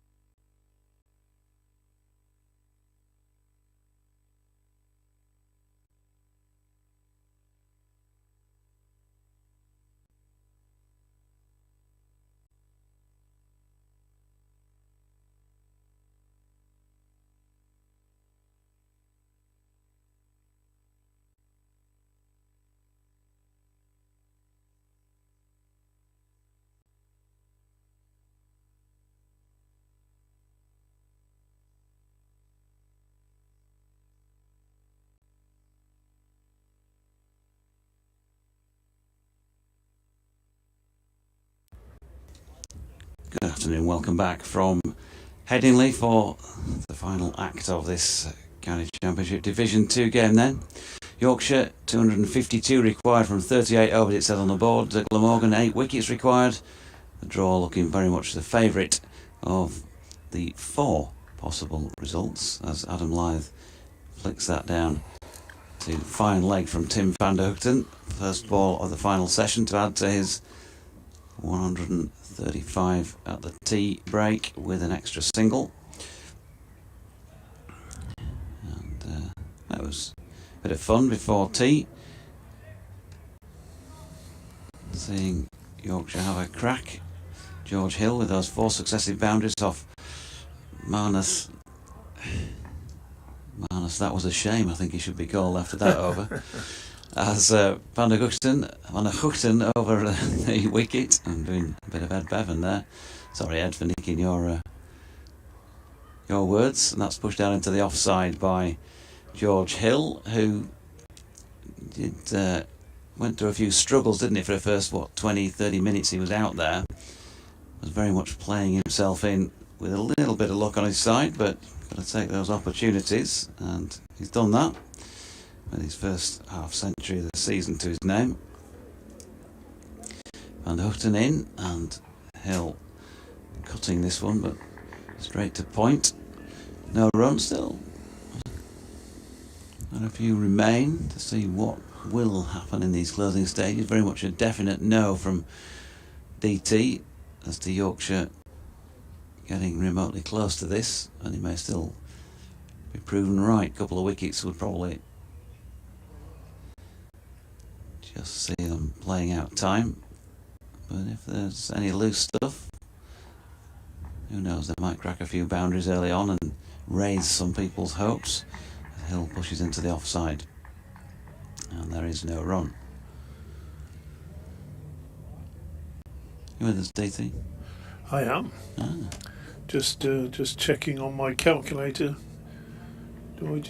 Technically 38 overs to be bowled, 251, 252 runs to score. It's more than 6 runs an over, but it's not. You know, it's in a one-day game. You'd think yes, it was possible.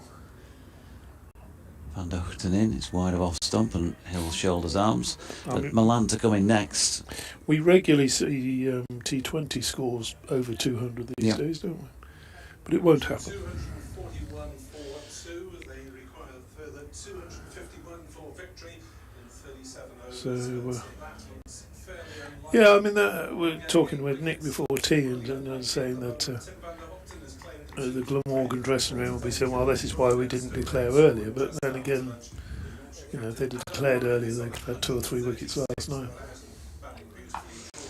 Van der Hoogten in, and Hill solidly blocking that one back to the bowler, who finishes out his 15th over with figures of no maidens, 2 for 38. 37 overs remain then. And Yorkshire be calmed in that over with just that one Adam Lyth run. Notice my colleagues' report there at 4 o'clock back to BBC Wales was that Glamorgan fairly rather than impossible that they're going to get to that target. So softening the language there a little bit at the start of the final session, DT. They won't get to it, Dodgy. I'm not softening my language. It wasn't that they've got no chance, was it? Well, from Nick? Yeah. No, well, that's true. But that's his opinion. I will tell you that it's they have no chance. But I'll let Nick in to explain to you why he thinks they might have a sniff. As Lyth works one out to point, and there is no run now. It was a brief stay. He just went for a wander now. Going to try and find himself a craft ale somewhere, no doubt. Around the ground. It's all right. Dave knows that I generally have to be tapping away in the final few overs of a day's play to get the report done and dusted before heading off for interviews. It's juggling numerous balls, spinning numerous plates or whatever. as McIlroy is into bowl, and forward comes Hill. And the ball trickles out into the slips off bat and pad. Graham Smith said was half expecting Yorkshire to have a go at this. Flat pitch, innocuous attacks, batting to come. Yorkshire need to start winning some games. He questions the over 8. It is level, so Glamorgan don't need to worry too much about that at the moment, since the spin experiment has been brief and not hugely successful, as McIlroy bowls and forward comes Hill and defends. Well, what I would say to that is this, that they've got themselves into the position where if they fancied having a go, they could do. Would you rather see your team have a real crack at it and come up short, or play out for 5 points for a draw? But pointless points, draw points this year, are they not? And comes McIlroy, and Hill plays that one down to point, and there is no run. Well, they're not pointless, but they're obviously 3 fewer in number than they were, and so the option to have a crack at a win is significantly more appealing, more than 3 times the points. Do you think it's germinating in Lyth's head at the moment? McIlroy into bowl to Hill, who's hit on the pad, pushing on the leg side. McIlroy jogs towards mid-wicket. Never quite sure what's germinating in Adam Lyth's head. Glamorgan haven't started bowling defensively, though, and trying to hide the ball, have they? I mean, we saw the Labuschagne brief experiment before tea to try and buy a wicket, and now probably a last burst from the seamers, unless Yorkshire do show signs of seriously going for it. I suspect we might see a bit of junkie bowling as Hill drives into the leg side. Single taken up to mid-on. First time I've heard the expression junkie in a cricket commentary since I've been in the chair, and certainly the first time in my commentary box. I was not referring to any sort of illegal addictions. I was sort of looking to moderate the term junk slightly. Junk-ish. Part-time, occasional, whatever. You know what I mean. Van der Hugten from the Kirkstall Lane end bowling to the right-handed Hill, who's watching one go by. Adrian Keithley, and this was a while ago, said, chase is on here, isn't it? What's the logic of pushing Hill up the order ahead of Milan? I'm tuning in late. Don't know. We don't know why Hill has come in at 4. We weren't expecting Bairstow to come in at 3, but perhaps he was thinking he wouldn't get a bat if he didn't come in earlier. Also, Sergio Keel, don't forget. Van der Hugten to Hill, who pushes out into the offside here, and there is no. It'd be interesting to see Dr. here fly on the wall in the Yorkshire dressing room at tea. And he thought that they might just have a little go and see if they can get Glamorgan Hearts a flutter. But there's going to have to be an appreciable upping of the ante for them to get to that stage. They still need more than half the runs and quite a lot less than half the overs. 2 slips in place though, so slightly more defensive look to the field as Van der Hugten's in again, and Hill just pushes that one out into the covers. Billy Root round to field. It's been a cracking day, and in the end these have been the best batting conditions in terms of consistent sunshine of the 4 days.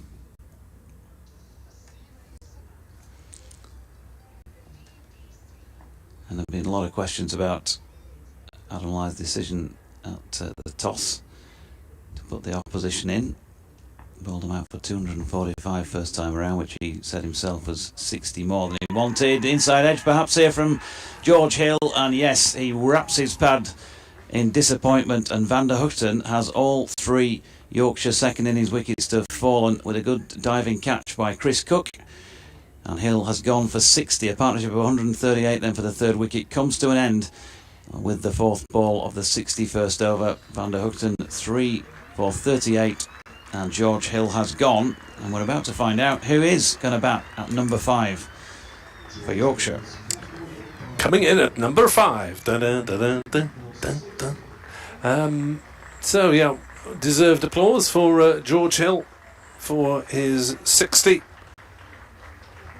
and that took 102 balls and included 11 fours. So a briskish innings, and the new man is David Milan in at 5. So maybe Shaquille's feeling a little under the weather for some reason or whatever. Possibly, maybe tinkering with the order to see how things stack up with the Durham game in mind. You might be right. You may not be feeling in the best of health. Not heard anything to that effect. So Milan. But that again reduces the chances of Yorkshire having a little flutter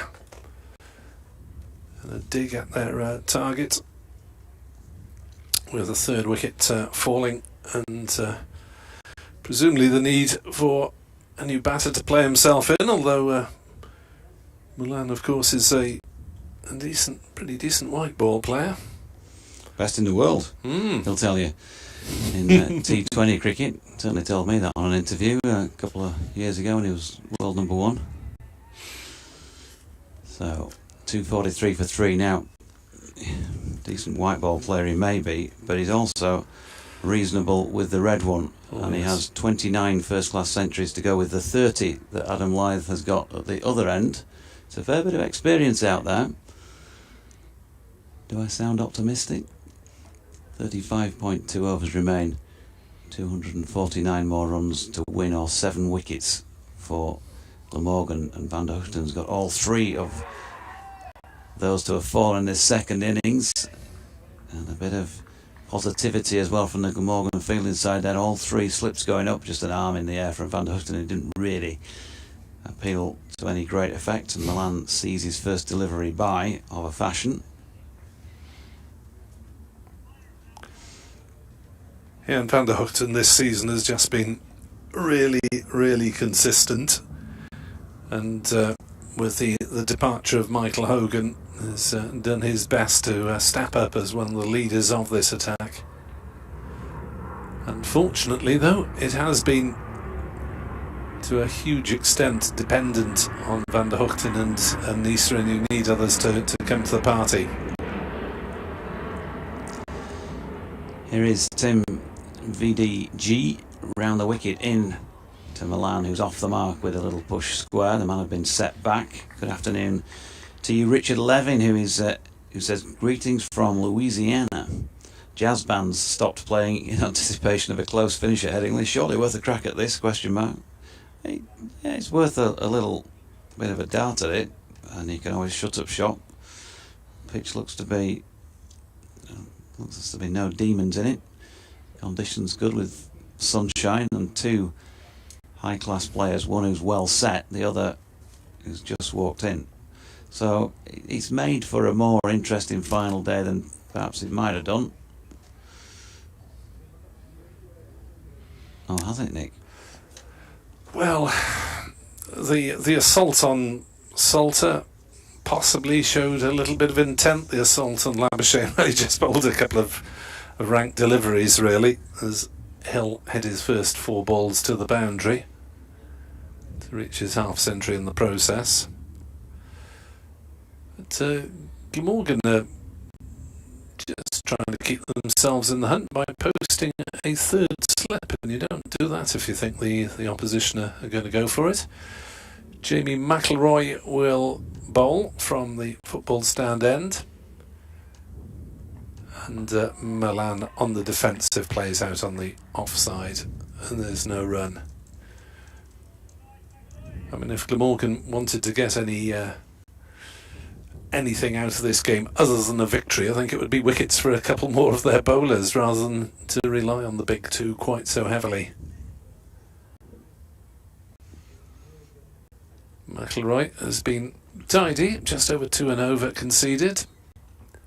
He's beaten the bat, but he hasn't forced a decisive error as Milan defends another one on the offside, no run. There's also the theory, I suppose, that if you bring on a few part-timers and Yorkshire get a few, but sacrifice a couple along the way, you get a little bit closer to winning the match by taking wickets.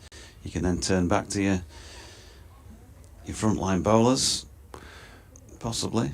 Glamorgan push a gully in to join the 3 slips, and McIlroy bowls to Milan, who plays one into the offside, fancies a quick single and gets through as he played it into a gap, and Milan doubles his score to 45 for 3. And there's a little bit of stretching as he reaches the non-striker's end, as if that single had been rather sharper than he expected. They are in that sort of back-endish part of their career, shall we say, the pair of them, with all those centuries to their names. Just the 2 slips for Milan, and the gully's gone as well as for Lyth, rather, as he walks a single, and Milan was again just looking a little ginger there, as if he might have suffered a twinge on completing that previous quick single. The slips are added to, 3 slips and a gully for Milan, who's not ready as McIlroy comes into bowl. Was that possibly a little conversation in the slips to going on a bit too far long for Milan's liking? As McIlroy in to bowl down leg side, taken by Cook. Not unusual to see Milan get a little nick on those behind. I think we've seen that before. Although it didn't look like it was a deliberately aimed ball. It's a bit wayward.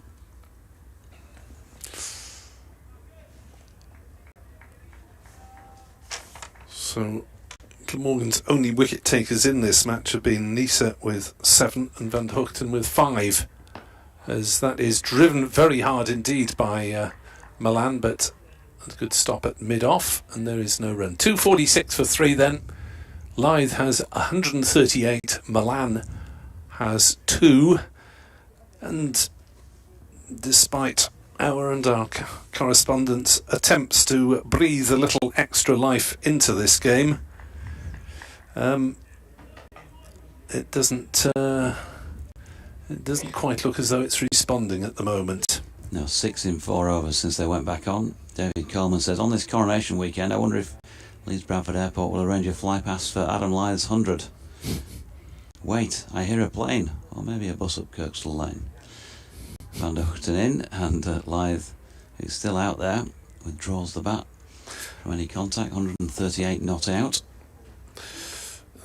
Don't think he'll be organising a celebratory bus parade for a draw, to be honest.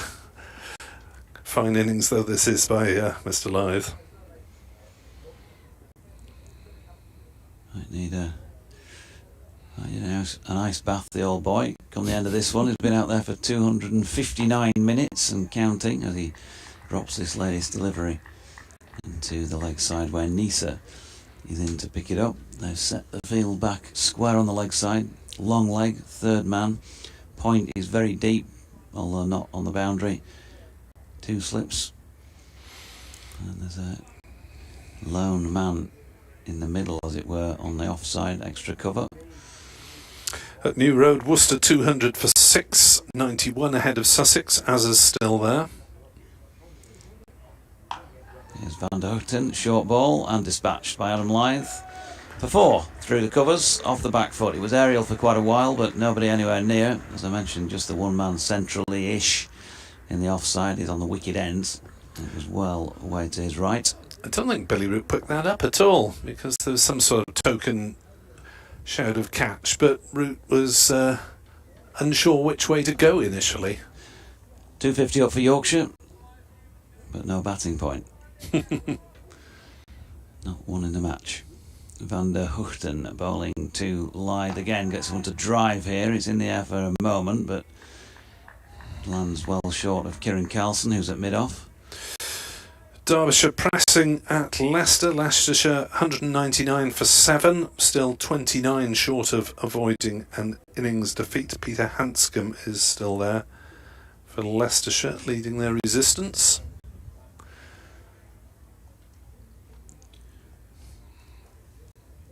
Tim van der Hoogten again around the wicket, continuing to persist with this. That's better from him because Lyth is turned, trying to play that through the leg side, gets a leading edge out towards extra cover, but it's safe. Taunton, Northants 262 for 7 in their second innings. That's a lead of 105 over Somerset. Whiteman, the Australian, their skipper, is still there on 110. Notts 88 for 6, needing a further 207 against Lancashire, but they seem to be holding out. Van der Hoogten wide of Lyth's off stump, and he chooses to leave well alone. 250 for 3 at the end of the 63rd. No wickets fallen for 55 minutes there at Trent Bridge. Hampshire at Hampshire, Warwickshire completing victory by an innings and 84 over the home side, who were 97 all out in their second innings. 7 for a 38 for Rushworth. At Chelmsford, Surrey don't appear to be hugely going for it. They're 65 for 2, needing a further 208 to beat Essex, and they're only scoring about 3.5 runs and over, so that doesn't look like a chase from this distance as McIlroy starts a new over and Milan dabs a single into a gap in the offside and sets off for the quick single. So maybe the twinge when a previous single was taken was only that. As wins go, that's a big win, isn't it, for Warwickshire down at Southampton. Hampshire, very much one of the better sides, not easy to beat in the last couple of seasons. So beat thrashing by an innings on the home patch. They usually have a formidable bowling attack at Hampshire, don't they? Yeah. McIlroy bowls. A big appeal, not given, maybe a little bit high as Lyth was wrapped on the pad. Oh, he's also touching his bat as well to suggest there was an inside edge. Yeah. Chopped it onto his pad. Well, I thought I heard the sound anyway. It sounded woody to me, even from this distance. No need to plug your drinking haunts even further. 251 for 3. Lyth has 142 of them. He faces up to McIlroy. Short ball pulled around, and that one has been just pulled gently in the end down to Van der Hoogten at fine leg. Single taken. Yeah, nicely executed. Once again, got over the top of it. David Milan, very much the early stages for him. 8 deliveries, 3 runs to his name. As I was just looking at Lyth's first class best in case, but probably not. 251 Old Trafford. McIlroy bowls. Oh, that got her up a little bit and was defended by Milan. I wasn't there for that.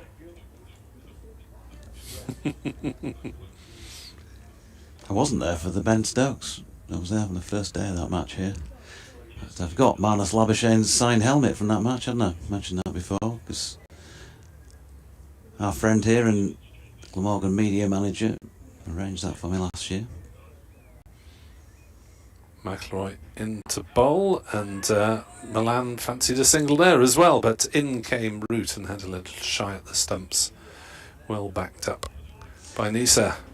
Trent Bridge was where I was situated when Ben Stokes and Jack Leach were doing their business here. All right. T20 game, so I'm guessing you might have had one the same day. Or were you watching that? I was watching it, I think, on an iPad on Penarth Pier. DT by the ice creams. McIlroy bowls and defended by Milan down to gully, and there's no run. No, Mr. Townsend was not present at Penarth Pier on that occasion. It was just me and my slightly less interested daughter who was... I thought that was a choose your words carefully moment. Yes, who was just about understood why I was hanging on every moment on the screen. Well, you would have been when Yorkshire played pretty well against Notts that day, although still lost. That's usually the case with T20 games down there. Van der Hoogten, meanwhile, at the Kirkstall Lane end, and Lythe just pushes this one into the offside. There's no run. No, I did manage to miss virtually all the drama of the England World Cup final win over New Zealand and the Super Over. In fact, of that game, I think we were watching a county championship game that dragged on a bit, and we only saw the Super Over at the end of the day. But there was no hurry for the interviews because the players were all watching it as well. Van der Hoogten into Lythe, who drives this pleasantly into the offside, but straight to short extra cover. No run. Yeah, it was the same here actually. We finished the game, it must have been around about the same time, because I can remember we did watch more than the Super Over, but not a lot more. Maybe another 15-20 minutes. Crowd of press around the TV. I seem to recall we had to well, you know, TV, you normally put the television sound up, don't you? We couldn't find any control to do that as Van der Hoogten bowls here to Lythe, who's going to get 4 runs. Another 4 down to fine leg. They've tested that theory a few times, and he's come up with all the answers. Adam Lythe do well to not to stray down the leg side of this man. So 147 to him, 256 for 3. More than halfway to the target now. So we had the TMS commentary on somebody's phone with the pictures on in the press box that day. Do you manage to sync him up? That'd be a major moral victory if you did. I think we went so far. I don't remember that being a problem. Van der Hoogten bowling to Lythe, who's dropping this lady's delivery into the leg side. No run, so still plenty of people set back, and pretty obviously just to defend those boundaries to ensure that Yorkshire don't have a sniff. Few loose deliveries. If Lythe is playing through a field with 2 men up square on either side on the 1, maybe more boundary opportunities. So they're just defending those while still trying to attack. Van der Hoogten, final penultimate ball of the over, is again straight down the leg side. Lythe misses this time with his flick.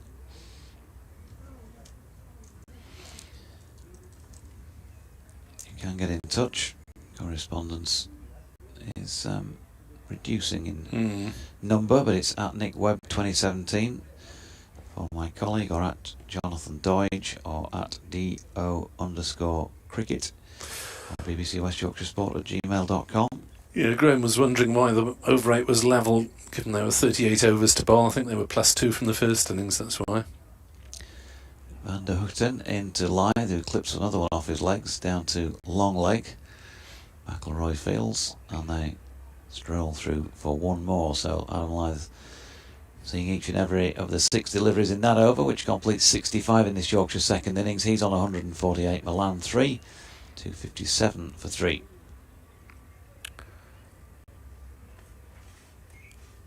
As this game's still meandering slightly, it would seem, unless there is an injection of life from either side. How is Joe Root getting on? I hear you cry. He's not batting. Not batted yet, as McIlroy is running towards us and bowling to Lythe, who defends back to him. Joss Butler made 95 off 59 balls for the Rajasthan Royals. He is out, but has not been replaced by Root, as Hetmeyer has been sent in ahead of him. And there's only 9 balls left of the Royals innings, so Root's participation in that tournament, it continues to be somewhat marginal, as it's a decent ball from McIlroy and defended by Lythe back to the bowler. No Harry Brook, of course, in that match. He's been left out by the Sunrisers Hyderabad.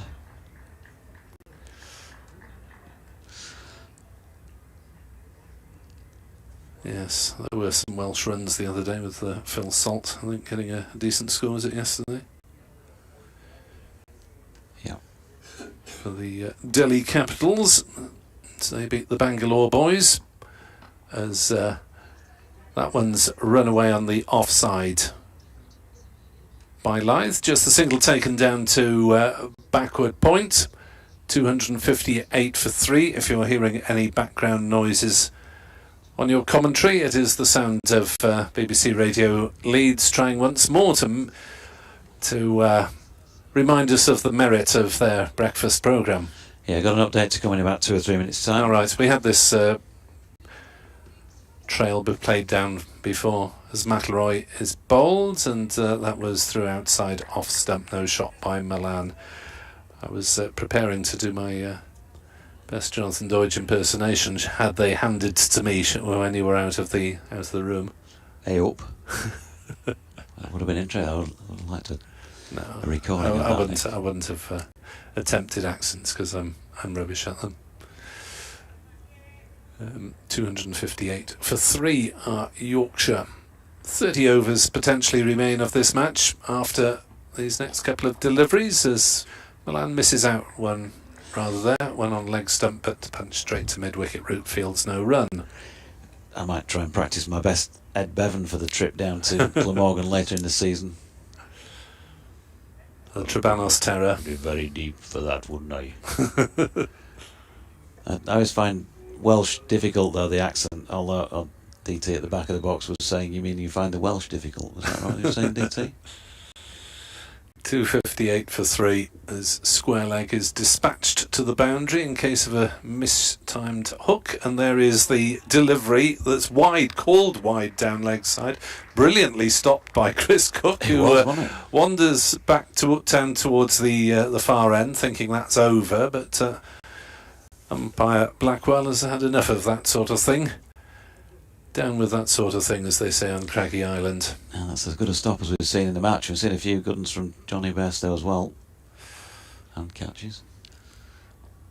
As McIlroy has another chance to complete his over. That's down leg side as well. This time it is legitimately down leg side. I think he was trying to tempt Milan into some sort of injudicious pull or hook shot, given that he just posted route back to the square leg boundary, but it wasn't targeted well enough. Dan Douthwaite bounds enthusiastically on, the 12th man.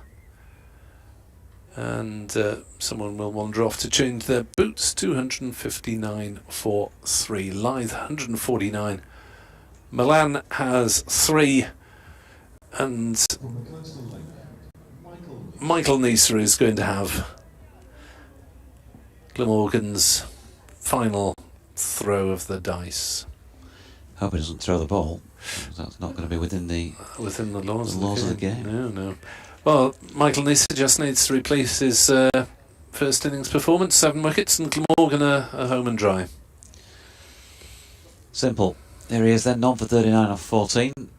Right arm round the wicket to Adam Lyth, who with that little dab down to third man passes 150 in first class cricket, or reaches 150 in first class cricket for the 8th time in his career, and very well played to him. It's included 22 fours and 3 sixes, 275 minutes of concentration. He has been dropped along the way, but he's survived facing 192 balls, and he's done a tremendous job for the home side, who for many, this time yesterday, were dead and buried in this match.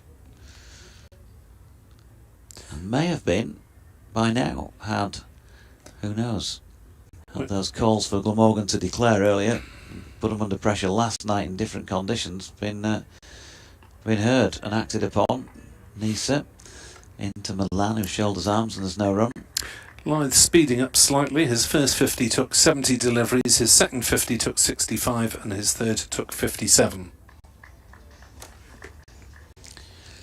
Oh, a bit of Blue Monday or Blue Sunday.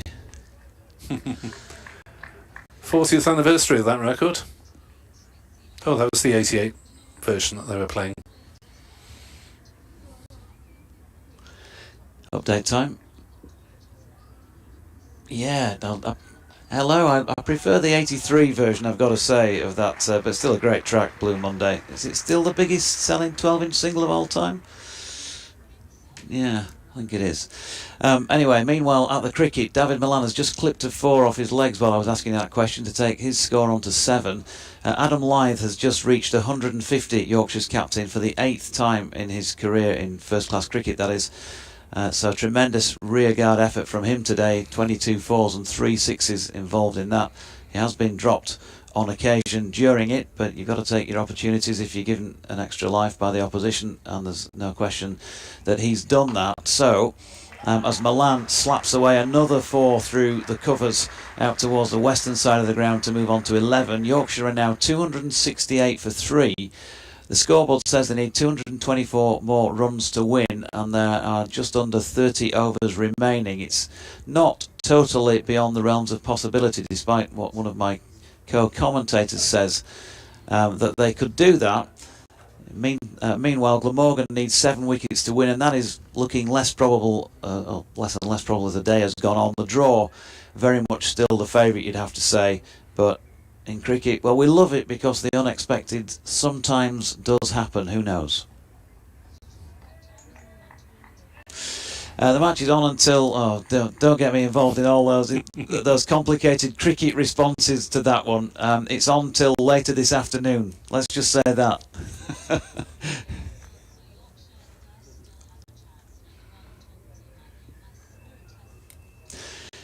Well, there's always a chance. While you're out there, there's a chance. But yeah, it's unlikely.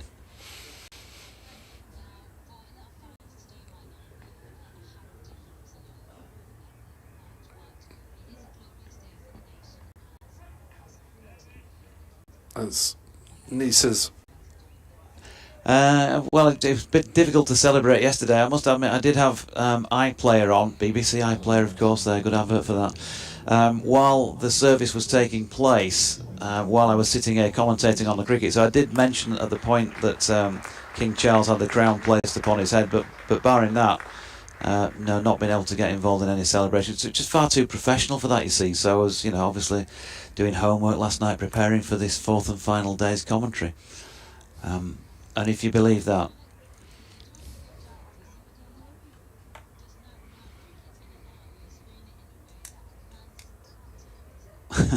do my best. Good talking to you. McIlroy starts a new over, and that's hammered back to him, and McIlroy is in trouble now. That's hit him really hard on the thigh. It's 2 runs to Adam Lyth. The ball bounced up towards long off. It was misfielded at mid-off, who wasn't really expecting the ball to cannon towards him, and McIlroy has taken, I suspect, a nasty one on the shin there, and probably ought to get off the pitch. He's going to have a large bruise there as he hobbles back towards his mark. That was absolutely smashed back towards him while Jonathan was trying to satisfy the curiosity of BBC Radio Leeds about his coronation celebrations.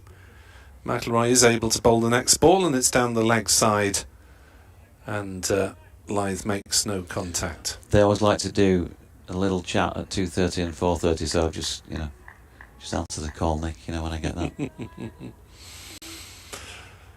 Blue Monday, isn't the intro about 2 3/4 minutes? Oh, I didn't time it, but yeah, it's a lengthy one. Yeah. And see on Wikipedia the claim that they lost money on every copy is repeated, as that one is beautifully driven by Lyth, but a scrambling stop at mid-off, and there is only a single. I think that was a Tony Wilson spoof, that they actually lost money on each copy sold due to the intricate nature of the sleeve. They wouldn't have kept making them if they'd been losing money, really, would they? Although it did have bits of cut out in the style of a computer disc off that era. McIlroy in to Milan, who pulls and will pick up just the single because there is a sweeper on the mid-wicket boundary. Yeah, quite inventive in that respect, weren't they, New Order? With the cover. Yep. Peter Saville, wasn't it, the designer? He was responsible for most things factory. There was a T-shirt of the cover released recently as well to mark the 40th anniversary. As that one's run down by Lythe towards third man. Nisa wanders round and feels to cheers. Popular chap, obviously, in that quadrant of the ground. Maybe a few Glamorgan followers and balconiers still hanging around, though I wouldn't be surprised if any official parties had left by now. Great music intros. DT, you'll have a few of those. As McIlroy is in and bowls, and Milan leaves that one go through outside off stump. 273 for 3. If you'll excuse me, I'll have to craft a few more written words, if that's all right. And Mr. Townsend can keep you company for the next 20-odd minutes, or at least.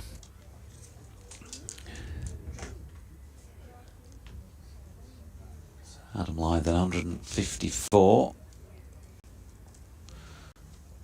which is now his 7th highest first-class score, surpassing the 153 he made the final match of the 2021 season, that famed knock at Trent Bridge where he'd been dropped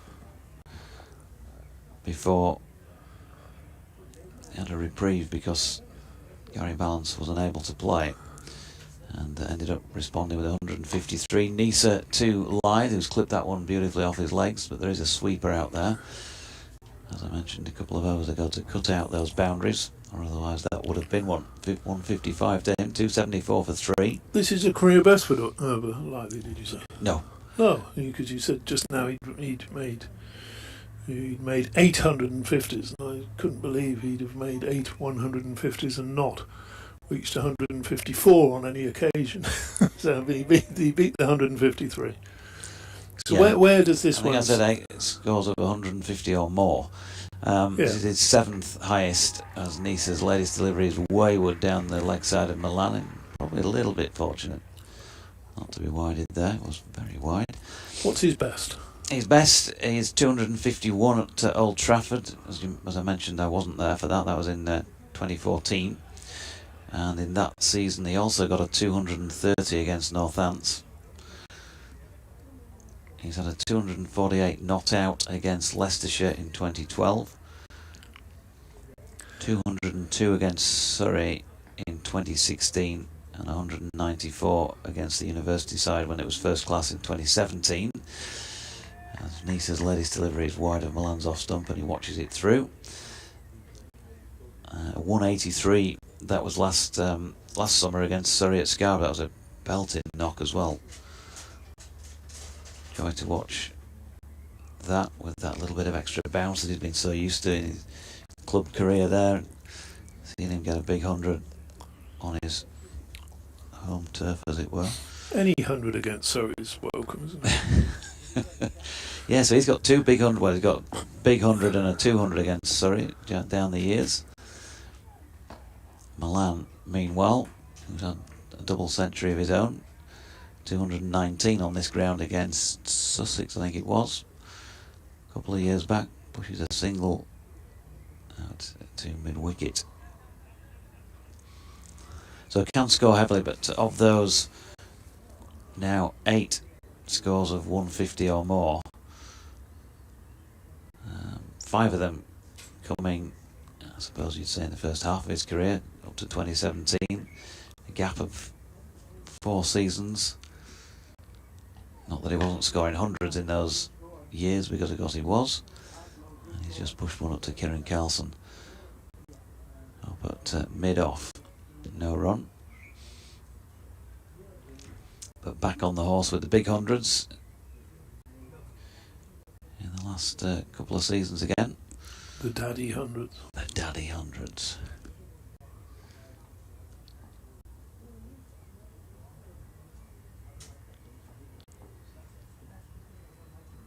Nisa making his way in from the Kirkstall Lane end. into sort of thigh pad region. May have been some back, we shall see. Hassan Adnan looks like he's going to signal a leg by, and does. He's got a way of holding out the right arm as he's walking off, watching where the ball goes. And at the point he considers it dead, he will cock the leg up and give it a tap. Yeah, just way of not forgetting it's a leg by, I suppose, as you watch the ball. 276.43. 17 buys, which is a bit unkind, really, old Chris Cook, isn't it? Because he's not kept badly, and he's had several fizzed away down the leg side that he didn't even dive for. I mean, he's almost in a different parish. We've got James Harris into the attack now. Just bowled the 12 overs so far. Hasn't really... He's been the bat a couple of times, but hasn't looked too threatening so far. Comes in, bowls, and Lai just pushes that square. Thinks about a run, but then decides against it as Billy Root comes round to do the fielding. Did his brother get on in that game today? He was there were about 9 balls left, weren't there? And he hadn't appeared at the crease. No. No, he didn't get on. Didn't get on. Next delivery just pushed squarer of the wicket this time for a single by Lyth. How far's he got to go to move up on his list of scores? Did you say this was his 7th biggest today? So he's got to get into the 180s, hasn't he, before? He's got time to do that, I suppose. We're looking at a further 26 overs plus the 4 balls that are left in this one. Although, having said that, I think they can shake hands on a draw if it carries on at this pace for the next hour or so. Next delivery from Harris is just dismissed through extra cover by Milan, and everyone always talks about Ian Bell's cover drive, don't they? But that cover drive of Milan's is a little bit special as well when it's working, and that was one of them. He just foot out to it, bat through in a lovely shape, and away it went. He moves to 17.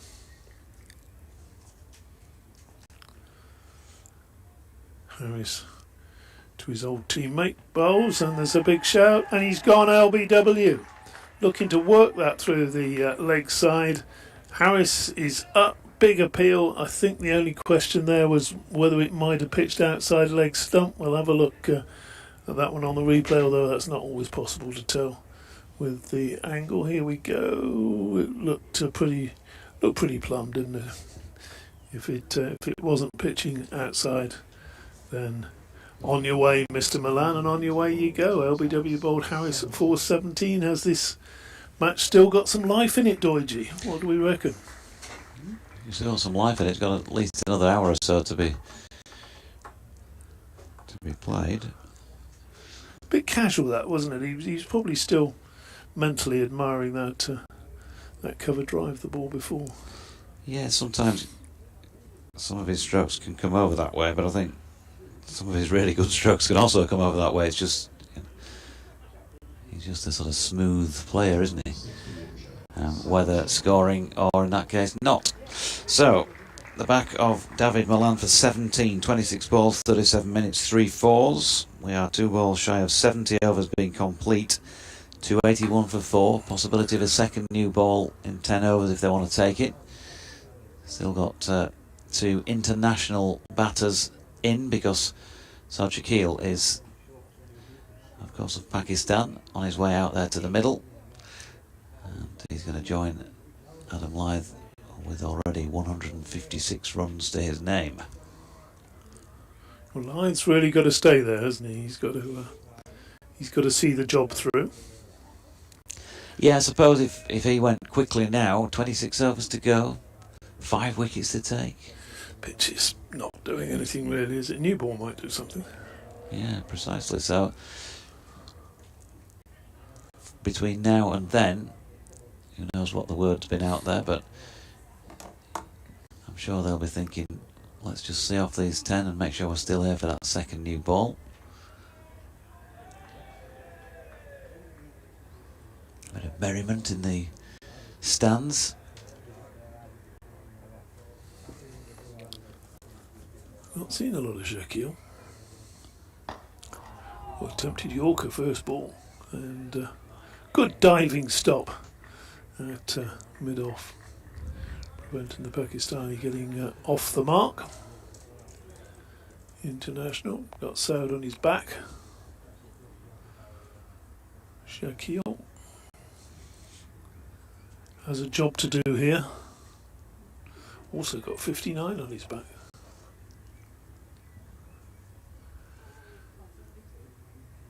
Harris bowls to him. He's solid, very watchful. Defensive shot played into the covers. That is the end of that over from Harris. He's got a wicket, and he got his old Middlesex teammate out. David Milan, LBW. Wasn't much doubt whether it was hitting the stumps. I wonder whether it might just have been borderline at leg stump pitching, but we shall never know, Doiji, because the cameras are not in line here. What would your number be? What if I had a number? What on the shirt, you mean? Yeah. Maybe Well- commentators should have numbers as well. Well, it'd obviously be 1, wouldn't it? Or 3, yes. What would yours be? I thought you might say that. Thank you for living down to my expectations. Michael Neser is coming in from the Kirkstall Lane end, right arm over, across the face of Adam Lyth, and there is no run. What would yours be then?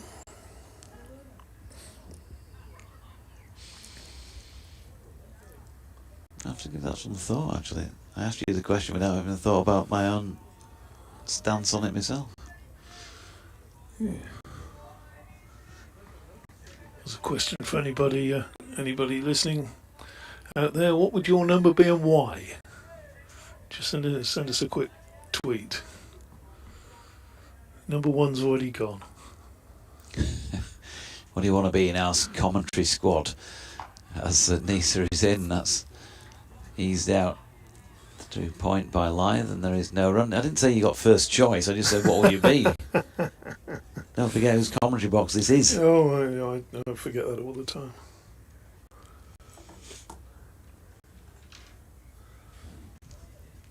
Yours would probably be something like, you'd probably take Rooties, would you? 66, would you do that? Wouldn't want to, you know. You wouldn't want it the same as Root, no? Well, I mean, there's no comparison, is there really? He's just simply not as good a commentator. What would Fred's number be? Number 1. Or all 10. Marvellous. Michael Neser bowling here to Saud Shakil, who pushes that out into the offside. No run. It's the third delivery the Pakistani test star has faced. Got a lot of first-class runs to his name. Hasn't played many tests. Only just getting in the side in recent times.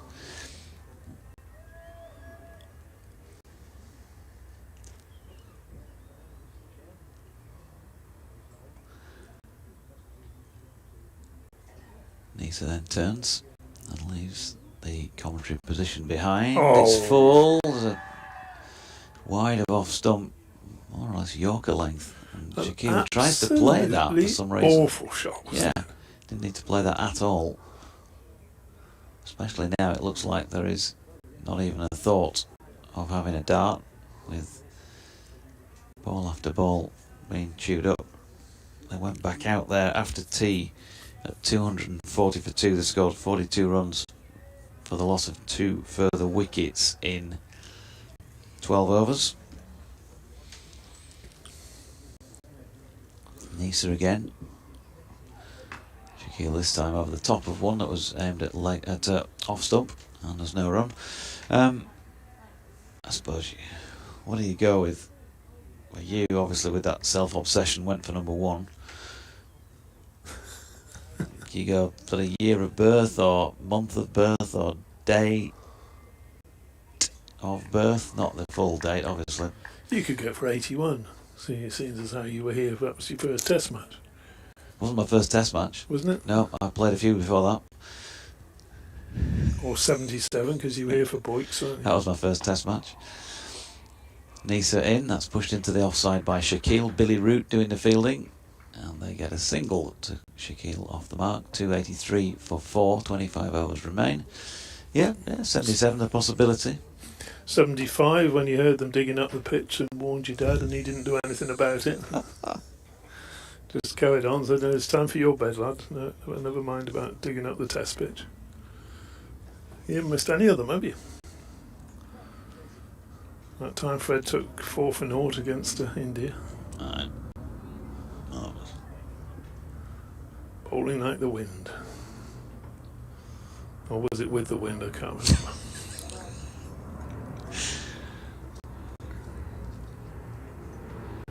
With the wind behind him, I should add. Yes. Started a new over from Harris, and that's played back to him. And there is no run to be had there. Plane goes over. Marty will no doubt be able to tell us what that one was. More holiday makers on the way home, I would imagine. Is he not with us? Are you with us, Marty, this afternoon? You'd have thought he'd been tuned in. Pick up a few tips.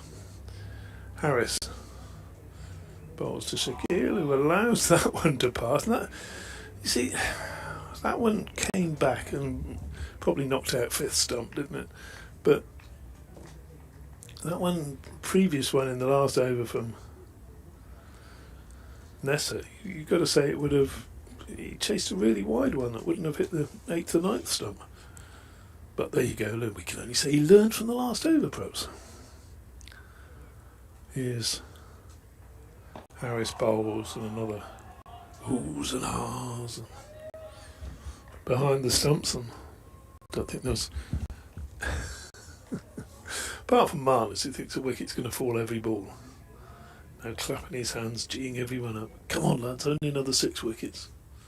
It's taken us 71 overs to get the first 4, but these other 6, they'll go quickly.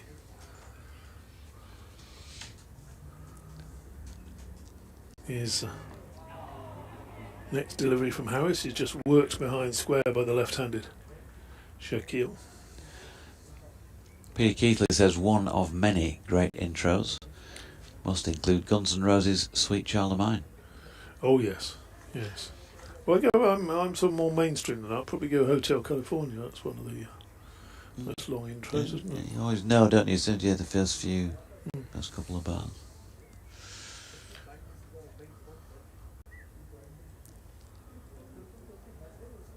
One of my favourites is a song called The Working Hour. It's on the Tears for Fears album. That ball from Harris was bad. Sorry, I thought it was your delivery. It's not, is it? That ball has caused Lythe some discomfort there, because that one's bounced a little bit and it's hit his bottom hand, and he's not happy, is he?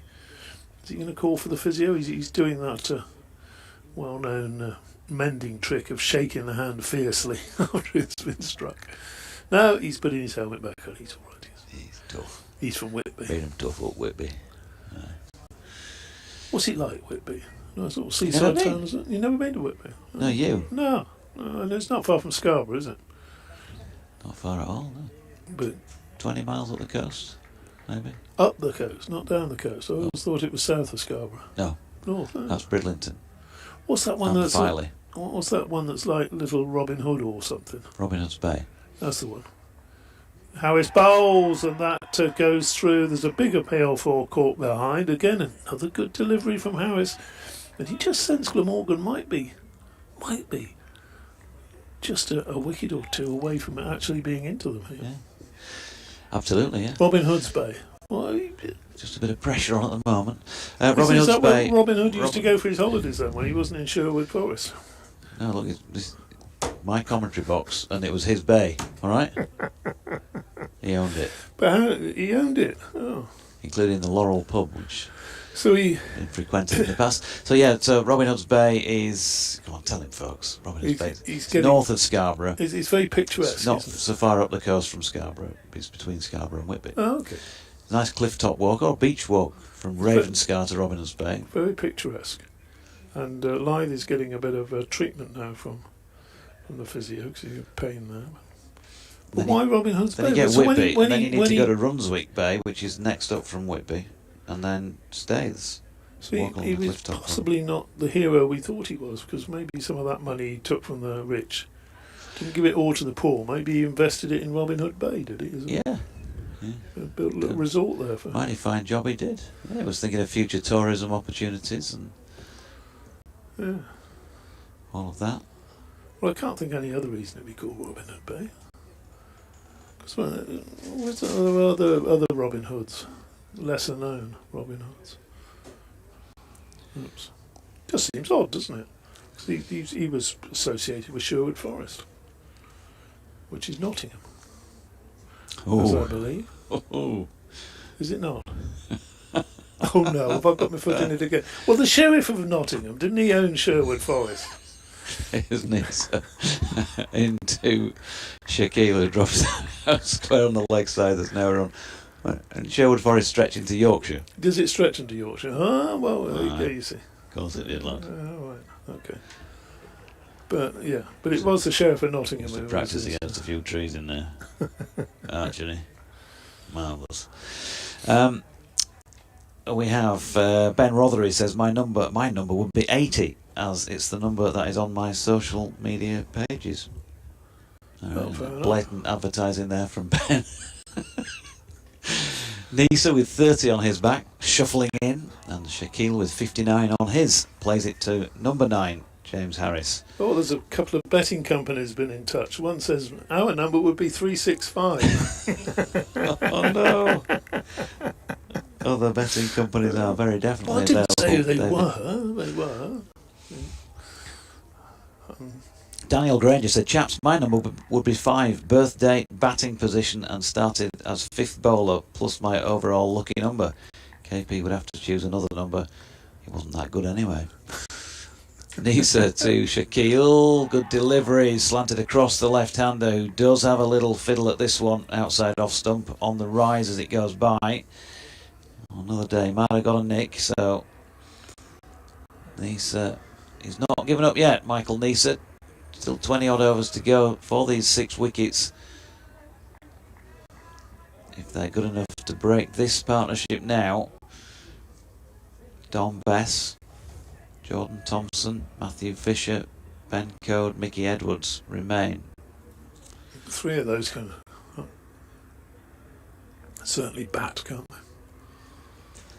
Nisa, short ball pulled by Shaquille. It's not so far off being over the top of Kieran Carlson, probably to his left at short mid-wicket, and has been dispatched to the east side boundary for Saad Shaquille's first boundary. 6 to him, 288 for 4. Just the 204 needed off 23.2.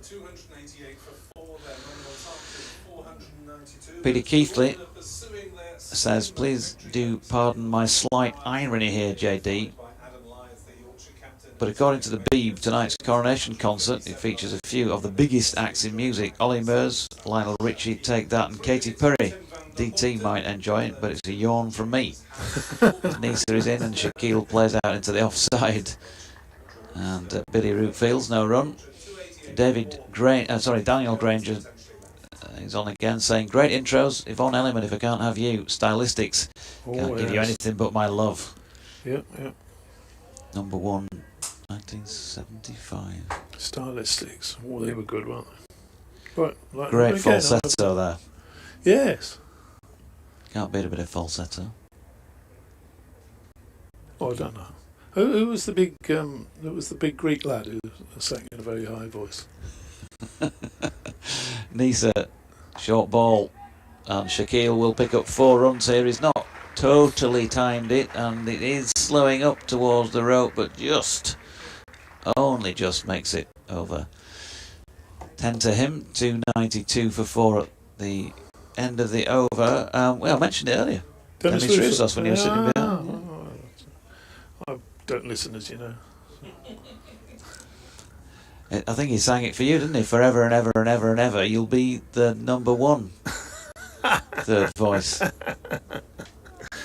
Oh, that was good, Dennis. That was another sort of bloke who sang with a high voice, wasn't he? And who else am I thinking of? Leo Sayer was one, wasn't he? He had quite a high voice as well. One-man band. Oh yes, like that. 292 for 4 then as Harris comes in and bowls, and that's Lythe just easing it out to deep backward point for a single. Thunder in My Heart. Oh, was that Leo Sayer? Yeah. What was the other one I'm thinking Something of? to do with a clown, wasn't there? When he got dressed up as a clown. Which one You was Make that? Me Feel Like Dancing, was that it? Yeah, I think so. But what was his original hit when he came on all in that clown outfit?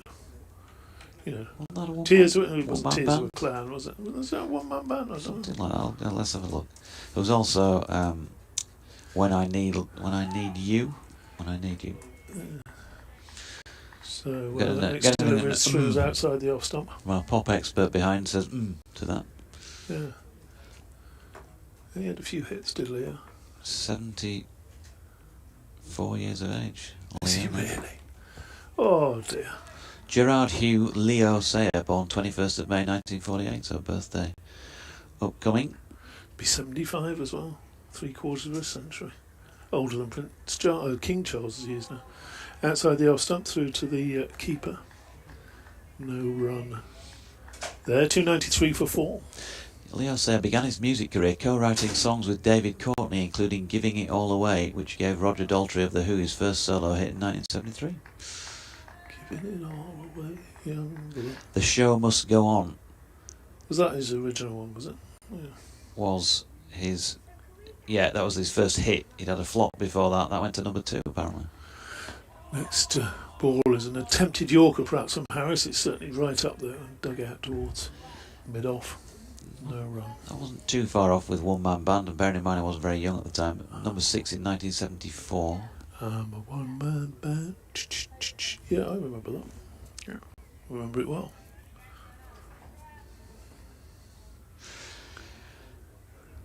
Back in Good the day. music. Good music in those days. Harris bowls to the left-handed Shaquille, who allows that through to the keeper. 59 on his back. Now that's an odd one, isn't it? Right. It's one of the Currans has 59 on his back, but I think that's a tribute to his dad, who was born in 59, died at a young age, didn't he? Kevin Curran. But 59, maybe it's the year his dad was born. Who knows? Next delivery is pitched up, driven back firmly. Harris half stops. No run. So that completes the 74th over, 22 remaining.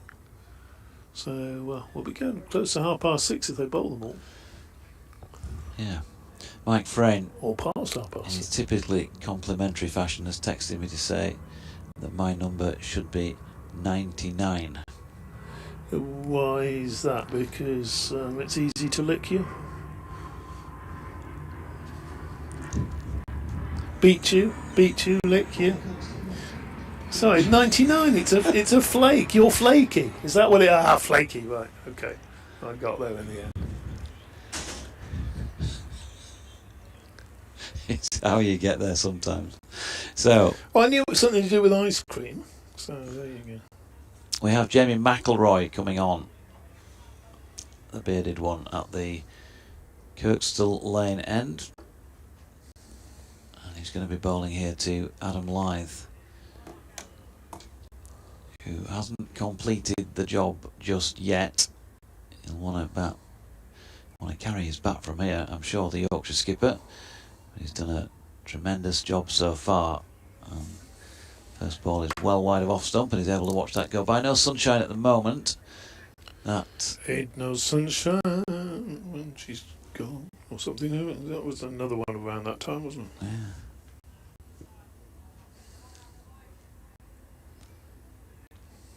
Bill Withers. Yes, I think so. McIlroy, left arm over the wicket, and Lyth eases one down backward of point. Root is out there in the distance and will fire it back in. They get through for 2. Just a bit of cloud away to our right, the west side of the ground. That is at the moment blocking the sunlight, but still plenty bright enough, and a bit of blue sky overhead.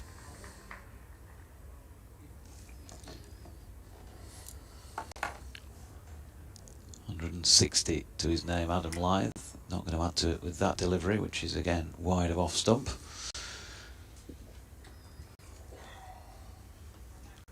Still attempting to attack, cover both angles here. Glamorgan skipper David Lloyd, so he's got 2 slips and a gully, but he's sent the 2 square men back all the way. Just a bit of boundary protection with a ring field. McIlroy in again. There is a gap through the covers, and Adam Lyth has laid his bat on one and played it through there. Good chase by Billy Root. He's going to save the boundary, keep them to 2. Lyth on to 162, and Yorkshire fast approaching 300 now.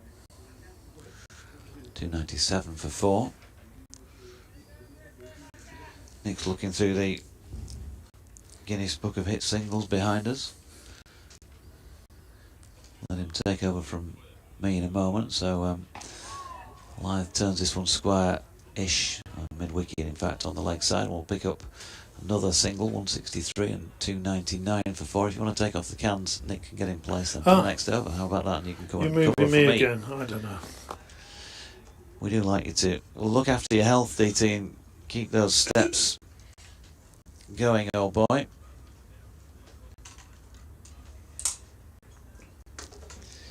Emphasis on the old.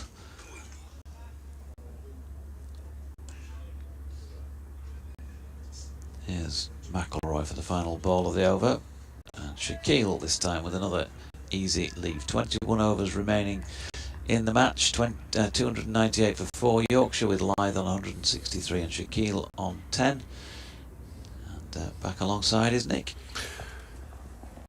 Thank you. Yeah, this is going a little bit deeper than I thought it might originally. Thought it might be handshakes around about this sort of time. But Glamorgan needs 6 wickets, 2 taken after tea. They've just about held alive those rather marginal chances of victory. As Harris starts a new over from the football stand end, and the first ball is well driven and well fielded at mid-off, and there's no run. They've stuck to it well, haven't they? Is that Carlson? It is, yeah. Usually is. Yeah. Carlson, chief ball polisher for some reason in the Glamorgan side.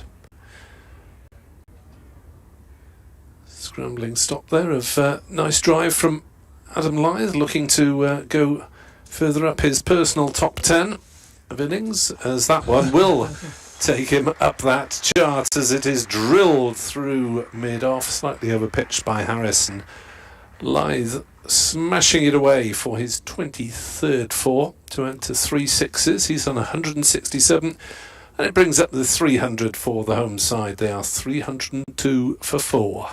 That would be one of the best of his 23 boundaries. That was, he hadn't quite got it right, the ball, before, had he? But that one was just perfect. Placed a little bit wider, struck beautifully. Harris in to Lyth. Oh, allows that one to go through, and it's taken off. Chris Cook couldn't take it, and it's gone through for 4 more byes. And Cook's having a little bit of a torrid time behind the stumps. That one seemed to go a bit. A rare one in this final day. Yeah, Lyth just stuck a pad out to just acknowledge its existence outside the off stump, and it Did it flip the pads on the way through? No. Otherwise, well, the umpire certainly didn't think it did. Otherwise, obviously, not offering a shot. Would have disallowed the runs. Yeah, 4 byes, 306 for 4. Harris bowls, and they threw for a quick single as that's chopped down onto his pad by Lyth. rolls out on the offside northeast. Goes round from gully to field it. 307 for 4. So interesting that Harris is able to extract a bit of lift out of the pitch at this very late stage on a pitch that's shown absolutely no signs of misbehaving before now. With a very old ball as well, given it's into its 76th over. As Harris bowls and forward comes Shaquille to defend back to the bowler. Yeah, I suppose Glamorgan have got that in their sights. 4 more overs after this. They can take a new ball and might as well bowl a few with that, just in case it makes any difference. The cliche from today may well be, you can't fault the lads' efforts. No. You can fault some of their catching. Harris bowls and Shaquille defends on the leg side. Neil Thornycroft says his number would be 99 because he would be a flaky batter. And Graham Smith draws my attention to the fact that Wales national counties side have beaten Oxfordshire twice. Samit Patel apparently played for Oxfordshire in the first of those 2 T20 games. So I'm trying to dig those out for you. Some for great Welsh follows. Great games, great players over the years have played for Oxfordshire. Mm-hmm. Although I was only represented them at under 15 level, Nick. So. All right. So 307 for 4.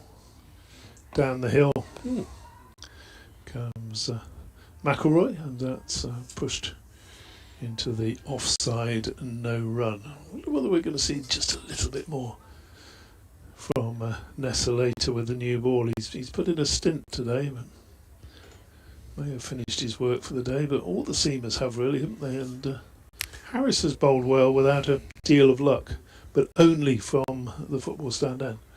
The couple of 3 overs he had at this end were not particularly successful or particularly good. That next ball played to deep mid-wicket by Lythe, who just jogs through for yet another single and ticks over. And for the benefit of Welsh listeners, to go run through briefly these 2 T20 games. Oxfordshire 67 for 9 in the first one. Wales 68 for 2 in reply. Richard Edwards took 3 for 11 in his 4 overs. Here comes McElroy bowls, and watchfully Shaquille plays it up to mid-on, no run. Wales runs from Cameron Hemp 30 not out. Brad Wadland 29 not out. As a lot of the names in Welsh cricket tend to rotate between the Wales national county side, the Cardiff Universities set up, and Glamorgan seconds. There is considerable crossover between those teams. And why shouldn't there be? Indeed. McElroy, left arm over bowls, and that's driven nicely, but straight to short extra cover where the ever enthusiastic Carlson does the fielding. Second game, Oxfordshire managed 105 for 6. 3 wickets there for Saij Jaspal, Hammondford bowler, and also Cardiff University's set up. McElroy bowls, and that one just popped a little bit as well. Well played, wristy, soft hands down into the gully by Shaquille, but again, just a little bit of encouragement. And again, the second game at Ponstall Iceway, Wales making very short shrift of their relatively modest target, getting 206 for 2 in 13 overs. Cameron Hemp 28, Ben Kellaway, Glamorgan Academy lad 50 not out, Brad Wadland 24 not out. McElroy bowls, that's outside the off stump, and again taken at it's an old ball and taken around shoulder height by Chris Cook. So that's the end of the 77th over. Another 19 can be bowled. Whether we'll see all of them or not, I don't know. I think with another wicket falls, they'll carry on for a while yet. But,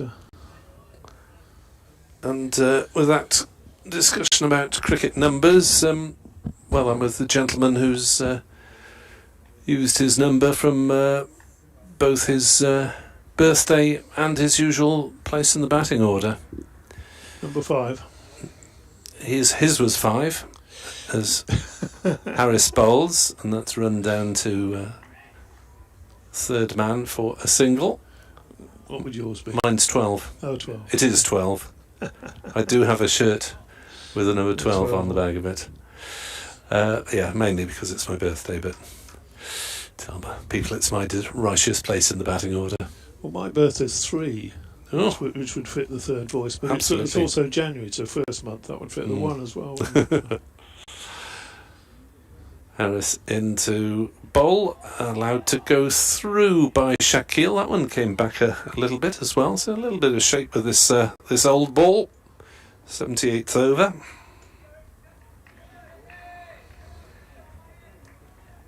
So you're 12, I'd be 1, and what did Deutsch? 99. He went for 99 as well. Same flaky joke. Or was that some? No, somebody nominated you for that, did they? That's what it was. As Harris bowls and Shaquille's squared up by that one. It shoots towards slip. Shaquille wants a single. Is hastily sent back by Lythe. Didn't quite carry to slip, I don't think. No, short of. Bounced short. Short of Was Marnus. half fielded. But Shaquille set off like a startled rabbit and then had to return Yeah, to safety in the same manner. I think he wants to get away from Harris at the moment. Harris is putting in his best spell of the day. Shaquille 10 off 30 deliveries as Harris is in. Bowls. Oh, driven through backward point for 4. Applause from the crowd. There were initial shouts of catch, but they usually are. 14 to Shaquille, 313 for 4. As we move towards the new ball.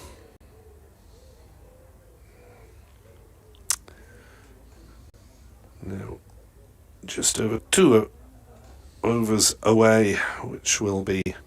Well, we've said several things at Glamorgan's final throw of the dice, and they've kept on throwing it. Yes, and justifiably as well. Yeah. They're still... Well, yeah, they're professionals. They're paid to be out there.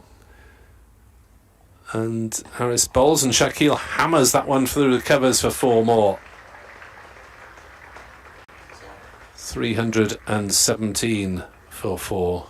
It's on, says the Yorkshire correspondent. A mere 175 needed for victory in 18 overs at 9 point something.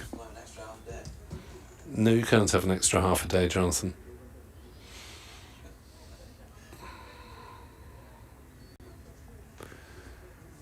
Shaquille's starting to get going then. Glamorgan still with 3 slips and a gully, hence the relative ease of scoring. As Shaquille scores a 3rd successive boundary. This one, a legitimate shot through backward point, smashed away. He moves to 22, 321 for 4.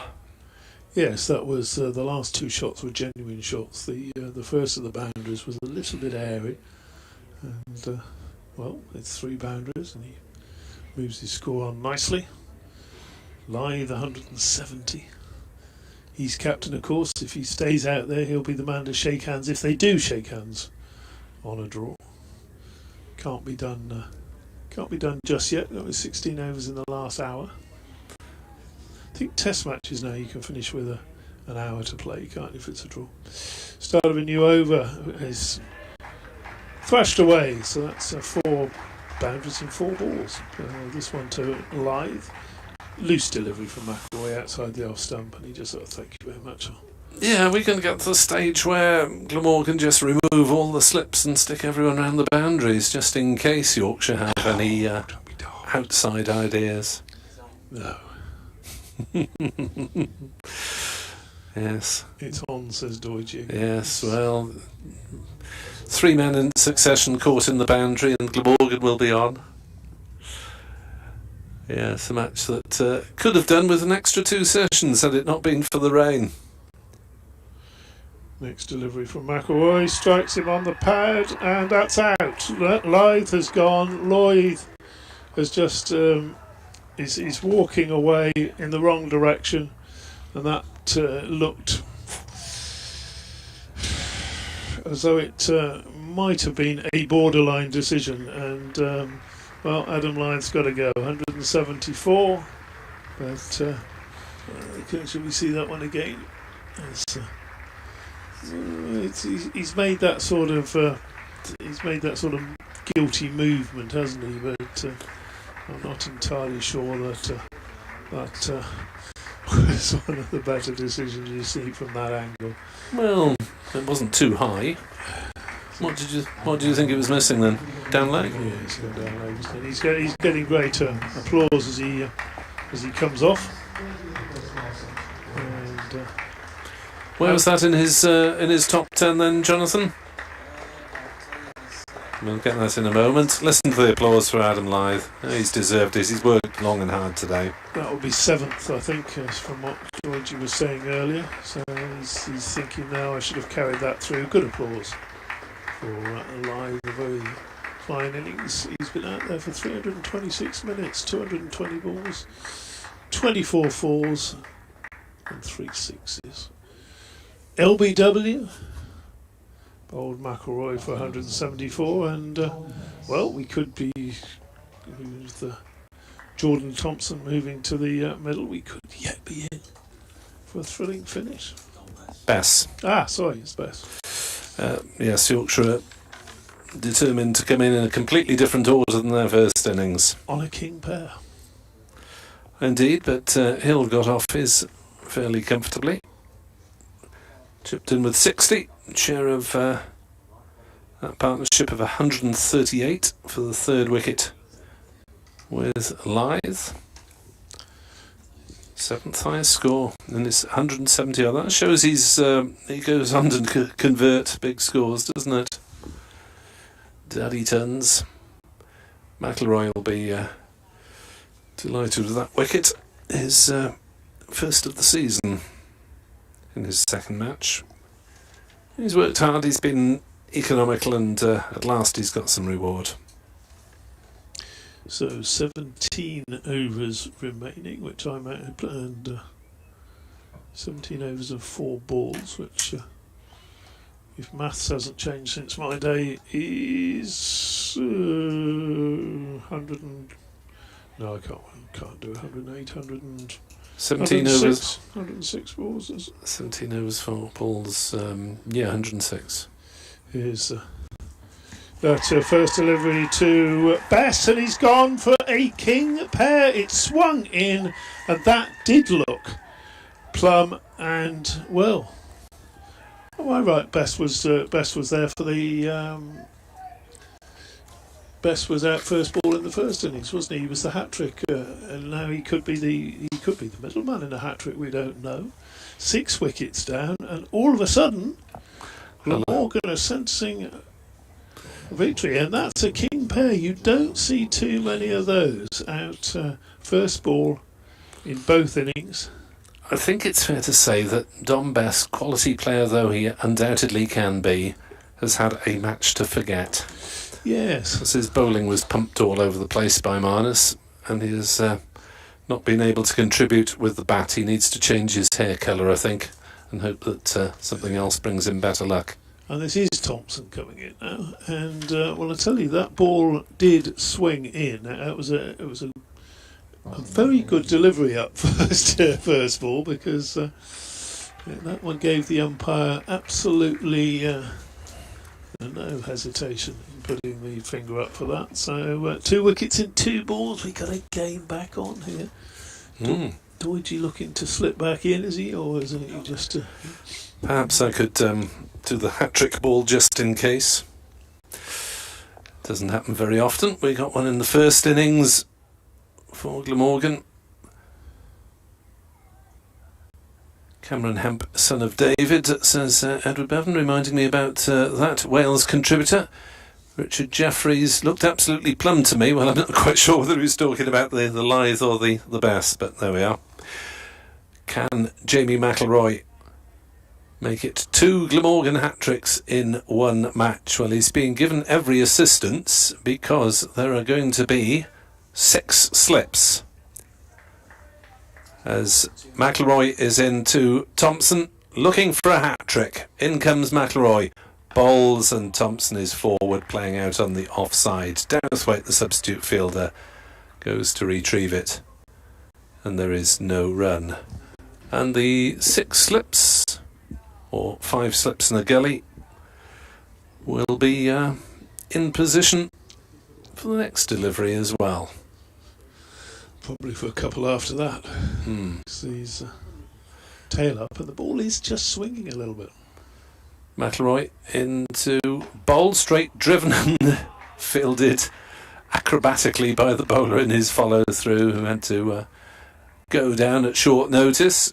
Managed to parry it down by his feet. 325 for 6. Glamorgan have 17 overs to get 4 wickets. Or Yorkshire to score 167 runs. Oh, we've banned talk of Yorkshire from a very early time.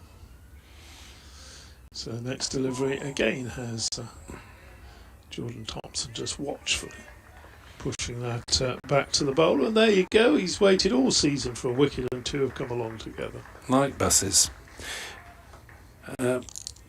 Adrian Harms reports an unbelievable performance from Ollie Robinson, the Sussex and England bowler, with career best match figures of 14 for 116. But even so, that might not be enough for Sussex, says Adrian. So what is the score at Worcester, I hear you cry? Are you anywhere near it, Dave? I am not at the moment. No, okay, let's flick a couple of buttons. I'll get it. You Worcestershire, 244 for 8. Harris is in to bowl outside off stump. Shaquille allows that one to go through.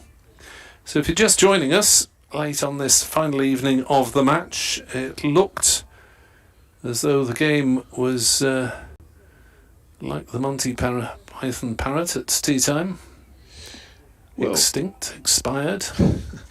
Yeah, well, you talk about match figures. I mean, there's still 2 wickets to take in that game. Yeah. So you could end up with 16. So it's the best, as there's an appeal from Harris as the ball thuds into Shaquille's pads and rolls away gently down towards short fine leg. Van der Hoogten fields, and they're through for a single. Chris Cook falls over trying to take the... Oh no, it's David Lloyd who was trying to take the throw in. Ali Azhar's still there. Still there. He's got 97. Sounds as though it's been a cracking final day, though. Yeah, Worcestershire 135 ahead with 2 wickets remaining. Well, that presumably is a similar sort of stage to ours, so not time for Sussex to get the runs, as Harris bowls outside off stump through to Cook, who slings it up towards Carlson, just in case Glamorgan are in danger, I suppose, of slipping with their over 8. 326 for 6. Final hour to start after this. So. Yeah, I feel that there might be a little rewriting needed to my BBC match report. And that one is slapped through the offside for 4 runs by Jordan Thompson. Harris just bowling back of a length and not getting away with it as we go through these final couple of deliveries before the new ball. McIlroy, having just claimed a couple of wickets, might he get an extra over or 2 with the new cherry? Will they take the new cherry now this one's swinging? We'll find out very shortly. And that first ball to Don Bess, as you say, is not at the best of games. Complete his king pair. That was a perfect left armer's delivery, wasn't it? It just swung in late, plumb in front. Harris bowls, Thompson drives on the bounce back past the bowler up to mid-on. No run, at least for the crowd who are hanging on in these closing stages. Some of them may be fearing a late Yorkshire collapse. Any remaining Welsh supporters just hoping against hope. But at least they all have a very pleasant evening sunshine in which to bathe. Interesting, the field going back for this final delivery so that Thompson can take a single if he wants one. Harris is in to bowl, and Thompson does take a single, turning one, I was going to say off his legs, but it is a leg by. So Jordan Thompson, with all-rounder status, is quite happy to be on strike at the start of a new over. Yeah, I mean, Matthew Fisher can bat as well, but 10 and Jack perhaps less so. Yes, well, 10 and Jack weren't. Oh. Fisher was one of the night watchmen, Edwards was the other. They were both out for naught. In the first innings, Ben Code was run out without facing the Diamond Duck, as David Bowie so nearly named his groundbreaking 70s LP. Ah, yes, the Diamond Dogs, wasn't it? It was. And he also had that ridiculous little ditty that he sung as well. Was it the Dancing Gnome or something? Was it the something gnome? Laughing Gnome. The Laughing Gnome. Yeah, Betty's expunged that one from the greatest hits. Yes. New over then, and that's again shaping away a little bit. They could. I didn't see the signal for the final hour, but the final hour's just started. They could have taken the new ball. I haven't seen it. Let's get the glasses on it. You can usually see nothing. Didn't see any umpire waving it in the air, which is the usual protocol, isn't it, to demonstrate to everyone in the LS postcode. No, says Jonathan, who's also got the bins out. So McElroy continues with the old ball to Thompson, pitches up, and that's driven through the offside, or just really into the gap, and he's got a comfortable enough single. Why would you risk a new ball if the old one's swinging? Stay with it. Maybe we'll get another burst from Mr. Nesso as well with the swinging old ball. 16 overs, minus 2 balls. Pitched up, and he's bowling a good length, McElroy. He's given the ball a chance to swing, and it has done. Might have been, shall we say, had that generous finger to remove Lythe, but certainly nothing. Possibly umpire's call or something. It wasn't a clear one, was it? Whereas the Don Bess one was, yes. His next delivery is pushed into the offside for a single by Shaquille. I don't. You never see a batsman walking for an LBW, but I think he might just as well have done for that. He'd been on his way back to the pavilion before the umpire's finger went up. 333. Let's do old Dudley Moore in the Kent press box of Yor used to say. Next delivery down the leg side, and that's whipped by Thompson in the air into the east stand. So no messing around defensive stuff from Jordan Thompson. That's gone many a mile.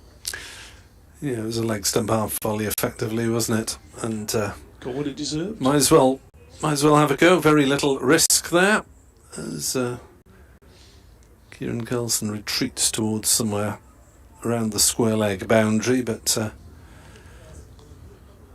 would have had no chance anyway. Thompson with a little sort of squat as he waits for the bowler to come in. Plays that one firmly up to mid off. He's not going to defend. He's looking for his runs. Jordan Thompson. He's on 11, 23 to Shaquille, who's done a fair bit of defending. Did have that little burst of 3 boundaries and 3 balls. Be fun if this were a timeless match, wouldn't it? It'd quite be an interesting finish. 150 odd to win, 4 wickets left. Yeah, you'd very much fancy Glamorgan in a timeless game, given that you've got those last 2 to come, the Edwards and Code. New ball is now signalled. 1 over late. And is to be taken by Van der Houten. And I presume he's at this Kirkstall Lane end.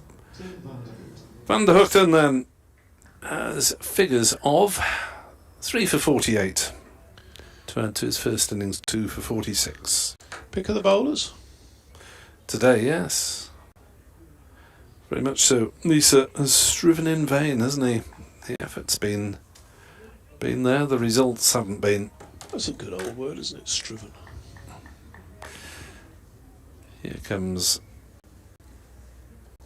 Tim van der Houten with the new cherry and with 4 slips lurking behind Shaquille, who will play it comfortably wide of those slips and take a single down to point. I'll take a little rest at this point, and I'll be back for the last 2 wickets in half an hour or so. Yes, there's a lot of games still going actually around the country, even though we're late on the final day. Warwickshire's innings win over Hampshire, the only confirmed result today so far.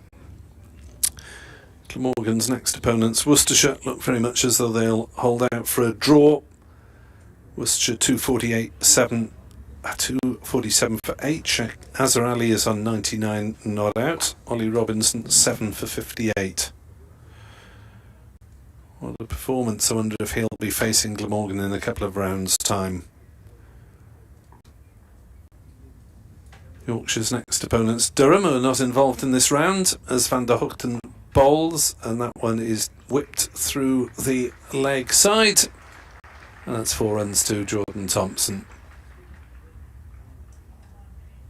Comfortably placed through square leg, and the fielder on that side is at short leg, so once it's past him it can race away.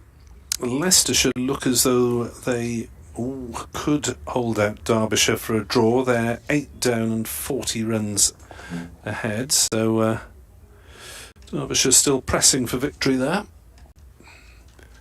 Jonathan Doidge is back with us on BBC Sport Online, and Van der Houten is in to bowl, and Thompson leaves that one. So 4 slips, a short leg, and Billy Root is pretty much short in at cover. Just have to keep an eye on him to see if he is catching position or not. Division 1, it looks like Northants have batted out for a draw against Somerset. They're 310 for 8, which is effectively 153 for 8. As Thompson chops down on that one, good delivery from Van der Houten, rolls down into the gully.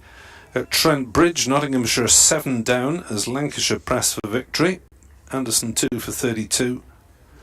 Balderson 3 for 21. Notts 122 for 7, leading in a further 171. And at Chelmsford, the City Slickers have had a bit of a collapse. Surrey 115 for 6, needing another 158. Technically to beat Essex. Next delivery, effort ball from Van der Houten, but allowed to go through. Or Essex 4 wickets then? Yeah. Essex need 4 wickets, yeah. Surrey need 158 runs. Shockwaves across Division 1 if both the champions and Hampshire beaten on the same day. Indeed, so plenty of drama around the country. Is this match going to produce a dramatic finish with 14 overs left? And Van der Houten bowling to Thompson, who drives up to mid-off. No run. And the over, 3-4-4 for 6. 14 overs remain to be bowled. Run rate is 4.2, so it's been a healthy day's entertainment. Yorkshire have had flurries of boundaries at certain points. Salter and Labuschagne were given short shrift when Glamorgan introduced spin into the attack, but it has been work for the seamers, and they have worked a little bit better as a unit today. A couple of wickets for McIlroy and one for Harris to add to 3 from Van der Hoogten. And Michael Neser will have another burst. Kirk's the lane end then. Neser with 18 overs, 4 maidens, none for 60 to his name in this second innings, having taken 7, of course, in the first. Draw at Taunton, Somerset, Northants. Northants have held out. Neser to Shaquille, wide off stump and an easy leave. Plenty of encouragement from David Lloyd at first slip. Trying to keep his team G'd up here. Tim van der Hoogten has removed a boot at the moment, down at mid-on. Sun back out and shining. That should help from a batting perspective. Shadows beginning to lengthen a little from the west side of the ground as the sun drops. And Shaquille pushes up to mid-off and there's no run. Van Houten still tying his bootlace while that delivery was bowled and continues to do so. Well, I suppose they don't want to muck around, do they, with the over rate level? They can't really afford to lose a point at this late stage. Would be a little careless. They have called it a day at Worcester now. Neser wide on the crease, round the wicket. Shaquille chops down on that and it did just bobble along behind him for a moment. He's managed to keep it out. Yeah, Sussex enabled a forced victory despite the efforts of Ollie Robinson. Worcestershire have declared, presumably in the agreement, that would be that.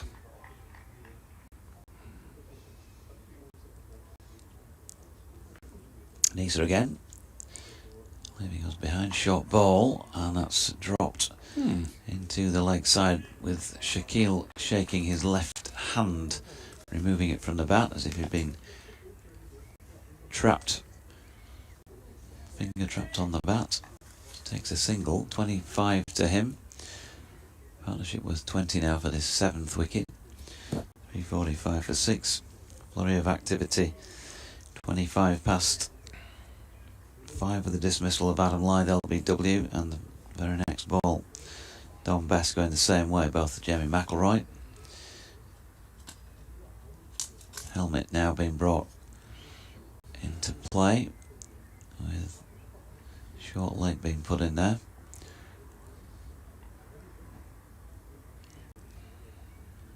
He's the better part of 2 strips away from Jordan Thompson, who's got that quite open stance and waits then as Neser is in and then tries the 5-card trick with one up there outside off stump, which Jordan is happy to leave. 2 4s and a 6 for JT as part of this 15. Shaquille with 5 boundaries to his name. It's kind of come in fits and starts, little flurries of activity, and then things quieten again. Final ball of Neser's over here. Throws it right up there and that goes through. Jordan Thompson, who's pushing forward, had a good delivery. Hands on hips from Neser, who walks a few yards beyond the end of his follow through and then turns to go get his cap from Hassan Adnan. End of the over then. 83 now complete, second time around for Yorkshire. 345 for 6 and 4 wickets still needed by Glamorgan. Yeah, I think they'll be heartened by getting closer to bowling a side out on the final day than they were last week when Leicestershire only lost 3 wickets on the last day, albeit that was only in the 3rd innings of the game, as Van der Hoogten with 4 slips will bowl to Shaquille, who's forward, playing out into the offside. The ball trickles into a huge gap and they'll go through for a single. 345 for 6.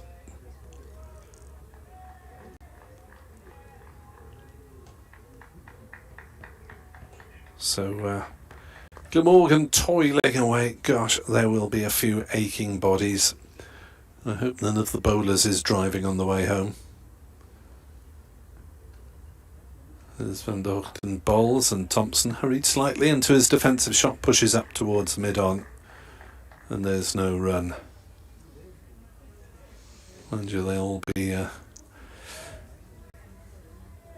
having a few aches after a full day in the field, and it will be a pretty full day, with Glamorgan likely to push this at least down to the final couple of overs, you would have thought, as things stand.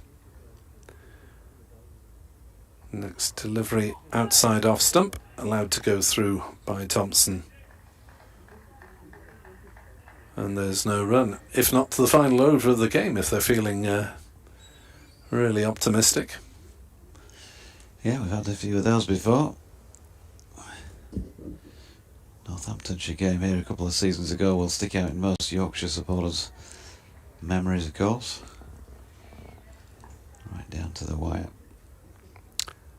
Van der Hoogten to Thompson, who will get a single at least, running it down past Gully.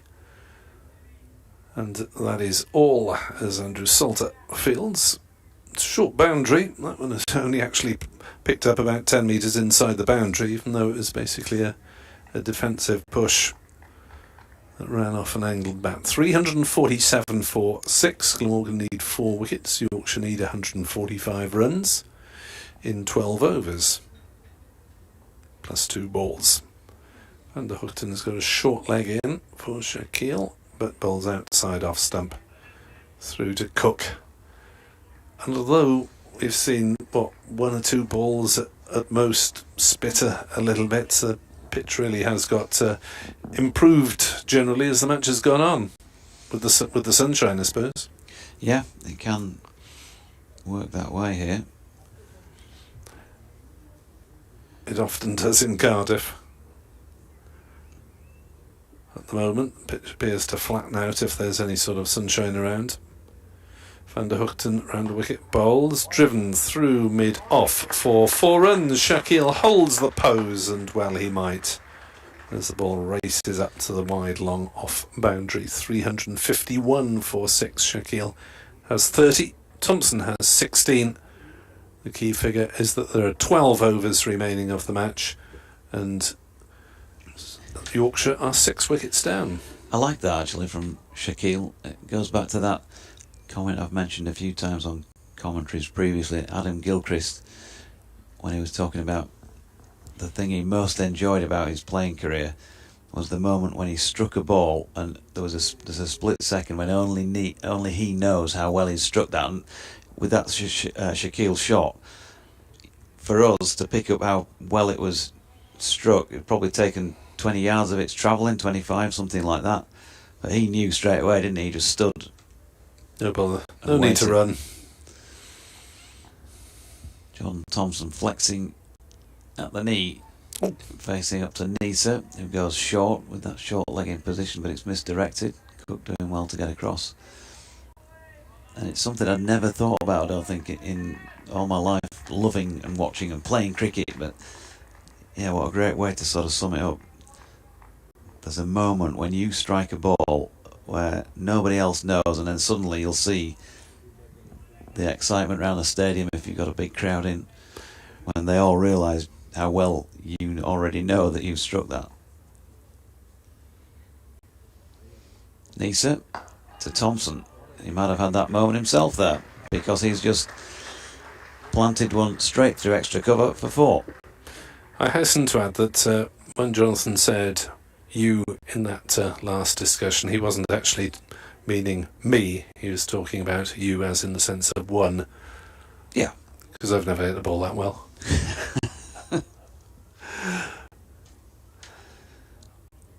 Jordan Thompson struck that pretty well, although he'll have struck him a little better. Didn't race over the boundary rope, but certainly had enough on it. So 20 to him now, 355 for 6. Nisa to Thompson, who drives in the same area, and he's going to get 4 more, and this time just feels like he's probably struck that a little better, along the deck all the way. strong if you give him any width either side of the wicket. Jordan Thompson, 24 and a quick 34 between this pair. Yeah, I wonder if Nisa's just starting to tire a bit now. Going at around about 6 and over since they came together. Run rate has gone up to 4.25. Nisa in, Thompson over the top of that drops it out into the gully region. They're going to pick up a single.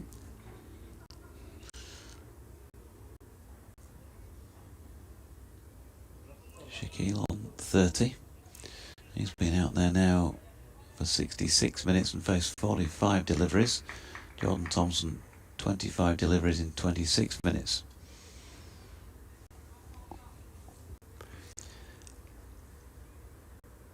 Just a change in the field with the square leg on the boundary being brought up to what looked like mid-wicket. It's going to go all the way over to the other side. By the looks of things, he's going on a one. Andrew Salter placed at point on the single. Doesn't matter with this delivery because Jordan Thompson, Shaquille even, has stroked it through the offside without quite as much clout as Jordan did on a couple of occasions earlier in the over. He picks up 2. 362 for 6.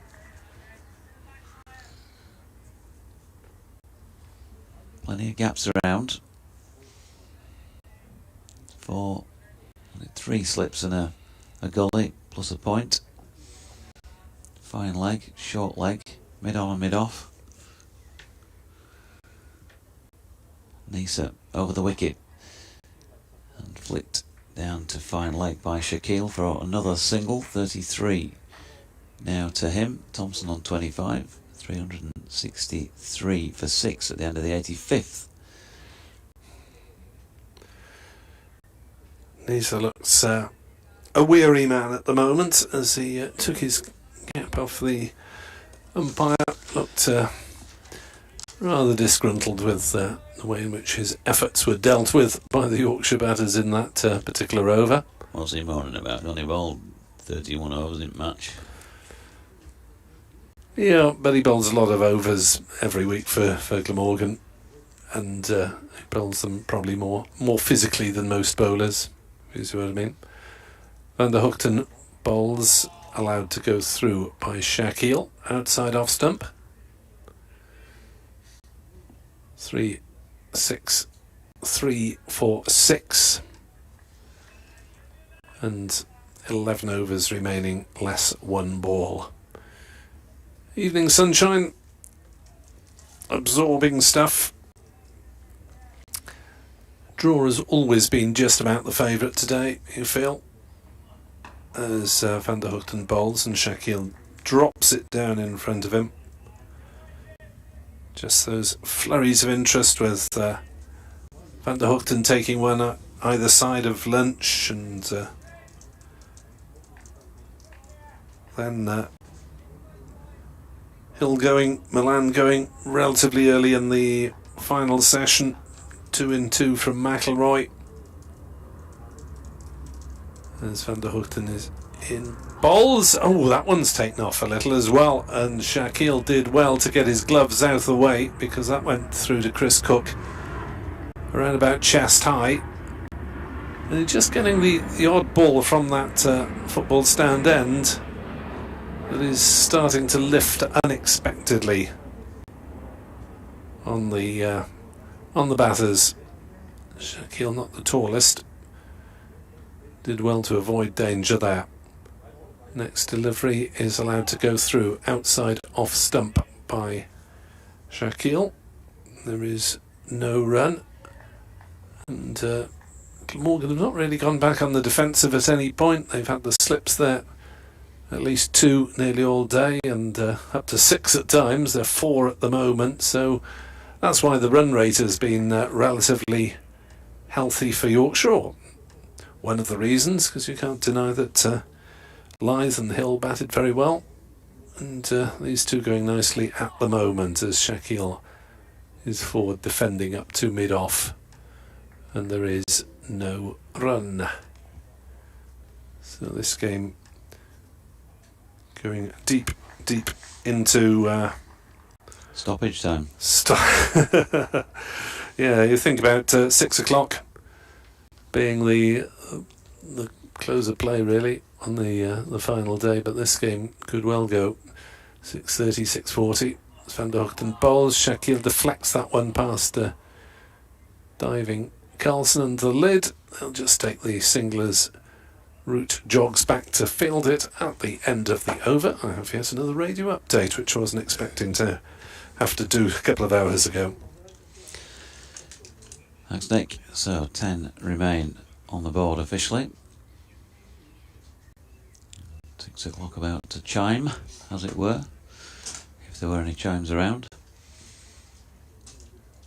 Michael Neser, well, he might be gassed, I think, is a way of describing what Nick was suggesting of him. He's going to continue, though, with his 21st over of this Yorkshire second innings. David Lloyd just moving into position at first slip. There are 3 of those, plus a gully. Fine leg. The man set back at square leg was moved in the previous over. Looked like he was going to move again. It's been sent back. Short leg as well. Neser in goes short. Shakil deals with that easily enough and flicks it on its way down to fine leg. Tim van der Hoogten is at a wide mid-on, sort of cow shot area, but not out on the boundary. Fred Truman impersonations aside, he does put a hell of a lot into his bowling, doesn't he, Nessa? He puts a lot of himself into the deliveries, you know. A lot of... you can see how he would be a little tired at this stage of the day, rather than somebody who has a more economical action, if you like. Here he is, putting his whole self in. He does. He's a busy bowler, isn't he? Very busy. And, Jordan Thompson ducking a short ball.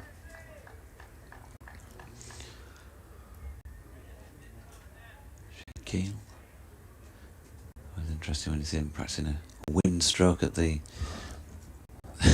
the non-striking end. If I'd have had that one, I'd have been placing it through there. He was playing an extra cover drive to Jordan Thompson's duck. I'm not sure he was practicing the same shot.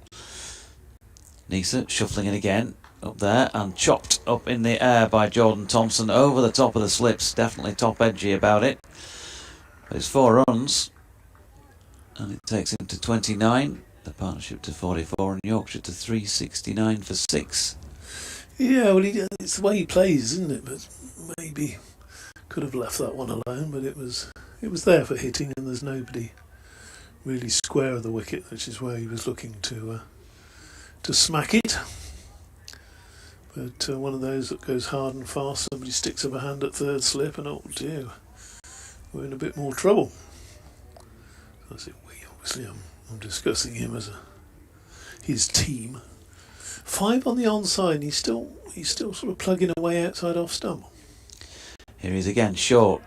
Now then, that was a better is line. the delivery. Yeah, Jordan Thompson, who has been uncomfortable with the short ball in the past, got nowhere there, did he? He's been hit on the bottom, the left buttock.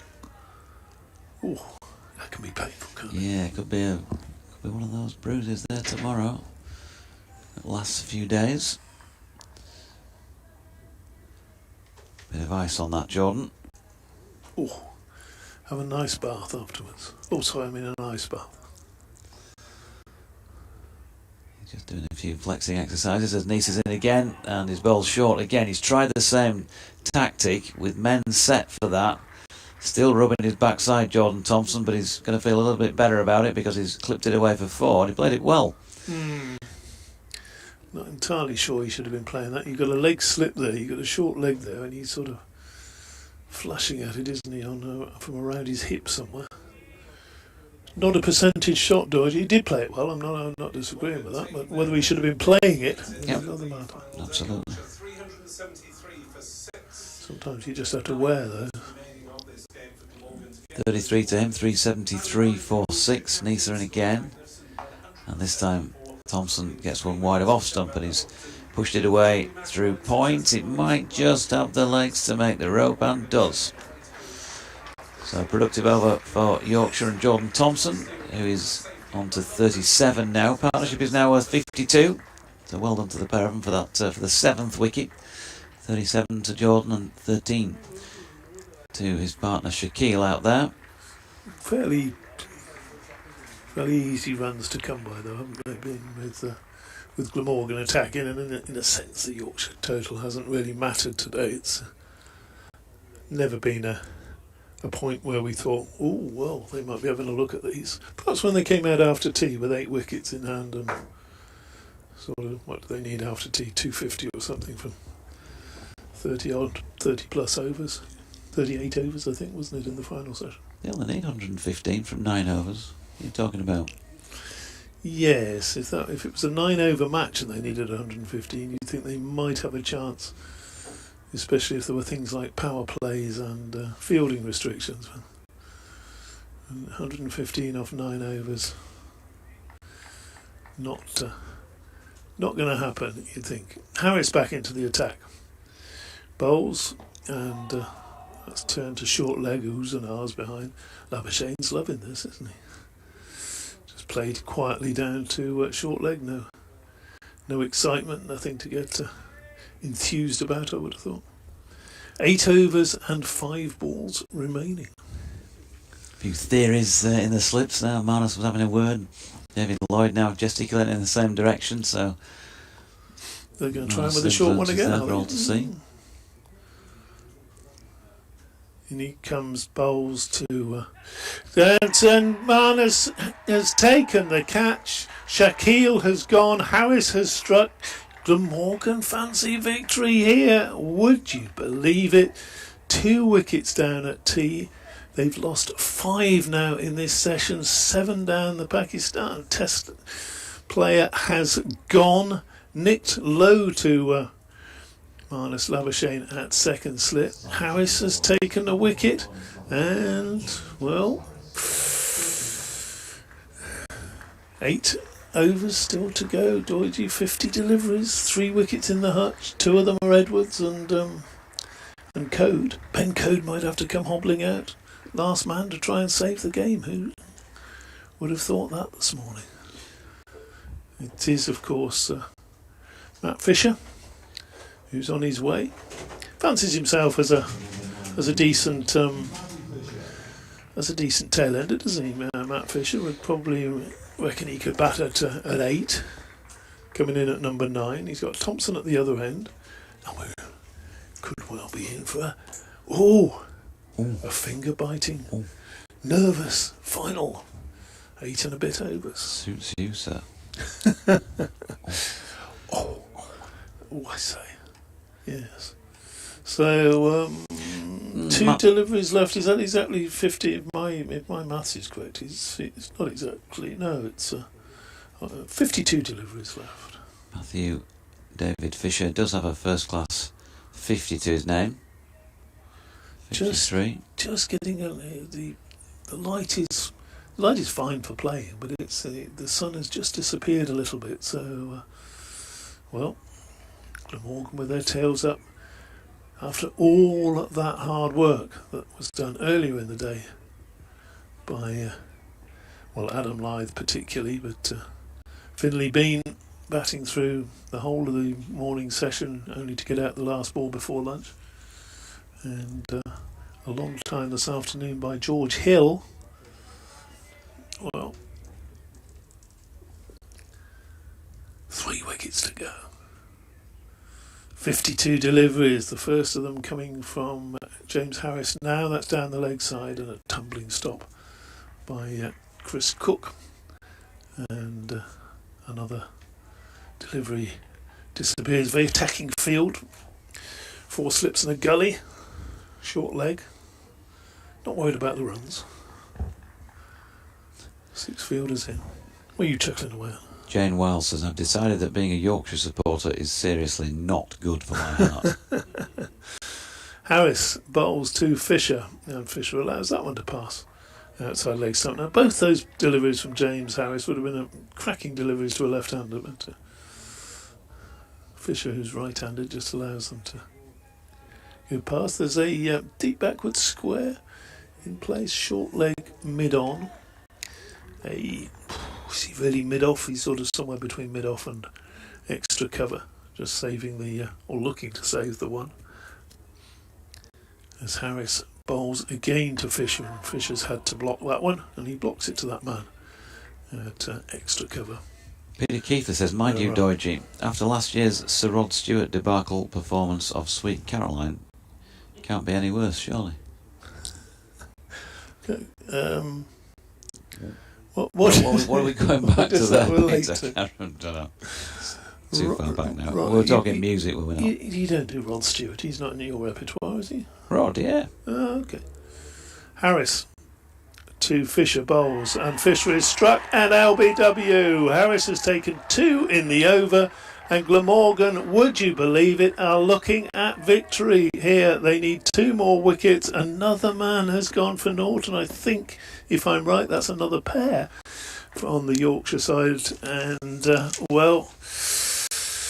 there's a lot of batting to do now. 8 overs to be bowled, and I've taken 2 wickets in an over again, Dodgy. You want to get me off commentary. So 2 wickets in 2 balls with McElroy removing Lyth, and then following up with Don Best's first ball, and then James Harris there, 2 wickets in that over. He lasted 3 balls. He was out to the 4th he faced, and a very slow walk off.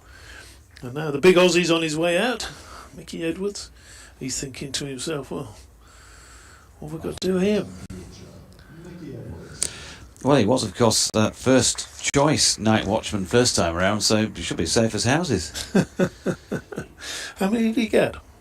How many did he get? He got 2. Oh, okay. 11 minutes and 8 balls. Matt Fisher did get a duck first time, didn't he?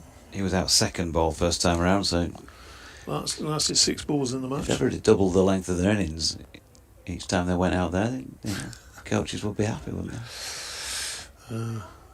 Matt Fisher won't be happy. We'll find out if the coach is happy afterwards. It was a nervous sort of half prod forward, wasn't it? Yeah, didn't get anywhere, did he really? And poor old Nick at the back, he'd written up at tea time a draw. Adam Lyth has led Yorkshire to a draw, 2 wickets in the first 2 sessions. Keep going. That's got to be the mantra, hasn't it? So 8 overs remain. I'd love a situation like this, you know. No, not commentating. You're actually playing a game, and you've got 8 overs to see out. It's good, isn't it? Yeah, very much.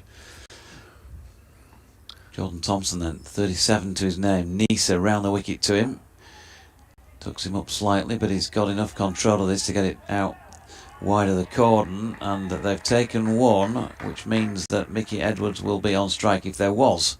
And we don't know if there was any thought to protect Edwards, who of course came out to protect Johnny Bairstow in the first innings, so theoretically shouldn't need any protection. Should he? Well, or we're back to the night watchman argument again. You probably are, aren't you? It's have a look at how these other games are going.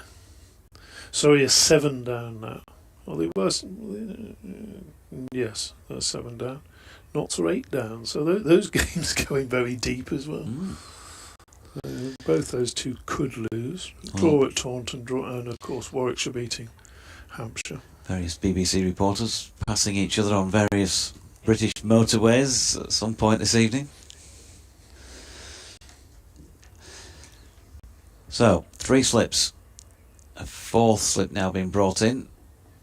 And a gully. A short leg. Square leg has just been moved in front of square to more like a short mid-wicket. There's a mid-off. Feels like a token on the drive, plus a point. Nisa over the wicket to Edwards. Solid. With his forward defensive effort. And there is no run. Nisa yet to take a wicket. The things that cricket serves up, the twists and turns in games, not only in this Yorkshire innings, but Nisa hardly a bowl any better in the first innings. 7 foot, worked away in this second Yorkshire knock and hasn't yet been able to find a breakthrough, and he's not going to do with this delivery either, because Mickey Edwards can play a nice little whip off his legs, as it turns out, and he's picked up 4 runs to get himself off the mark. David Coleman says a 174 hat-trick and golden pair. This county championship game just keeps on giving. It does, doesn't it? Nick, well, all of us really, at tea time were looking at a draw, and there we go. We've got a game's always alive, isn't it? It's always alive, first class cricket. Well, nearly always alive. Nisa in and bowling, and pushed back to him by Edwards. Penny over the way in Pudsey. Good evening to you. Brevity is always the key with Penny's contacts, and she says batting debacle ... 3 an abbreviation, shall we say? Oh, fair enough. Flipping heck, I think. Is that one of those? We haven't heard from Lily today. Translate roughly into broadcastable language. Flipping heck again. Nisa in. That's pushed back up the pitch by Edwards, and there's again no run. Are those the initials for the first words of that 2-word exclamation, are they? No.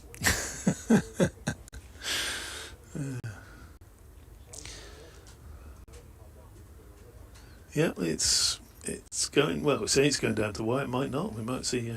I might take a 2-wicket over again next over. Harris has just been dropped out from mid-wicket on the 1 to about 20 yards in from the mid-wicket boundary. And Nisa doesn't go short.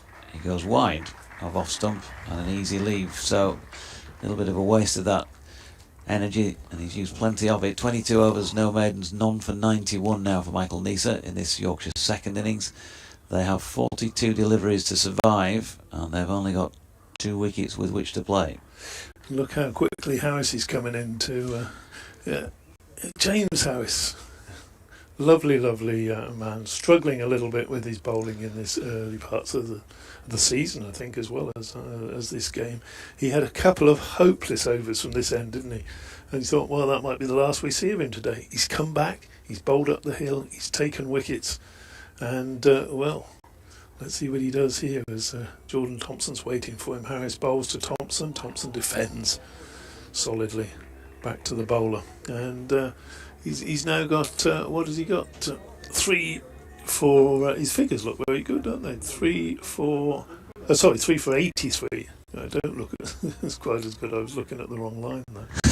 19.1, 4 overs, 3 for 83. But the important thing there for James is the 3, and he'll be thinking to himself, I can finish this off.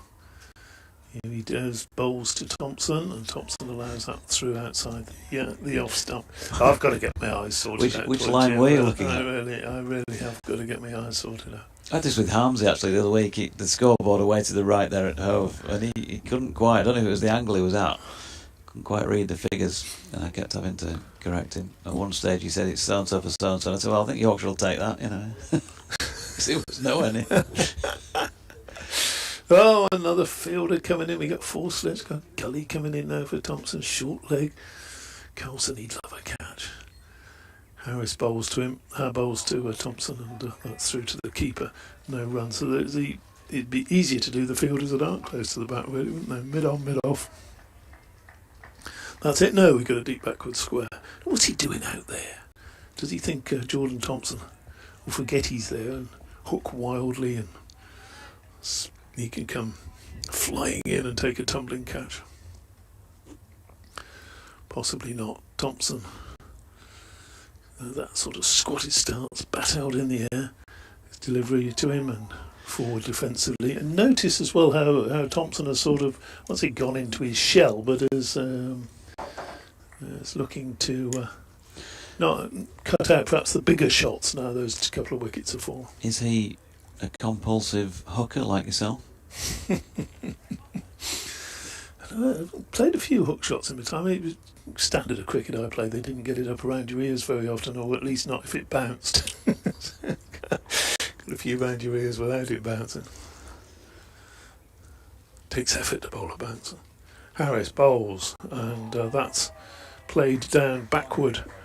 Well, pretty square actually by Thompson. He gets a single for that, and brings Edwards on strike. Edwards has of course got that 4 in the last over, and Thompson now on to 39. He's now giving Edwards some advice. 6 overs to be bowled after this. Well, maximum 6 overs to be bowled after this one. Edwards taking strike. Looks around the field. He's getting an even more attacking field. 5 slips. We can't really call that a gully. 5 slips, short leg and a backward short leg. As Harris bowls to him, and he's, well, a mighty shout for nearly everything. That ball's, I think, has gone between bat and pad and over the top of middle stump. I could be wrong. That's how I saw it live. We'll have a look at the replay, perhaps. Yeah, I think it's gone through everything, hasn't it? How is that missed? It's hit the front pad by the looks of it. Right. Or is it the back? Oh, it looked like it why are they deviated not off shouting something. for LBW? Well, who knows what they would do. We don't go around asking them, do you? What they're shouting for? They might have been shouting for LBW. Certainly not off there. Could have been, I suppose. What do you want, a signal in future? We're shouting for LBW here. We're shouting for caught behind. Please, come on, hold the sign up for DT in the box. It's the Dutch international who's back on. He's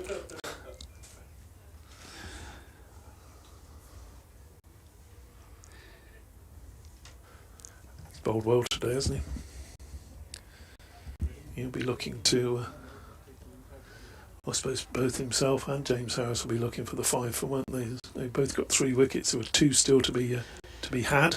Van der Hoogten to Jordan Thompson, who gets a straight ball, hands on head by Chris Cook behind. He knew how straight that was, and Jordan Thompson watched it carefully and applied the solid block.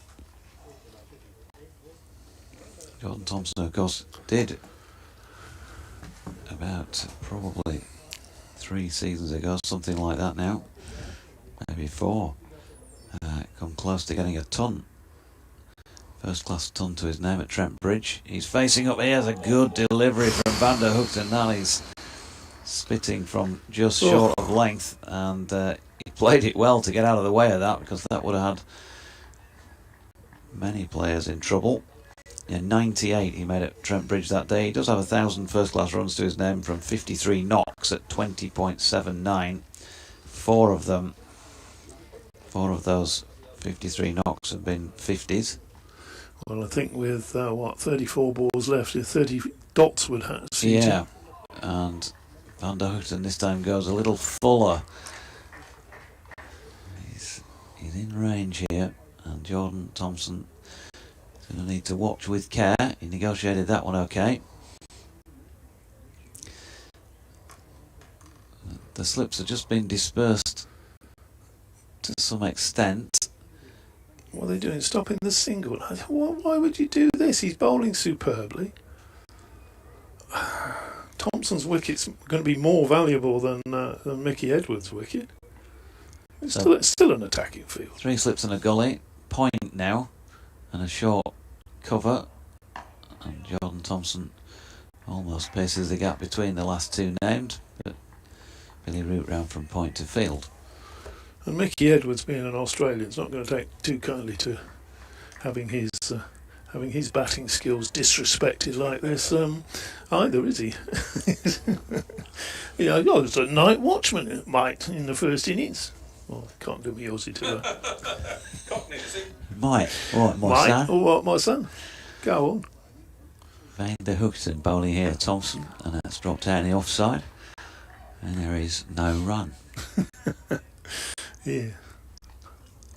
Good day, mate. Would you How's your believe father? Ah. I can do an Aussie accent sometimes, quite well. But this isn't one of Is that those after occasions. several craft ales? So Van der Houten is at the Kirkstall Lane end still, surprisingly, and he has one ball remaining in this. His 22nd over now to Jordan Thompson, but it's misdirected well wide of off stump. An easy lead for JT. 383 for 8, Yorkshire. Well, I think I ought to leave you to the big men to describe these final 5 overs, whether it be tears of joy or frustration or whatever. Thank you very much for your company, guys. Last couple of days, it's been highly enjoyable. Good cricket, and could we have an exciting, nail-biting final over finish? He just withdrew the pleasure of being able to dismiss him there for the final time in the match, sadly. But he's gone. Thank you, DC. Pleasure. And Nick is back. Indeed, to describe James Harris. Bowling from the football stand end, Glamorgan need 2 wickets in the final 30 deliveries of this game. And it's Big Mick on strike as Harris bowls up in the block hole, blocked to mid-on, and there is no run. Well, we had visions of possible handshakes shortly after 5 or with the 16 overs remaining, but this game could go now to the penultimate ball before Glamorgan would give up any hope of victory. 8 down. There are 4 slips, a short leg and a gully, as that one is turned past short leg and will roll away towards the boundary. Not quite hard enough to... I think that was 4, to be honest, by Andrew Salter, hitting the ropes. There's certainly a cry of 4 from the crowd. Is Salter going to give in? I think he was on touching the rope when he flicked that one in, to be honest. Oh, you might as well give it 4, says Salter. It doesn't really matter. Here's the replay. Oh, yeah. Come on. Anyway, he's been given. So. I think Glamorgan probably wanted to keep Edwards on strike anyway, so might as well have let it go for 4. As Harris is in to bowl. This ball bounces up on the onside. Doesn't quite fall for Carlson. There were yells from the infield, as if it had taken the inside edge on the way through. Carlson couldn't quite grab it anyway. Think it was thigh pad. Were they appealing for LBW initially and then trying for the catch as well? Trying to have it all ways. You don't have to say what you're appealing for. Harris is in to bowl to Edwards. Short ball that fizzes past his nose, but he is able to get out of the way. 26 balls remaining. DT just having a bit of a volume issue. It's alright, I'm used to Edward Bevan's non-smartphone. Evening, Edward. If you're listening. 387 for 8. Harris is into bowl to Edwards, allowed to go through outside off stump. Glamorgan really need to be making every delivery count at this late stage. Whatever you do, just bowl it straight. Got to do, haven't you? And I know they're going to be tiring back end of the last day, going all the way here, but they've just got to sum it up a little bit more and just ask the batters to play. That's all you can do. If they've got the answers, then you couldn't do much more, but you've got to ask them to play. Here's Harris again running towards us and bowling, and Thompson squirts it down towards gully. Diving stop by Root doesn't really matter. 387 for 8, 4 overs left for the home side to survive. Yeah, survival it is. It's been a good day's cricket, no doubt about that. I think a lot of people had written it off completely as far as Yorkshire were concerned before it started, that they were going to get rolled and there was moisture around and all of that. Just that one wicket falling in the first session, the very last ball of it, Finlay being LBW to Tim van der Houten for 21. Johnny Bairstow, of course, went relatively soon at the other side of the lunch break without scoring. But 240 for 2 at tea, and I think we all thought that, well, I think it's pretty obvious that the draw was the favourite at that stage. But it's cricket, isn't it? You can never just write it off like that, as Van der Hoogten's in again here, and Jordan Thompson pushes out into the offside. There's no run. A good 60 by George Hill. Best knock of the season for him, and hopefully that'll do his confidence a power of good. David Milan with 17, but the feature very much, of course, that 174 by Adam Lyth. Not so sure about the call on that one when I saw it, but don't think there was any doubt about the following delivery, the one that trapped Don Bess, as Jordan Thompson dropping this latest Van der Hoogten delivery into the leg side, no run. That's more than halfway to the target, isn't it, for this 9th wicket pair? They came together with 8 overs remaining, and it's now 3.4 on the board. Yeah, Shaquille with 35 from 56 deliveries. He hung around for 77 minutes. So he hung around as a test player. Caught up slip to a ball that arguably he didn't need to play out, although there would have been, I suppose, a little bit of doubt, and that drew him into having a little push. And Matthew Fisher just 4 balls for his duck, so 377 for 8 at that stage. They've added 10 more, Yorkshire. Helmet's just been brought on, and then it looks like it's now been taken off. Mickey Edwards has taken the opportunity to remove his helmet at this moment. Umpire Adnan cross about something there. Glamorgan don't want to hang around because of the over 8 issue. They wouldn't want to lose a point for that. Van der Hoogten is down adjusting his boot. Helmet seemed to be being brought on. A bit more sunshine. Yeah. And now Douthwaite comes out with 2 helmets. 2 short legs. They've already got one. Might be. Nisa grabs hold of one, McIlroy the other. Leg slip, possibly. Right, who's going where? Swapping helmets now. Swap helmets. Who's got the bigger head? McIlroy needs to get rid of his sunnies. Nisa is going to forward short leg. Big test this for Jordan Thompson. He's, as we saw earlier, playing of a well-aimed short ball. Could be better, and you get the impression that he's going to get one or 2 of these from Tim van der Hoogten. 2 short legs, or a silly mid-on if you like, and a short leg, and a silly mid-off, and well, dear me, that's a shocker from Tim van der Hoogten, and you haven't said that much in this game, but having set that field, he then bowls him a juicy half volley wide of off stump, and he's cracked away for 4. So Glamorgan have got everyone now in catching positions. Attempted Yorker, DT says. Dear me, I can't believe he was trying to bowl a Yorker there. You could throw a blanket over them. Oh no, McIlroy isn't at Silly Point anymore. He's going to cover. Leg slip as well. So, make a good photograph this. Nick might get the camera out for posterity as Van der Hoogten's in. Good deliveries, a big appeal. And Missing Hassan off. Adnan says missing off.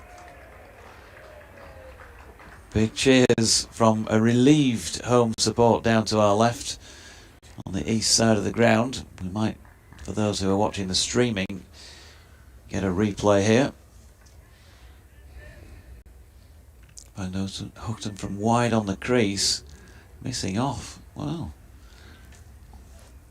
Or hit outside off. Maybe. Either way, not out.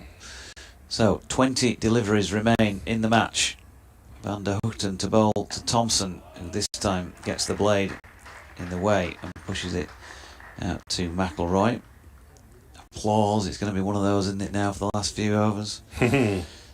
Every dot ball safely negotiated. Drawing some applause from the home support. Don't forget, of course, so far in the game, just 3 points apiece have been earned. Neither side good enough to get a batting point. Yorkshire way short of that. Glamorgan just 5 runs short, but neither did. And the 3 bowling points apiece. Van der Houten again to Thompson. The 2 lidded men on the leg side removed, and he's going to get himself another 4 runs here with what DT will probably think was another attempted Yorker. It was well wide of off stump again and has been dispatched square through the covers. So Thompson on the verge of another first class 50 here with 47 to his name. 395 for 8, just the 97 needed off 3 overs. Well, it's interesting to try and conjecture, isn't it, what might have been with an earlier declaration. Might have given Yorkshire a chance for victory. It might have given Glamorgan a chance to pick up wickets in more favourable bowling conditions yesterday. But whatever the merits, either way, trying to get 10 wickets in a day on what's mostly been a placid pitch has set up an absorbing contest as Mickey Edwards draws away because Marnus Labuschagne is suggesting a fielding alteration, that mid-on needs to be a bit closer in on the drive rather than saving a single. And David Lloyd brings mid-wicket out and sends him to leg slip. So Glamorgan giving it everything. As Harris is in to bowl to Edwards, who's forward, squirting it away on the offside, and if they've got any sense they will take just the single to get the more established man Jordan Thompson on strike. Applause from every delivery survived from the Yorkshire faithful. Jordan, by the way, saying last night in his post-day interview that he would love to bat up the order in white ball cricket, and talking about the number 3 position, but certainly would like to bat fairly early on by the sound of things, and says that his best scores in that form of the game have been when he's had more time, including when DT and I saw him whack it to all parts of Edgbaston on finals day in that losing cause against the other lot last year. Harris is in to bowl to Thompson. Short ball, pulled, not timed, just trickles down as far as root at short fine leg. And there is no run. Glamorgan swapping their fielders round all over the place. The batters meet for a little chat while that is going on, or just a passing word.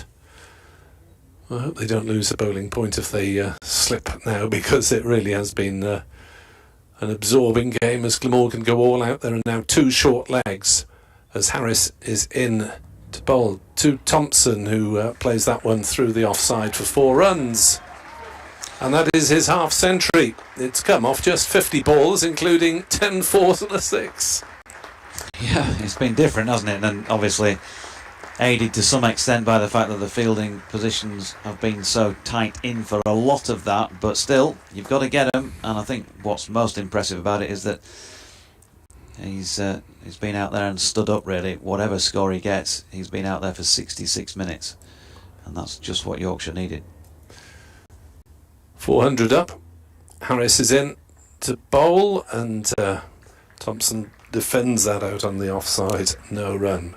Another ripple of applause. 14 deliveries maximum legitimate balls left of this game. At least there is a bit of evening sunshine as well, to make sure that there's no danger of the light coming into play. Helmets being moved around frantically as Glamorgan move fielders virtually every ball. There are three in sort of single saving positions on the offside, but they're more for the mistimed drive as Harris is in, bowls to Thompson, who defends to mid-off, and there's no run.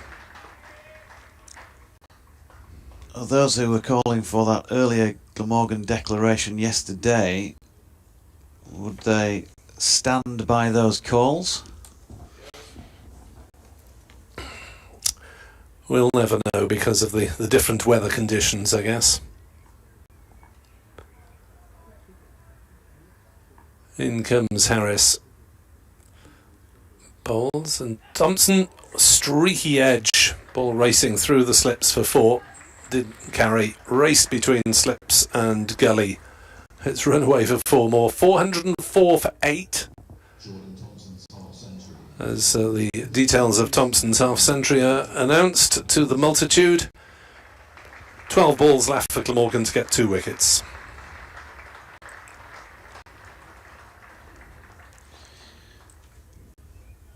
Van der Hoogten then is going to have a final go. Michael Neser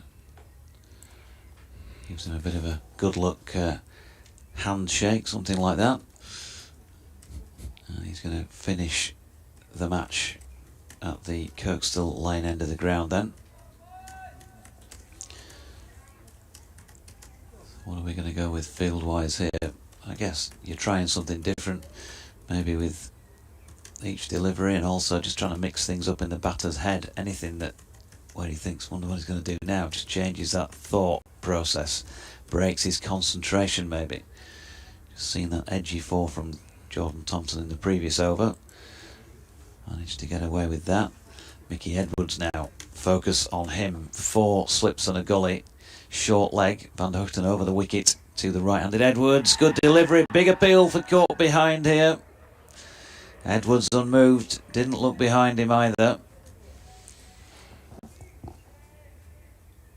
Possibly another of those where it flicks something, or it could have been bat against bat even. Any sort of hint of a deflection and everyone's going to go up. I'm not sure whether they believed that. They were just appealing in hope rather than expectation. Yep, could have been bat clipping pad, something like that, but you know, all teams try and do this, just try and get the umpire involved in the game. Get him to maybe overthink it. Might be a mistake from one of the officials that brings a wicket. Root has been moved across just off the cut strip to the onside of straight, but Edwards solidly behind this latest delivery, pushing it up past mid-off. No run, 10 balls remain. But as we've seen in this match already, that's ample to take 2 wickets. Well, they've fallen in pairs in this innings, haven't they? Yep, and in a trio in the previous innings. McIlroy just been brought into a more attacking position at a mid-off that's within the wicket ends, probably 20 yards or so from the bat. And now Billy Root is going to place one of the helmets on his head.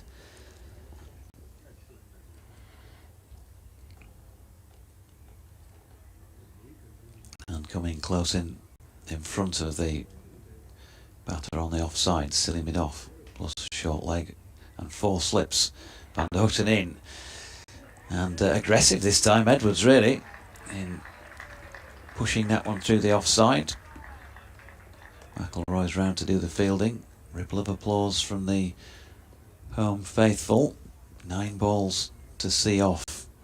Edwards is on 9. Yorkshire 404 for 8.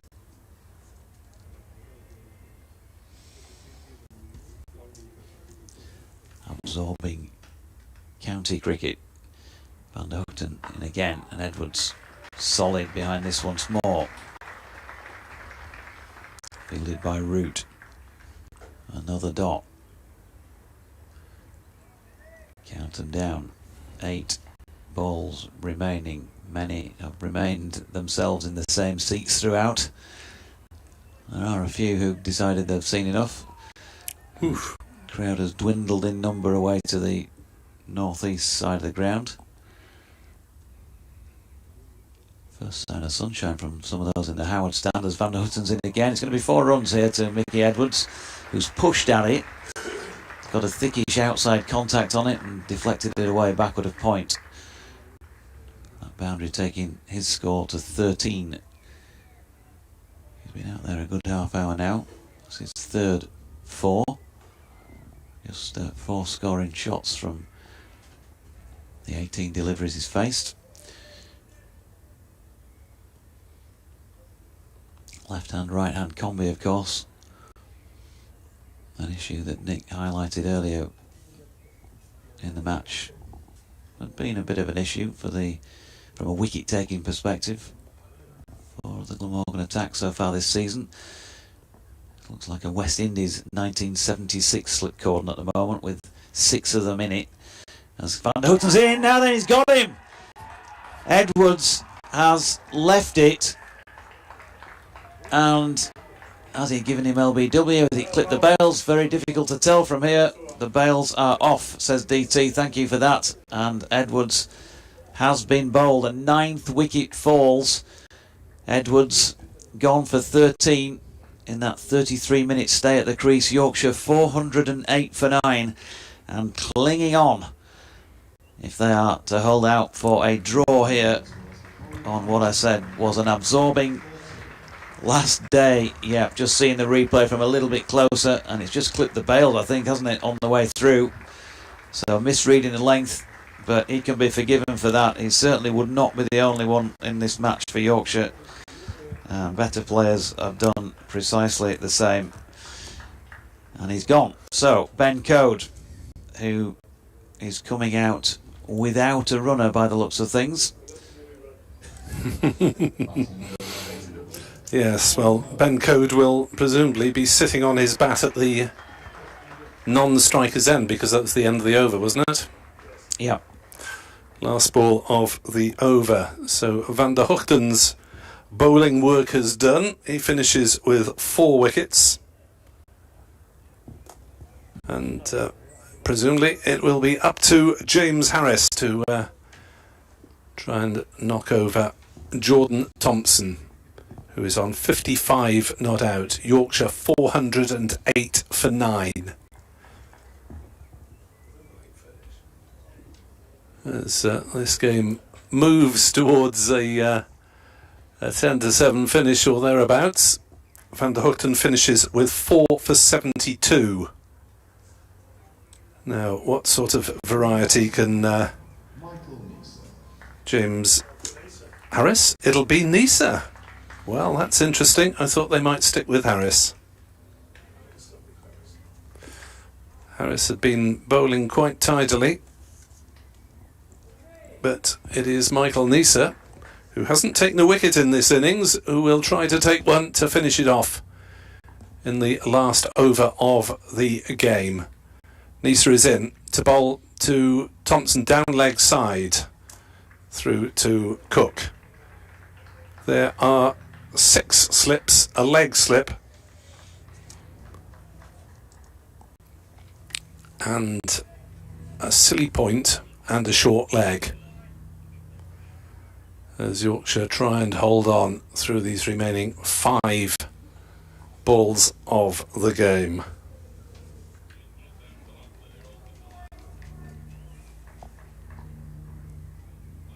Here comes Michael Nisa in to bowl to Jordan Thompson. Down leg side. Might have flicked something on the way through. No, it didn't. It's run away for 4. Doesn't matter. The fact that it's an extra ball survived for Yorkshire is what matters. Michael Nisa just coming round the wicket. It's asking a lot, really, to get his line right. First up. And has put a couple down leg side. Accordingly, Glamorgan switch one of the slips across to leg slip. There's 2 leg slips now. And Kieran Carlson will come in to crouch at silly point. 4 balls left of this game. Yorkshire 412 for 9.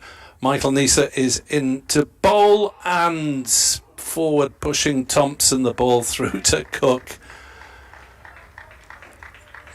Didn't really have much idea about that one. It was a hostile delivery. He poked at it, just kept his bat inside the line, but was perilously close to flicking the gloves on the way through. Not sure how far, or if at all, he's batting out of his crease, but you might be thinking about that, just to make any potential LBW calls a little bit more tricky. Looks like he's got his back foot round about the line. Nisa in to bowl to Thompson. He's beaten again through to Cook. Got everything out of the way. Whether it was in time before the ball had passed the bat, I'm not sure. 2 balls left for Yorkshire to hang on, or for Glamorgan to take this last wicket. He's being tempted into them, and he's then thinking better of it, but I think the ball's almost past him by the time he's got it out of the way. It's just one of those players that naturally wants to, he's a natural striker of the ball, isn't he? And probably alien to him to be doing that, but to be fair to him, having watched the replay from the other side, I think it was a decent leave. 2 balls left. Nisa in to bowl to Thompson. Flicks it away on the offside. It's rolling past point. They're going for 3. Decide not to run. They decide not to run, of course. No point in risking anything. Last ball of the match. Thompson has faced 58 balls. Needs to defend or get out of the way of one more. Michael Nisa has given it absolutely everything. And, well, what a game of county championship cricket this has been in the final reckoning. As Nisa is in to bowl to Thompson, who pushes it away on the offside and defends it successfully. And Yorkshire have held on for a draw despite a brave fighting Glamorgan effort in this final session. It looked as though it would be a bore draw. It has been an absolutely thrilling draw in the end, as Yorkshire finish on 412 for 9, and both sides take 8 points from the game. But what a match it's been. Yeah, super game of cricket. I think it's a game that you'd have to say quite clearly Glamorgan have dominated, pretty much from the early part of that Yorkshire first innings. 245. It wasn't a particularly dominant score, although it was more than Yorkshire wanted them to get. They reckon they could have bowled them out for less than 200, and 180, 190, that sort of total being thrown around. So they were behind it from that moment on, but it was that early part of the Yorkshire innings and the bowling of Nisa and Van Hoogten first time around that put them under severe pressure. 110 all out, and then just chasing the game from that point on. Plenty of Yorkshire supporters had given this up about 24 hours ago. But they've fought hard on the final day. It has to be said that batting conditions were better today, but you get what you get what you're given, don't you, in this form of the game, and these things you can't apologise for that. You still have to work hard. Adam Lyth's 174 was superb in terms of the job that he did for his team, and of course George Hill chipping in with his 60. One or two others besides Finlay Bean worked really hard in that first session, and although only 21 runs to his name, that should not be underestimated either. And then Jordan Thompson coming up with that half century as well at the back end of the game. Something that is a feather in his cap really, because it's not the sort of innings that he's used to having to play or really wants to play. But another box ticked for him, and you could see the pleasure that he got from playing that last ball out there, and shook his fist to the team on the balcony. Not a lot to celebrate in a draw when you've been subjected to, or been under the cosh by the opposition for large parts of the game, but nonetheless they've gone through undefeated. Glamorgan, well, there's been calls, hasn't there, yesterday for should have declared earlier, and that earlier declaration might just have given him enough time to pick up that last wicket. You never know with these things, of course, and how the weather might have worked out on another day. But anyway, it's been a cracking game of cricket, and as Nick says, 8 points apiece. Well bowled to Michael Nisa, well bowled across the 2 innings in particular to Tim van der Hoogten, who I thought asked a lot of questions and was very consistent. And of course well played in particular to Marnus Labuschagne across the 2 innings as well for Glamorgan, particularly that second one as well. Yeah, it's been a fine day's cricket really, in particular a fine final session here at Headingley. Glamorgan have given it a good lash, and they've got a lot closer than looked likely certainly a couple of hours ago. But as we say, both sides settle for 8 points. Glamorgan will be looking to improve on this just a little. Improved form, I think, with ball and bat from Glamorgan. It's been a good 4 days for them, but Yorkshire just about hold them out. Glamorgan then against Worcestershire on Thursday, 11 o'clock. Look forward to that one. And Yorkshire make the trip north to face Durham. Yep, looking forward to that as well. A few days up on the Roker Riviera. Tim Van Houten 4 for 72, 2 for 57 for Jamie McElroy, 3 for 97 for James Harris there. The other bowlers, Nisa, Lloyd, Salter and Labuschagne finishing wicketless. Yorkshire, well, they've got a bit of thinking to do, haven't they now as well, folks, because it's looking like, and I'll be asking Otis Gibson in the next few minutes or so, it's looking like Ben Code is going to miss that game against Durham next week. Presumably it'll be as a precaution, but we'll see if the coach will confirm that. Johnny Besto looks like he's going to be making the trip up there, and hopefully better things from him up in the northeast. And with no Matt Milnes in the side, Yorkshire are going to have to come up with something bowling wise, an attack that has got the capability of being more penetrative, because Durham are a pretty good side, and I think we both would accept they're going to be up there challenging for promotion from Division 2. So, Nick, pleasure as always. Thank you. Been enjoyable. DT, give us a wave off. Cheers, David. Bye from DT. Better weather next time, please, Johnson. We'll try and organise it for you on the return visit in Cardiff. And from me, JD, once again, thanks for joining us on the stream and on the BBC audio services. We'll wish you all the best until we reconvene a little bit later on in the week. Bye for now.